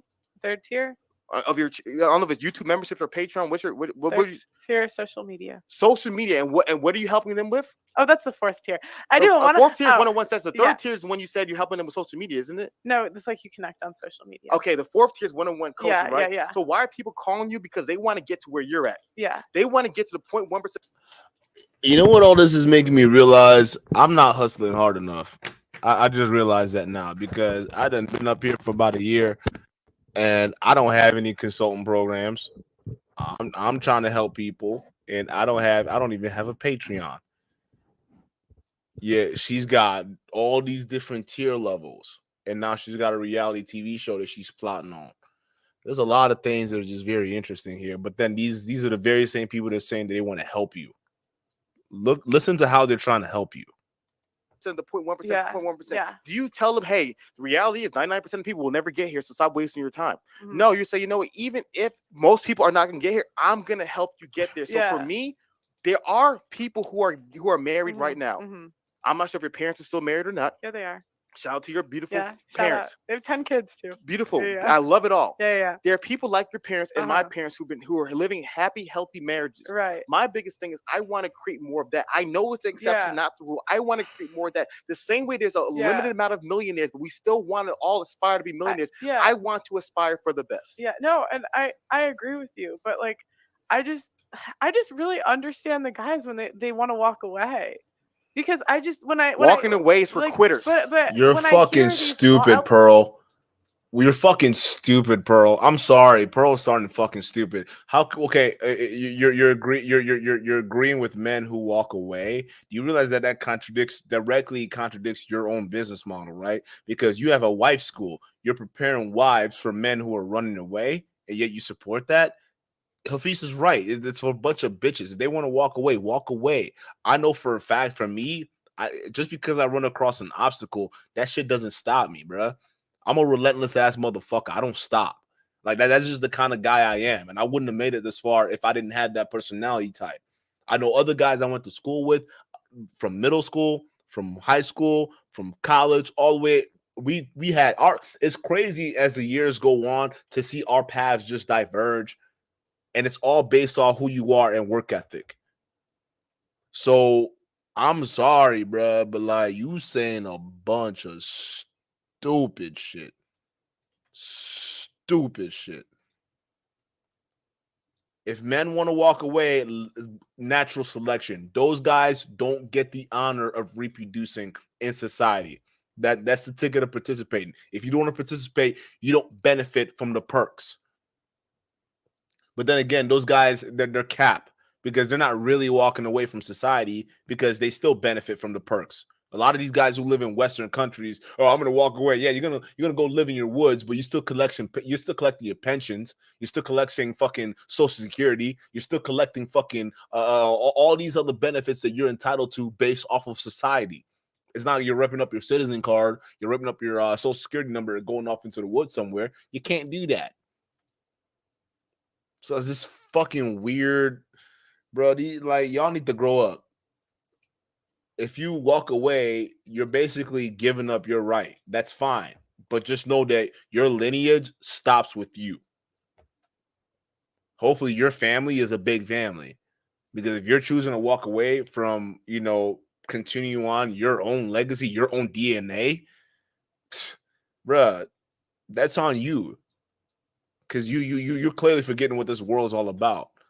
You want to live forever. You don't live forever by plugging yourself into a fucking machine or merging with a fucking robot. You live forever by spreading your genes throughout time. You know the most powerful families right now, the Rockefellers, Bilderbergs, all these motherfuckers, right? These are families whose empires have spanned thousands of years before you and I have been here. You understand that, right? Families, the original center force of power. They've been here thousands of years, some of them hundreds of years. Before your parents, before your parents' parents, some of these families go back to royalty, to old empires. They don't even exist anymore. Some of those families still exist today. You understand that, right? Because those guys understand the value of family. They keep everything within the family. So the ideology of the father that started the first family continues on generation beyond their deaths.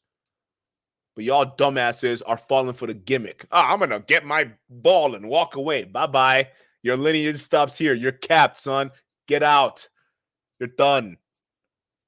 Your bloodline is, it ends here, bro. You're gone. It is what it is. You die here in this time, in this era, it's over with. And you know what that makes you? A selfish motherfucker. You know why that makes you selfish?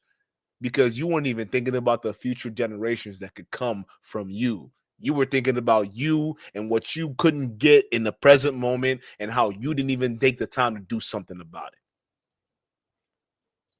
At least legally. Because when I hear these laws, I'm like, this is crazy. You can protect yourself from these things. It's the year 2000. See, here's my problem. Uh-huh.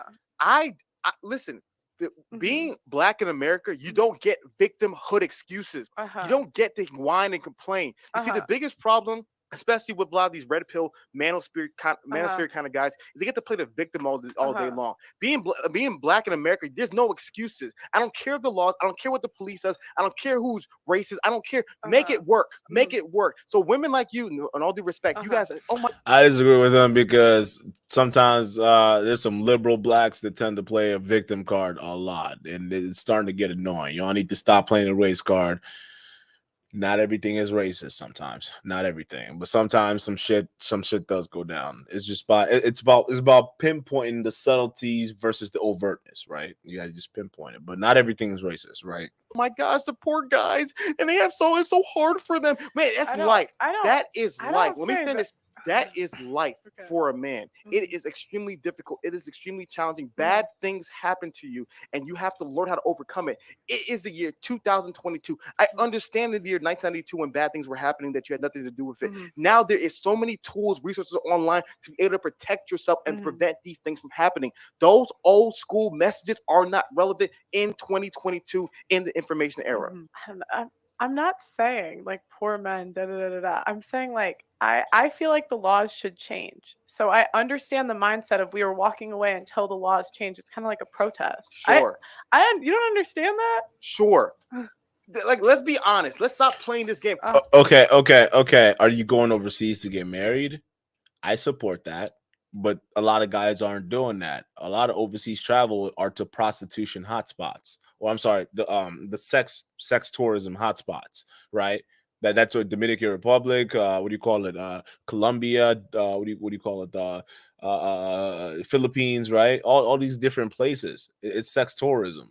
A lot of guys in the red pill really just want sex. It's not about relationships. And that's what you got to understand about the red pill. I already found out the truth a long time ago. I'm just letting y'all, hope sure y'all wake up to your own truth, okay? We know it's not about finding relationships. We know y'all just want the same sexual freedoms that the women who experience in feminism right now have, right? Because a lot of y'all are low-key kind of mad that women are pretty much exercising their sexual freedom. They get to sleep around with lots of fucking guys, right? Like me or other guys that kind of look like me, right? So you guys get pissed off about that, right? Because you don't have certain things, or you feel as though that there's certain things holding you back, which sometimes it could be in your head. But then you go ahead and think that, oh, well, we should have the right to sleep around as well as those women are doing it, right? That's why I think you guys are the opposite of feminism. You guys just want to do what the girls are doing. Let's be real. You want to have your hot boy summer, all right? Hot boy summer. Go out and sleep with all these women, as many women as you can. So you come up with these rules to get women to conform to these weird ass traditionalism, which it doesn't work because the economics says it doesn't work. Okay, we live in a 2-income economical situation right now. All right, traditionalism, unless you're filthy fucking rich, we know majority of you guys are never going to get there. All right, I'm not saying it's me. It's just saying the numbers are. That's how it's playing out. The numbers are saying that you're not going to statistically speaking, you're meant to be average. I'm meant to be average. We're all meant to be average. Okay. The few people that occupy the top and the very bottom are where they are for a reason. Just keep that in mind. But don't buy into this. Y'all gotta wake up, bro. Wake up. Enough's enough. We're gonna play a little bit, but I'm done with this. Because honestly, and after this, I'm gonna make a revelation here, and I'm gone. Because like a lot of this shit is just dumb. It's just I really think Pearl took an L here. But I mean I see where Hafiz took an L by even having this conversation realistically. But I don't see where he was wrong here. I really don't think where he could be wrong. To be honest with you, what kind of men are walking away?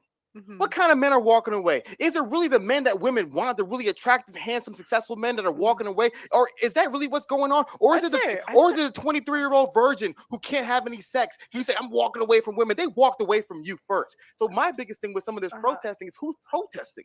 Because it's so funny because what happens is you have all these guys on the internet saying, I don't do relationships. And then I know them in person and they have girlfriends, they have wives on the side. They don't tell people these things. No one's walking away but the foolish kids who are watching this content online. Those guys not walking away. You think they're living without women? You think they don't have a relationship? You think they don't have any kids? No, Come on. Stop playing this said game. walking away from no games. No game. Not you. Not you. No, So Pearl's taking. I see it now. I get it. Cause like I see where Hafiz is coming from, but Pearl is taking his energy and thinking she's pissed off at him. I'm actually vibing with a lot of shit Hafiz is saying right now. I'm vibing with it, right? Although initially I had my reservations because I thought he was trying to like, you know, because it does seem like he's trying to like get the money aspect of it. But either way, if he's for the money or he's not for the money, I don't give a fuck. I vibe with what he's saying. I agree with what he's saying, and it seems like Pearl is taking that kind of energy and thinking that he's coming at her. And he always has to reiterate, oh, no, I'm not coming at you. I'm not coming. We're having fun. Now I get it. I see what I understand this now. This is getting interesting. Ghostwriter, yes, this is live. This is a live video. Yeah, your boy's still going on. I don't even know why to be honest with you, I'm sucked into this live, bro. I have to get to the bottom of this. I am invested, okay? Pastor Montanan says, yeah, they hate 304s because they live the life that they themselves want. Of course, we've been peeped this though. That's why we're the realistic people, bro. We're because we see the truth. Like a lot of these guys want to be whores, just like the feminism are promoting that 304. They want 304 culture. The problem is men don't get sex as easy as women do, and that's where the jealousy comes into play. Because think about it, if a lot of guys had easy access to sex, this wouldn't even be a problem right now. Realistically, let's just be real, it wouldn't even be a problem. But the problem is not a lot of guys have access to the punani, but they see that girls, all they have to do is come online and wear a bra, and they don't even have to talk, and they get a lot of attention, they get a lot of money. But man, we have to work so much hard. You see how deep that jealousy starts to go? It goes from not being able to fuck as much as the woman, then oh wait, a woman has it so easy online because she can easily make money, and you know I can't do that. I can go sell my feet, nobody's gonna buy it, but she can go in there and sell her feet and everyone's buying it. We're not equal. Really? Hey, I'm gonna tell you this, I don't know about you, I don't like bleeding once a month. I think that's weird. I like being a guy. I'm gonna just be real, all right? I like being naturally strong. I like being naturally fast. I like me. I like the fact that I'm a guy. Okay, so yay me. And on average, I feel as though when I look around, I'm winning as a guy, right? So and I'm not saying that for all guys. I'm just saying, just even starting out biologically speaking, I'm winning over most women all day, any day. We're not evil. We're not equal. We're just not equal. Okay, I already know that, right? So I'm glad I'm on the stronger team. That's what a lot of y'all guys who are born with the privilege of natural strength over the other gender, y'all should also be glad that you're also on said team. So I recognize my privilege, and yes, we created laws. Okay, try to balance the playing field because we know we're stronger. Some of us sometimes could be smarter, although that's questionable, especially in this day and age, because a lot of y'all simps are out there. But we know, so we had to balance the laws out because we had to give the other gender a fighting chance now. So listen, bruh, I don't care what you're talking about, these crazy ass laws and walking away and whatnot. At the end of the day, I still know who's in charge. Me. Men still rule this shit. If you don't believe it, just you've been paying attention to this red tears too long. Men at the tippy top of the power diagram are making your life miserable as an average guy to keep you roped into society so you don't balk the system. You understand that, right? Because they know how powerful you are as a man. So they use women to go ahead and keep you in line, whether in form of OnlyFans or in form of marriage. You pick your poison. Either way, you're still ruled by women. Van says, "LOL, I like this white pill channel." Oh no, we not white pill. We had to clown a white pill dude because it turns out that he wasn't really. He turned out he was a black pill dude in disguise. No, we no pill. We don't pop pills over there. Matter of fact, our goal is to react to cringe manosphere videos so you can realize that a lot of these losers are trying to pop you into Matrix. So stop popping pills. We're no pill podcast. So we don't pop any pills over here. Everybody in this chat is super based. Okay. We're super chill. We don't pop pills. We just criticize these guys for what exactly they are. We see it. We're the watchers. Okay. We're the watchers. We're the ones. Out there. Okay, you got if you see how the world is split up, okay, they're like if you talk about 95% of the world are people who are destined to be followers. That's just what it is. All right. And about 3% of the world are the people who are smart enough over the 95% to realize that they can manipulate the 95%. Okay, that's the elite class, the leadership class. All right. And out of that, now you got the 2%, right? The 2% are people who just observe everything. They know exactly what the 3% are up to, and they know the games that they're playing, and they watch every single little bit of it, right? And sometimes we call that shit out. And the 3% of people who are the elites or the guys who are benefiting from the current power structure, they try to shut us down. All right. And I've had videos of mine taken down. I've done Fresh and Fit tried to take down my channel. Okay. So, they don't like us watchers or no pill poppers calling those guys out because we're up to their games. Okay. We're trying to help some people out of the 95%. We understand that most of them can't be helped, but we do our best to just call out what we see. So that I would say our channel in a nutshell. Welcome. I'm glad you like it. Go ahead and hit the like button if you subscribe if you're not already, and enjoy the show. So I know I'm saying like they're walking away from marriage, and you can see that because the marriage rates are lower than 50% of women that hit 30 are single and childless. So I would. Who's walking away? Are the billionaires walking away from marriage? Are the heiresses walking away from marriage? The first person that comes into my head is Leonardo DiCaprio. That man.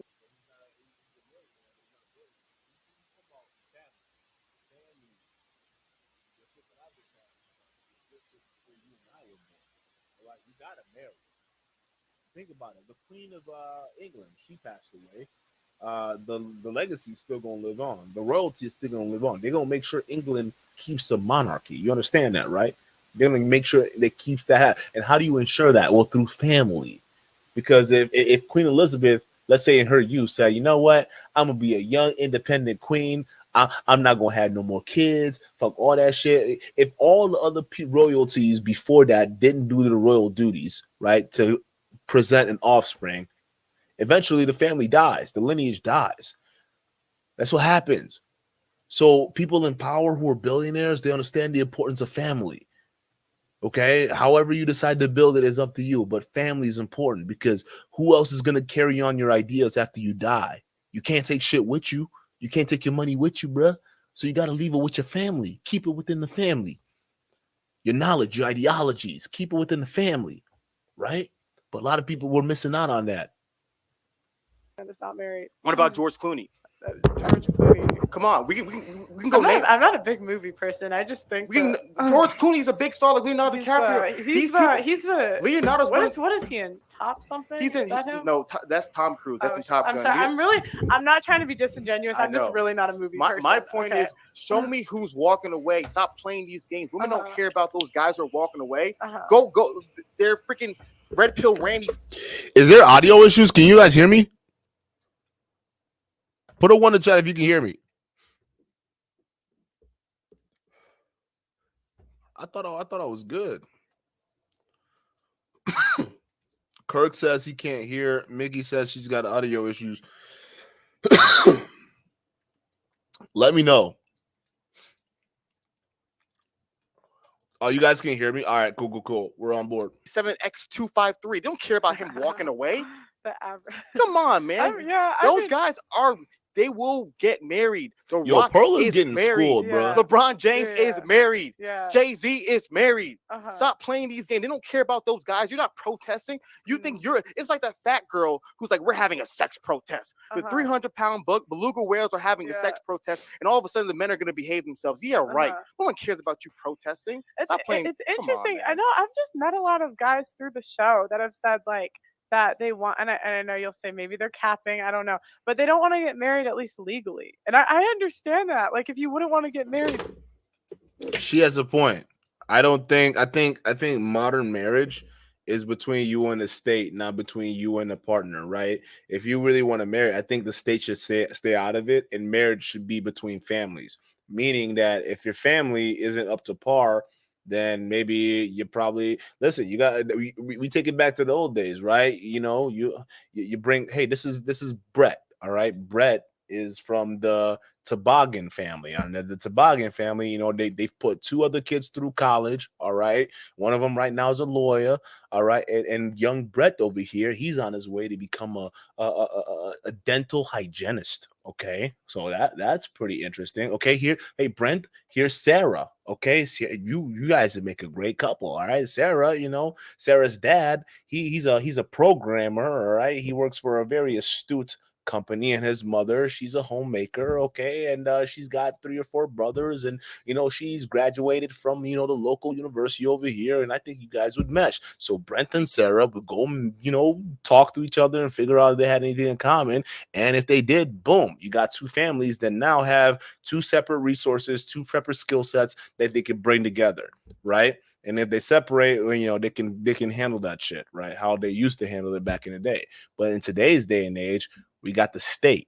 So the state comes in and they say, well, now we have to institute laws. We have to institute separate things, but the laws aren't to help you. No, it's to help us, because we have to collect new tax revenues, because now we set the alimony rates. Now we set the child support rates, and it all goes through a third-party company in which we take a cut.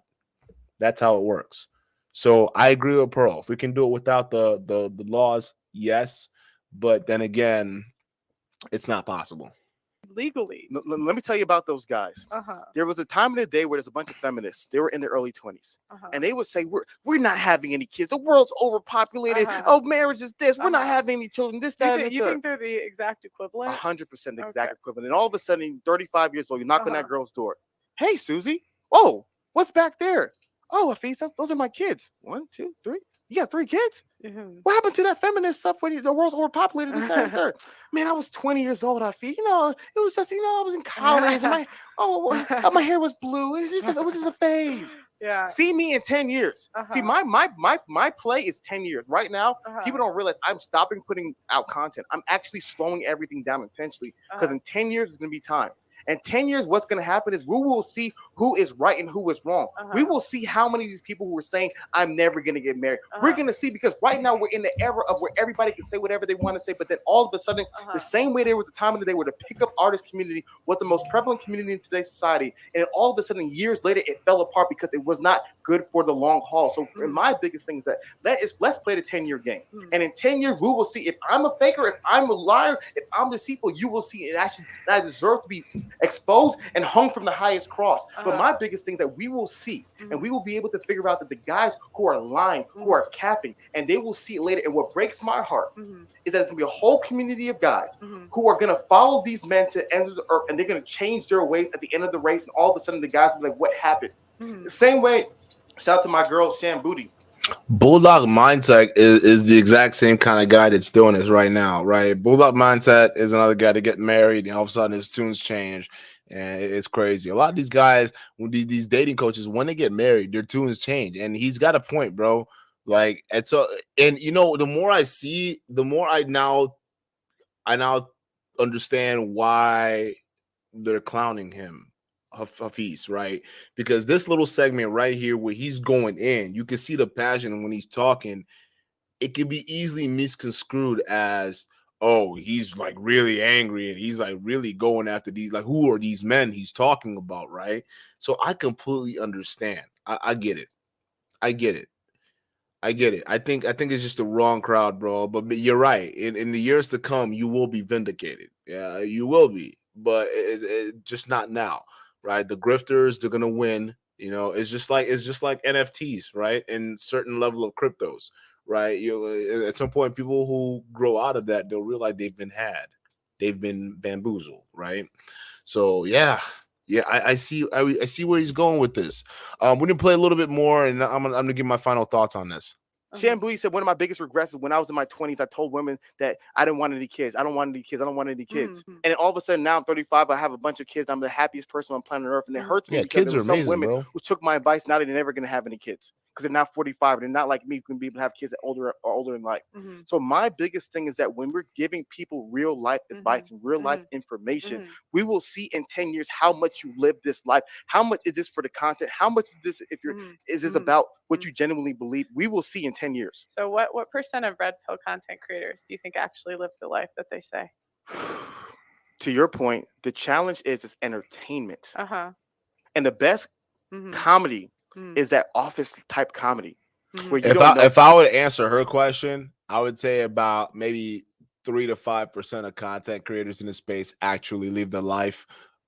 That's 3 to 5% out of 100. If we say 100% out of the 100% of content creators in the space who lives that life, 3 to 5%. Yeah, it's that small of a number. A lot of these guys are liars. A lot of these guys are cap. What's serious and what's not. So to me, if I was to look at their content, I would say maybe 2-3% of them. 2-3. Holy shit.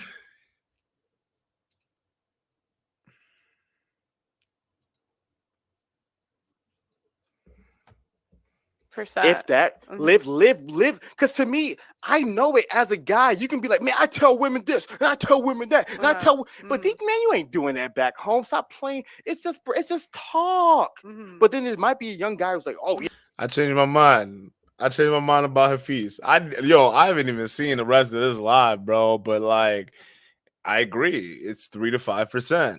I think 3 to 5% of the men in this space who are content creators are legitimate. Everyone else is a fake. They don't live that life. And I guess me and Hafiz agree. Yeah, I'm going to do it like that. It's just talk. Can I have an example? Huh? Can I have an example? I personally will not talk about anybody if they are not in the room. I will not. No, you don't. You can just be abroad. You don't have to say their name or anything. I meant like an example of a situation like that. So here's the deal. Like I said, a lot of people tell me stuff in private that I'm not going to ever shout out publicly, but I'm gonna give you examples. There's guys who will tell you, I don't do relationships. I don't do it. Years later, then they'll have a whole girlfriend. I don't do That's family. Facts. Fresh has been known to do this shit with Miranda, except for he tries to wife hoes all the time. This nigga will never learn his lesson ever, and he will always forever stay wife and hoes. Okay, but like he does the exact same bullshit, bro. He's on point. He's on point. Then years later, they're married. So to me, like I said, it's this next 10. See, I've been watching male content for so long, and I've seen how this stuff goes. And you just see how it plays. I've seen the cycle. Yeah. I've seen the dudes that come on the scene and say this and say that, and I'm this and I'm that, and then you just wait, guys, wait. Let's see how his life really turns out. You're like, oh my gosh, another one. This is another cycle to me, and it breaks my heart because what I love that you said is it's entertainment. Keep it 100. It's entertainment, and you are also trying to help, but it's primarily for entertainment. He's calling her out. He's right. She wants to do this whole wife show for entertainment. She's not here to help men or women. She's here to help herself and her ego. So don't act like you really believe all these ideals, everything that you're communicating to these men. Stop acting like you genuinely believe all these things because you don't. And let's keep it 100. I would never be, if the red pill simply said, it's all of our opinions, a lot of it is jokes, we're not really serious about most of this stuff. Some of it we are, some of it we believe, but most of it is just a little funny. I would have no problems whatsoever. But when you say we are the truth, come on, man. Don't. He's right. He's right. And a lot of these guys do that. Andrew Tate does that. Sneeko is notorious for doing this. Sneeko is the worst. He's the worst offender at this, and he's right. He's wow, yeah, he's absolutely right, bro. And Pearl Loki's getting called out right now. Yeah, your whole wife, reality TV show you're plotting here with hoes. Yeah, you're doing this for entertainment, Pearl. You're not helping women with that. That's a fucking shitty idea if you want to help increase the level of marriage. Your marriage school for hoes doesn't work. You can't turn hoes into housewives. You understand that, Pearl? So Hafiz is making a point, and I don't understand why listen. I understand the way the manosphere is coming at Hafiz, it still doesn't change, right? Because they're coming at him because they're seeing him as flip flop because he did participate in the same economy that he's talking about right now, right? But he's spitting a lot of truth. He's telling the truth. You know what happens when you hold guys accountable in the space, right? They come for you. They come for you. And that's what's happening to Hafiz right now, right? Hafiz, they're coming for him, especially someone who benefited greatly from this space, right? So everyone who's making videos about you, they're coming for you because they're trying to protect their investment. And Pearl is their investment. You actually kind of schooled her in this video, bro. I'm not even gonna cap, Hafiz. You kind of schooled this little youngin in this video. Because she's still not getting it. I don't think she understands what's happening here. And the manosphere clowned you for it. So welcome to the harsh reality. When people call you clout chasing or whatever it is, this is what we deal with. But there's no money in the truth, bruh. I'm gonna just tell you this right the hell now. But yeah, you telling the telling the truth. Don't let's not do this. Let's not deceive these men. I won't deceive these men. Please don't deceive these men. These are real life human beings and their real lives and their children's life and their grandchildren's lives that are at stake. Like you said, it's a serious problem going on in today's world. Let's not play around with these men. It is a matter of life and death in the tongue. Do not play with these men and their lives and their legacies. I refuse to do that.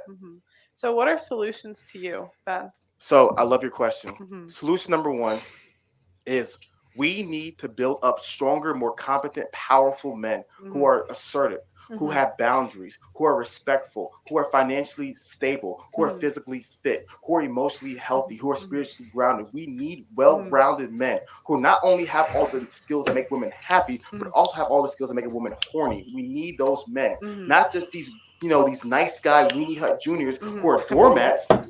Shout out SpongeBob. See, you watch Little TV. No, I don't. I didn't know that was from SpongeBob. It was. And we don't also need these hyper masculine bravado Gaston-like characters. We don't need either or. We need strong, competent, capable men. And they could probably misconstrue that as him talking about Andrew Tate or some of these red pill content creators. Although I don't believe it because this nigga, I have never seen anyone hold on to Andrew Tate's nuts tighter than this dude right now. And Jordan Peterson. This is a Jordan Peterson certified nut grabber. We need to create places where men can come and get those resources. That's why I'm so passionate about the standard. The reality of the standard is when men join the standard, they're around my life. I can't fake nothing. I told the guys this in December when I started. I said, yo, if I'm faking what I'm saying, if I don't live what I preach, you guys will be around. Shout out to JR Garcia and the Andres and the Ryans and all the guys in the standard. They know it. They know it. They're around me all the time. I can't. I'm not faking it. Because I told you, if I'm fake, they can expose me in a minute because they're around me. So my biggest thing is that we need to go and create communities where we're building up men. We're teaching them how to have healthy marriages because some marriages do work. Do a lot of them unhappy? Yes. But some are happy. Let's learn from them. Let's replicate them. Let's learn from your parents. Let's learn from my parents. Let's learn from the people who are doing well. And let's teach the men how to do those things. Let's also protect the men. Protect the men. If you're a guy and you have lots of money, let's protect them. If you're a guy you're worried about your children losing custody, let's protect them. Let's teach strategies and techniques to protect men as well as women, because to me, the best advice benefits men and benefits women. I want you protected as well. I don't want you to be 45 years old and all of a sudden your husband says, screw you, I'm about to get a new woman. Now all of a sudden you're 45 or 3. Hafiz, that's where you fucked up. The rate she's going, she's not gonna have a husband. Are you kidding me? She's not gonna have a husband. What, bro? According to the red pill standards, she's not it, bro. She wants to be a modern woman. She's gonna be that 40-year-old buy a dog, die alone type, bro. She's already letting y'all know what game she's on. So I feel where you're going at, but like, there's a lot he's saying that I have to cover, but I want to let him go. I just had to stop at that part because I had to correct him, but we'll let him run. Like I want to go back into the mating market after I hit the wall. I don't want to go back into the mating market. That's not fair. We have to protect you as well. So I Mhm. want to protect the men, protect the women. And on top of that, Mhm. while we're building up stronger men, we got to build up healthy women. Because Mhm. my biggest pushback, why I don't like the showing the hoes on your show, the currency of today's is attention. Mhm. That is a currency. He's If you right. ask an 18-year-old kid, which would you rather have, 1,000,000 followers Mhm. and a million followers and $1,000, or 1,000 followers and $1 million? Well, 1,000 and 1,000,000. You ask the average 18-year-old kid today, No, I'm thinking like you'd have to make the money higher for it to be comparable. $1 million. Yeah, Hafiz, that was kind of a dumb. You're rolling off the. I feel him though. Hafiz he's on a roll right now. He's in that spirit. I get him. The spirit, whatever spirit has gotten him. He's evangelical mode right now. So I get it. But like, yeah, bro. Like, listen. Either way, those are both good options. They're both good. I would almost have to go with something like, okay, would I rather have fame, or let's say 1,000,000 followers, or would I get a penny doubled every day for the rest of my life? If you ask the kid today, they'd probably go with 1,000,000 followers, right? I'd take the penny doubled every day for the rest of my life. Yeah. Yeah. I'd probably have way more money probably at the end of the 6-month mark than that ever exists. And then I'll have more money that actually exists in the world by that point. Yeah. And 1,000 followers, or 1,000,000 followers and 1,000. Sorry. Oh yeah, that I'd pick the $1 million. 18-year-old kids know what the currency of today is? Uh-huh. Followers. Yeah. They want the clout. Yeah, yeah. They want that blue check. They Right, want that right. followers on TikTok. They don't Uh-huh. give a thing about the money, because they'll be like, I'll use my followers to get the money. Uh-huh. They think the follow attention today is the currency. Mhm. So a lot of these women who are doing this foolishness, you know why they're doing it? Because there's attention there. If Mhm. there was no attention, they wouldn't do it. If these girls, if they twerked on Instagram Mhm. and they got 2 followers and they got 3 Mhm. likes, they're gonna stop twerking Mhm. real goddamn quick. Mhm. And so my biggest thing is that we need to stop incentivizing their behavior. Mhm. We need to stop celebrating these women's unhealthy behavior. Mhm. We need to stop Mhm. showing them. We need to freaking give them no attention. Mhm. You see what happens is, and That's like La La Land to me. That'll never happen. well, guess what? Bitch, you know what else is not happening? Women not voting. That's La La Land. But she is right though, Hafiz. It's not happening. And I'm gonna just kind of kill it right here, because like, Hafiz, realistically, the reason why it's not gonna happen because you're fixated on saving all men. You can't do that, right? Especially if you're gonna be here telling the truth. You got to understand the number one thing is all men can't be saved. That's why even half the audience members who follow some of these reputers, we don't respect you. Like, there's no need to respect you. Why? Because listen, bro, if you're willingly gonna walk into these scams, it's not my job to tell you, brother. Listen, you can find this video and you can verify what we've already known. All right. And then once you realize the error of your way, you can join the real ones. But other than that, it's not my job to convince you.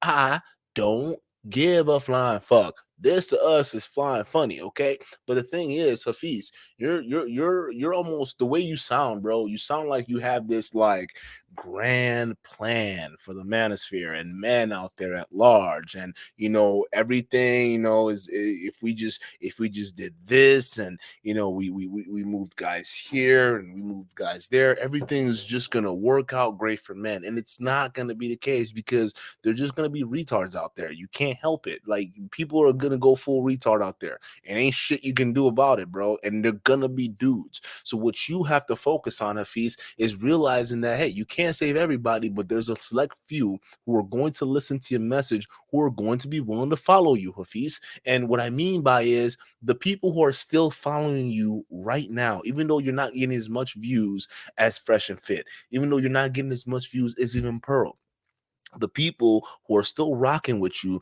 because you're saying some factual shit, those are the people you need to focus on saving, because those are the people, no matter what, they need your help, because they're following you through the Fresh and Fit and the Manosphere Red Pill bullshit. They know it's real. Focus on them. Hafiz, you're trying to save everybody. You can't save everybody. There's a reason why there was an arc, okay? And only 2 of every animal can hop on board. God didn't say everybody. Matter of fact, he said only a select few. Okay, you can only save your chosen few. If everybody else wants to go to that hedonism, you have to let them walk that path, nigga. It's not your place. And that's why people are pushing back at you right now, because they feel as though that, okay, now if you used to flirt with us on the red pill side, but then for some reason you've changed your tune and now you're trying to tell us what to do and be our dad, you're starting to sound like them haters. You're starting to sound like them criticizers, right? And that's why they're hopping on you and getting on you right now, because they see you, Hafeez, the roommates, as a former insider trying to blow up their pockets. You see what I'm saying? You were an insider, bro, at some point. So that's the situation with that. And realistically, here's my overall conclusion with this, right? Realistically, everyone in the manosphere at this point, I changed my mind. I just gave you my criticism of my issues with Hafeez on this whole era and where I think he could improve on. But realistically, I still don't think he was wrong in his assessment when he was talking to Pearl. In fact, people who are clowning him, and I'll even put myself in there because I made the thumbnail and shit. I still think it's funny and I kind of like it. But I might even end up changing some things around. But like he definitely did not get schooled in that interview. I definitely see it as an older man who's more experienced, although there's a little hint of, a little hint of envy. I would, because I sense it. My intuitions are usually never wrong. I could tell, and I could point to certain things that can back up my claims. So just saying. But I'm just saying, bro, like he had some valid points. And Pearl, she definitely came across in this live stream as inexperienced. She clearly didn't know what the fuck she was talking about. And it definitely, this interview more or less exposed Pearl realistically than anything else, because I found more hypocrisies in this live stream with the bullshit she was saying than anything else. And realistically, if I was interviewing her and I wanted to play this smart, I would have just kept her, I would just let her keep talking. Hafeez, I would have just shut the fuck up and let her talk. I would have just said, hey, Pearl, you just said that you wanted to run for office, right? But in your ideal world, women shouldn't vote. Explain how that works. No, that's what I would do, and I wouldn't stop until you give me a clear answer. And I'll keep and all these other weird ass little points she's been making about, oh yeah, well, men should just walk away, right? Okay, well then how's that gonna work with your wife's school? And how's your wife's school that's supposed to prepare women to be wives for the men who are also leaving because they don't want to participate with Western women? Okay, first of all, even just going back to your situation, because you said it doesn't matter, no, because if the divorce rate goes from 50% to 40%, it doesn't matter because women still leave, right? Because the laws are still the same. How is your wife's school, Pearl, with ratchet 304s going to help if women are still going to leave anyways? I mean, why does it matter? Why does it matter even building a wife school if women are just going to leave the marriages anyways, right? What's the point, right? Why contribute to the 10% downward swing when it doesn't really matter if women are just going to leave? That was your talking point, right? Because you were trying to go against him. He was making a point. You see how you just easily just bring this stuff up? But like a lot of people don't really think. I guess a lot of people think on the fly, I guess. But I would have been harping on her because Pearl said some stupid shit, bro. Like I'm not lying. And here's the thing: before I even, because I've done content with her in the past, but it was more of a group panel discussion. And you can go back to our past videos.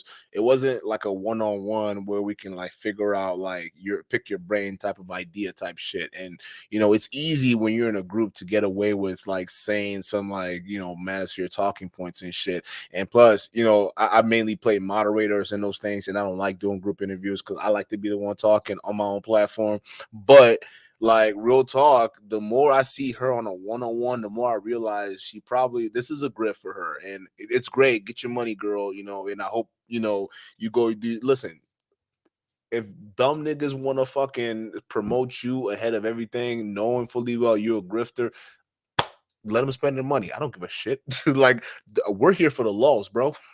We here for the laughs. That's all we here for, bro. We chilling every Saturday night, Friday, Saturday night. We clowning y'all because it's always gonna be a spectacle, and we expect y'all not to disappoint, right? That this is what it is. But other than that, go waste your money. We don't care. The fact of the matter is, the few people who are gonna watch these videos of us laughing and pointing out the obvious hypocrisies and the obvious sham in which these people are doing, right? And the double speak, they're gonna wake up after this, right? And when they wake up, they realize, I never really you know what? I never really thought about that before, but the way he put that, it kind of made me realize that that does kind of sound suspect, right?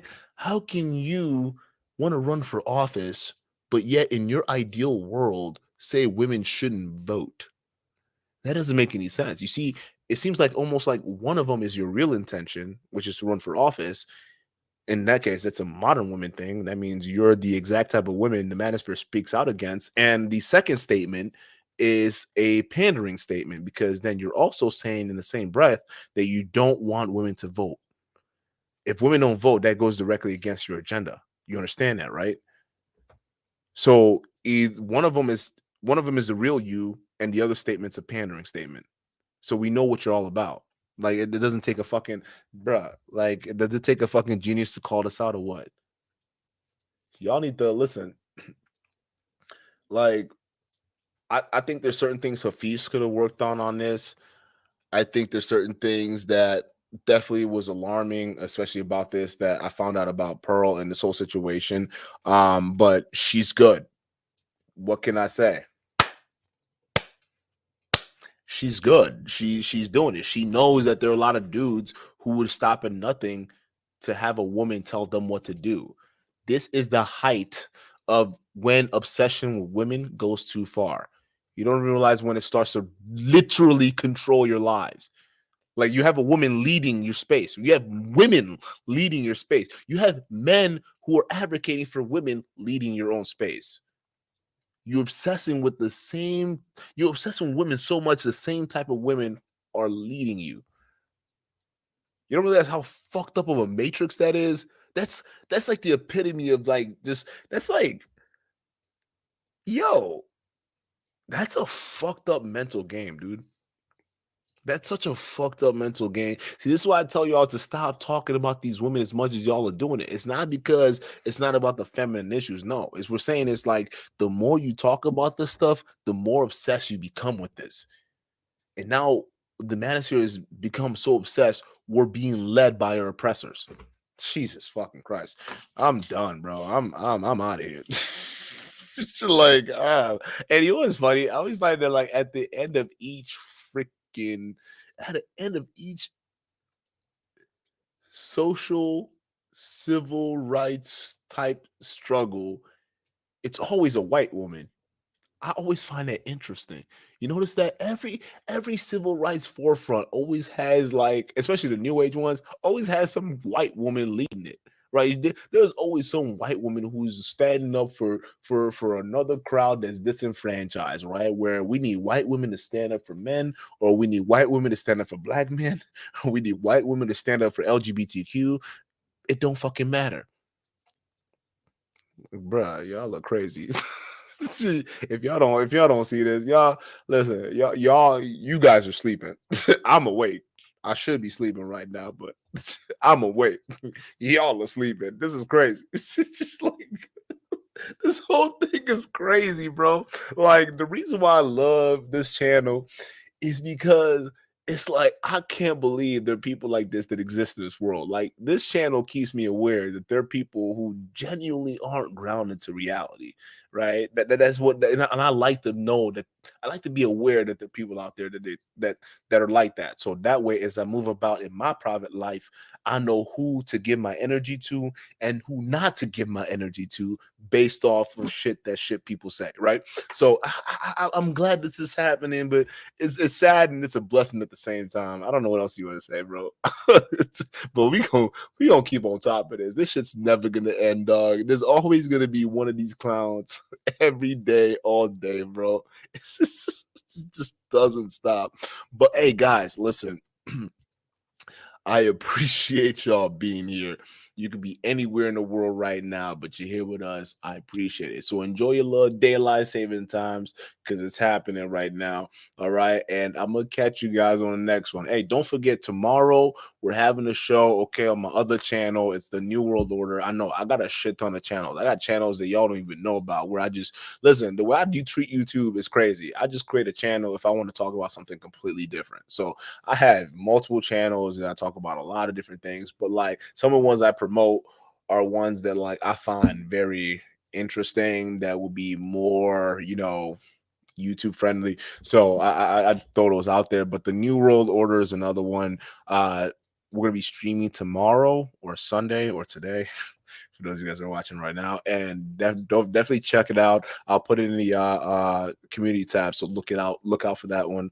We're going to be talking about some real world stuff, okay? So definitely join in. And for those of you guys, young men who are looking for, you know, because we're going to be putting together a long archive, or not archive, but long, pretty much course content on programming too. So we're going step by step. So every other week, we're going to just have a programming live stream where we're going to either build an application or we're going to go in depth on certain languages and just understanding certain concepts so things can kind of flow better. The whole goal is for you guys to get entry level or base level knowledge so you can actually use that for real world applications. Again, if you're not in engineering, if you're not in technology, if you're not in oil, construction, or any of these big, heavy hitting industries, life in the next few years is going to be pretty tough. So if I can do my best and it's for free, like nobody even knows about that channel except for you guys watching right now. All right. I even forget to promote it. That's how crazy I am. Right. Go check it out. Okay. I think it's going to be a lot of value. And plus you guys get to know a little bit more about the world.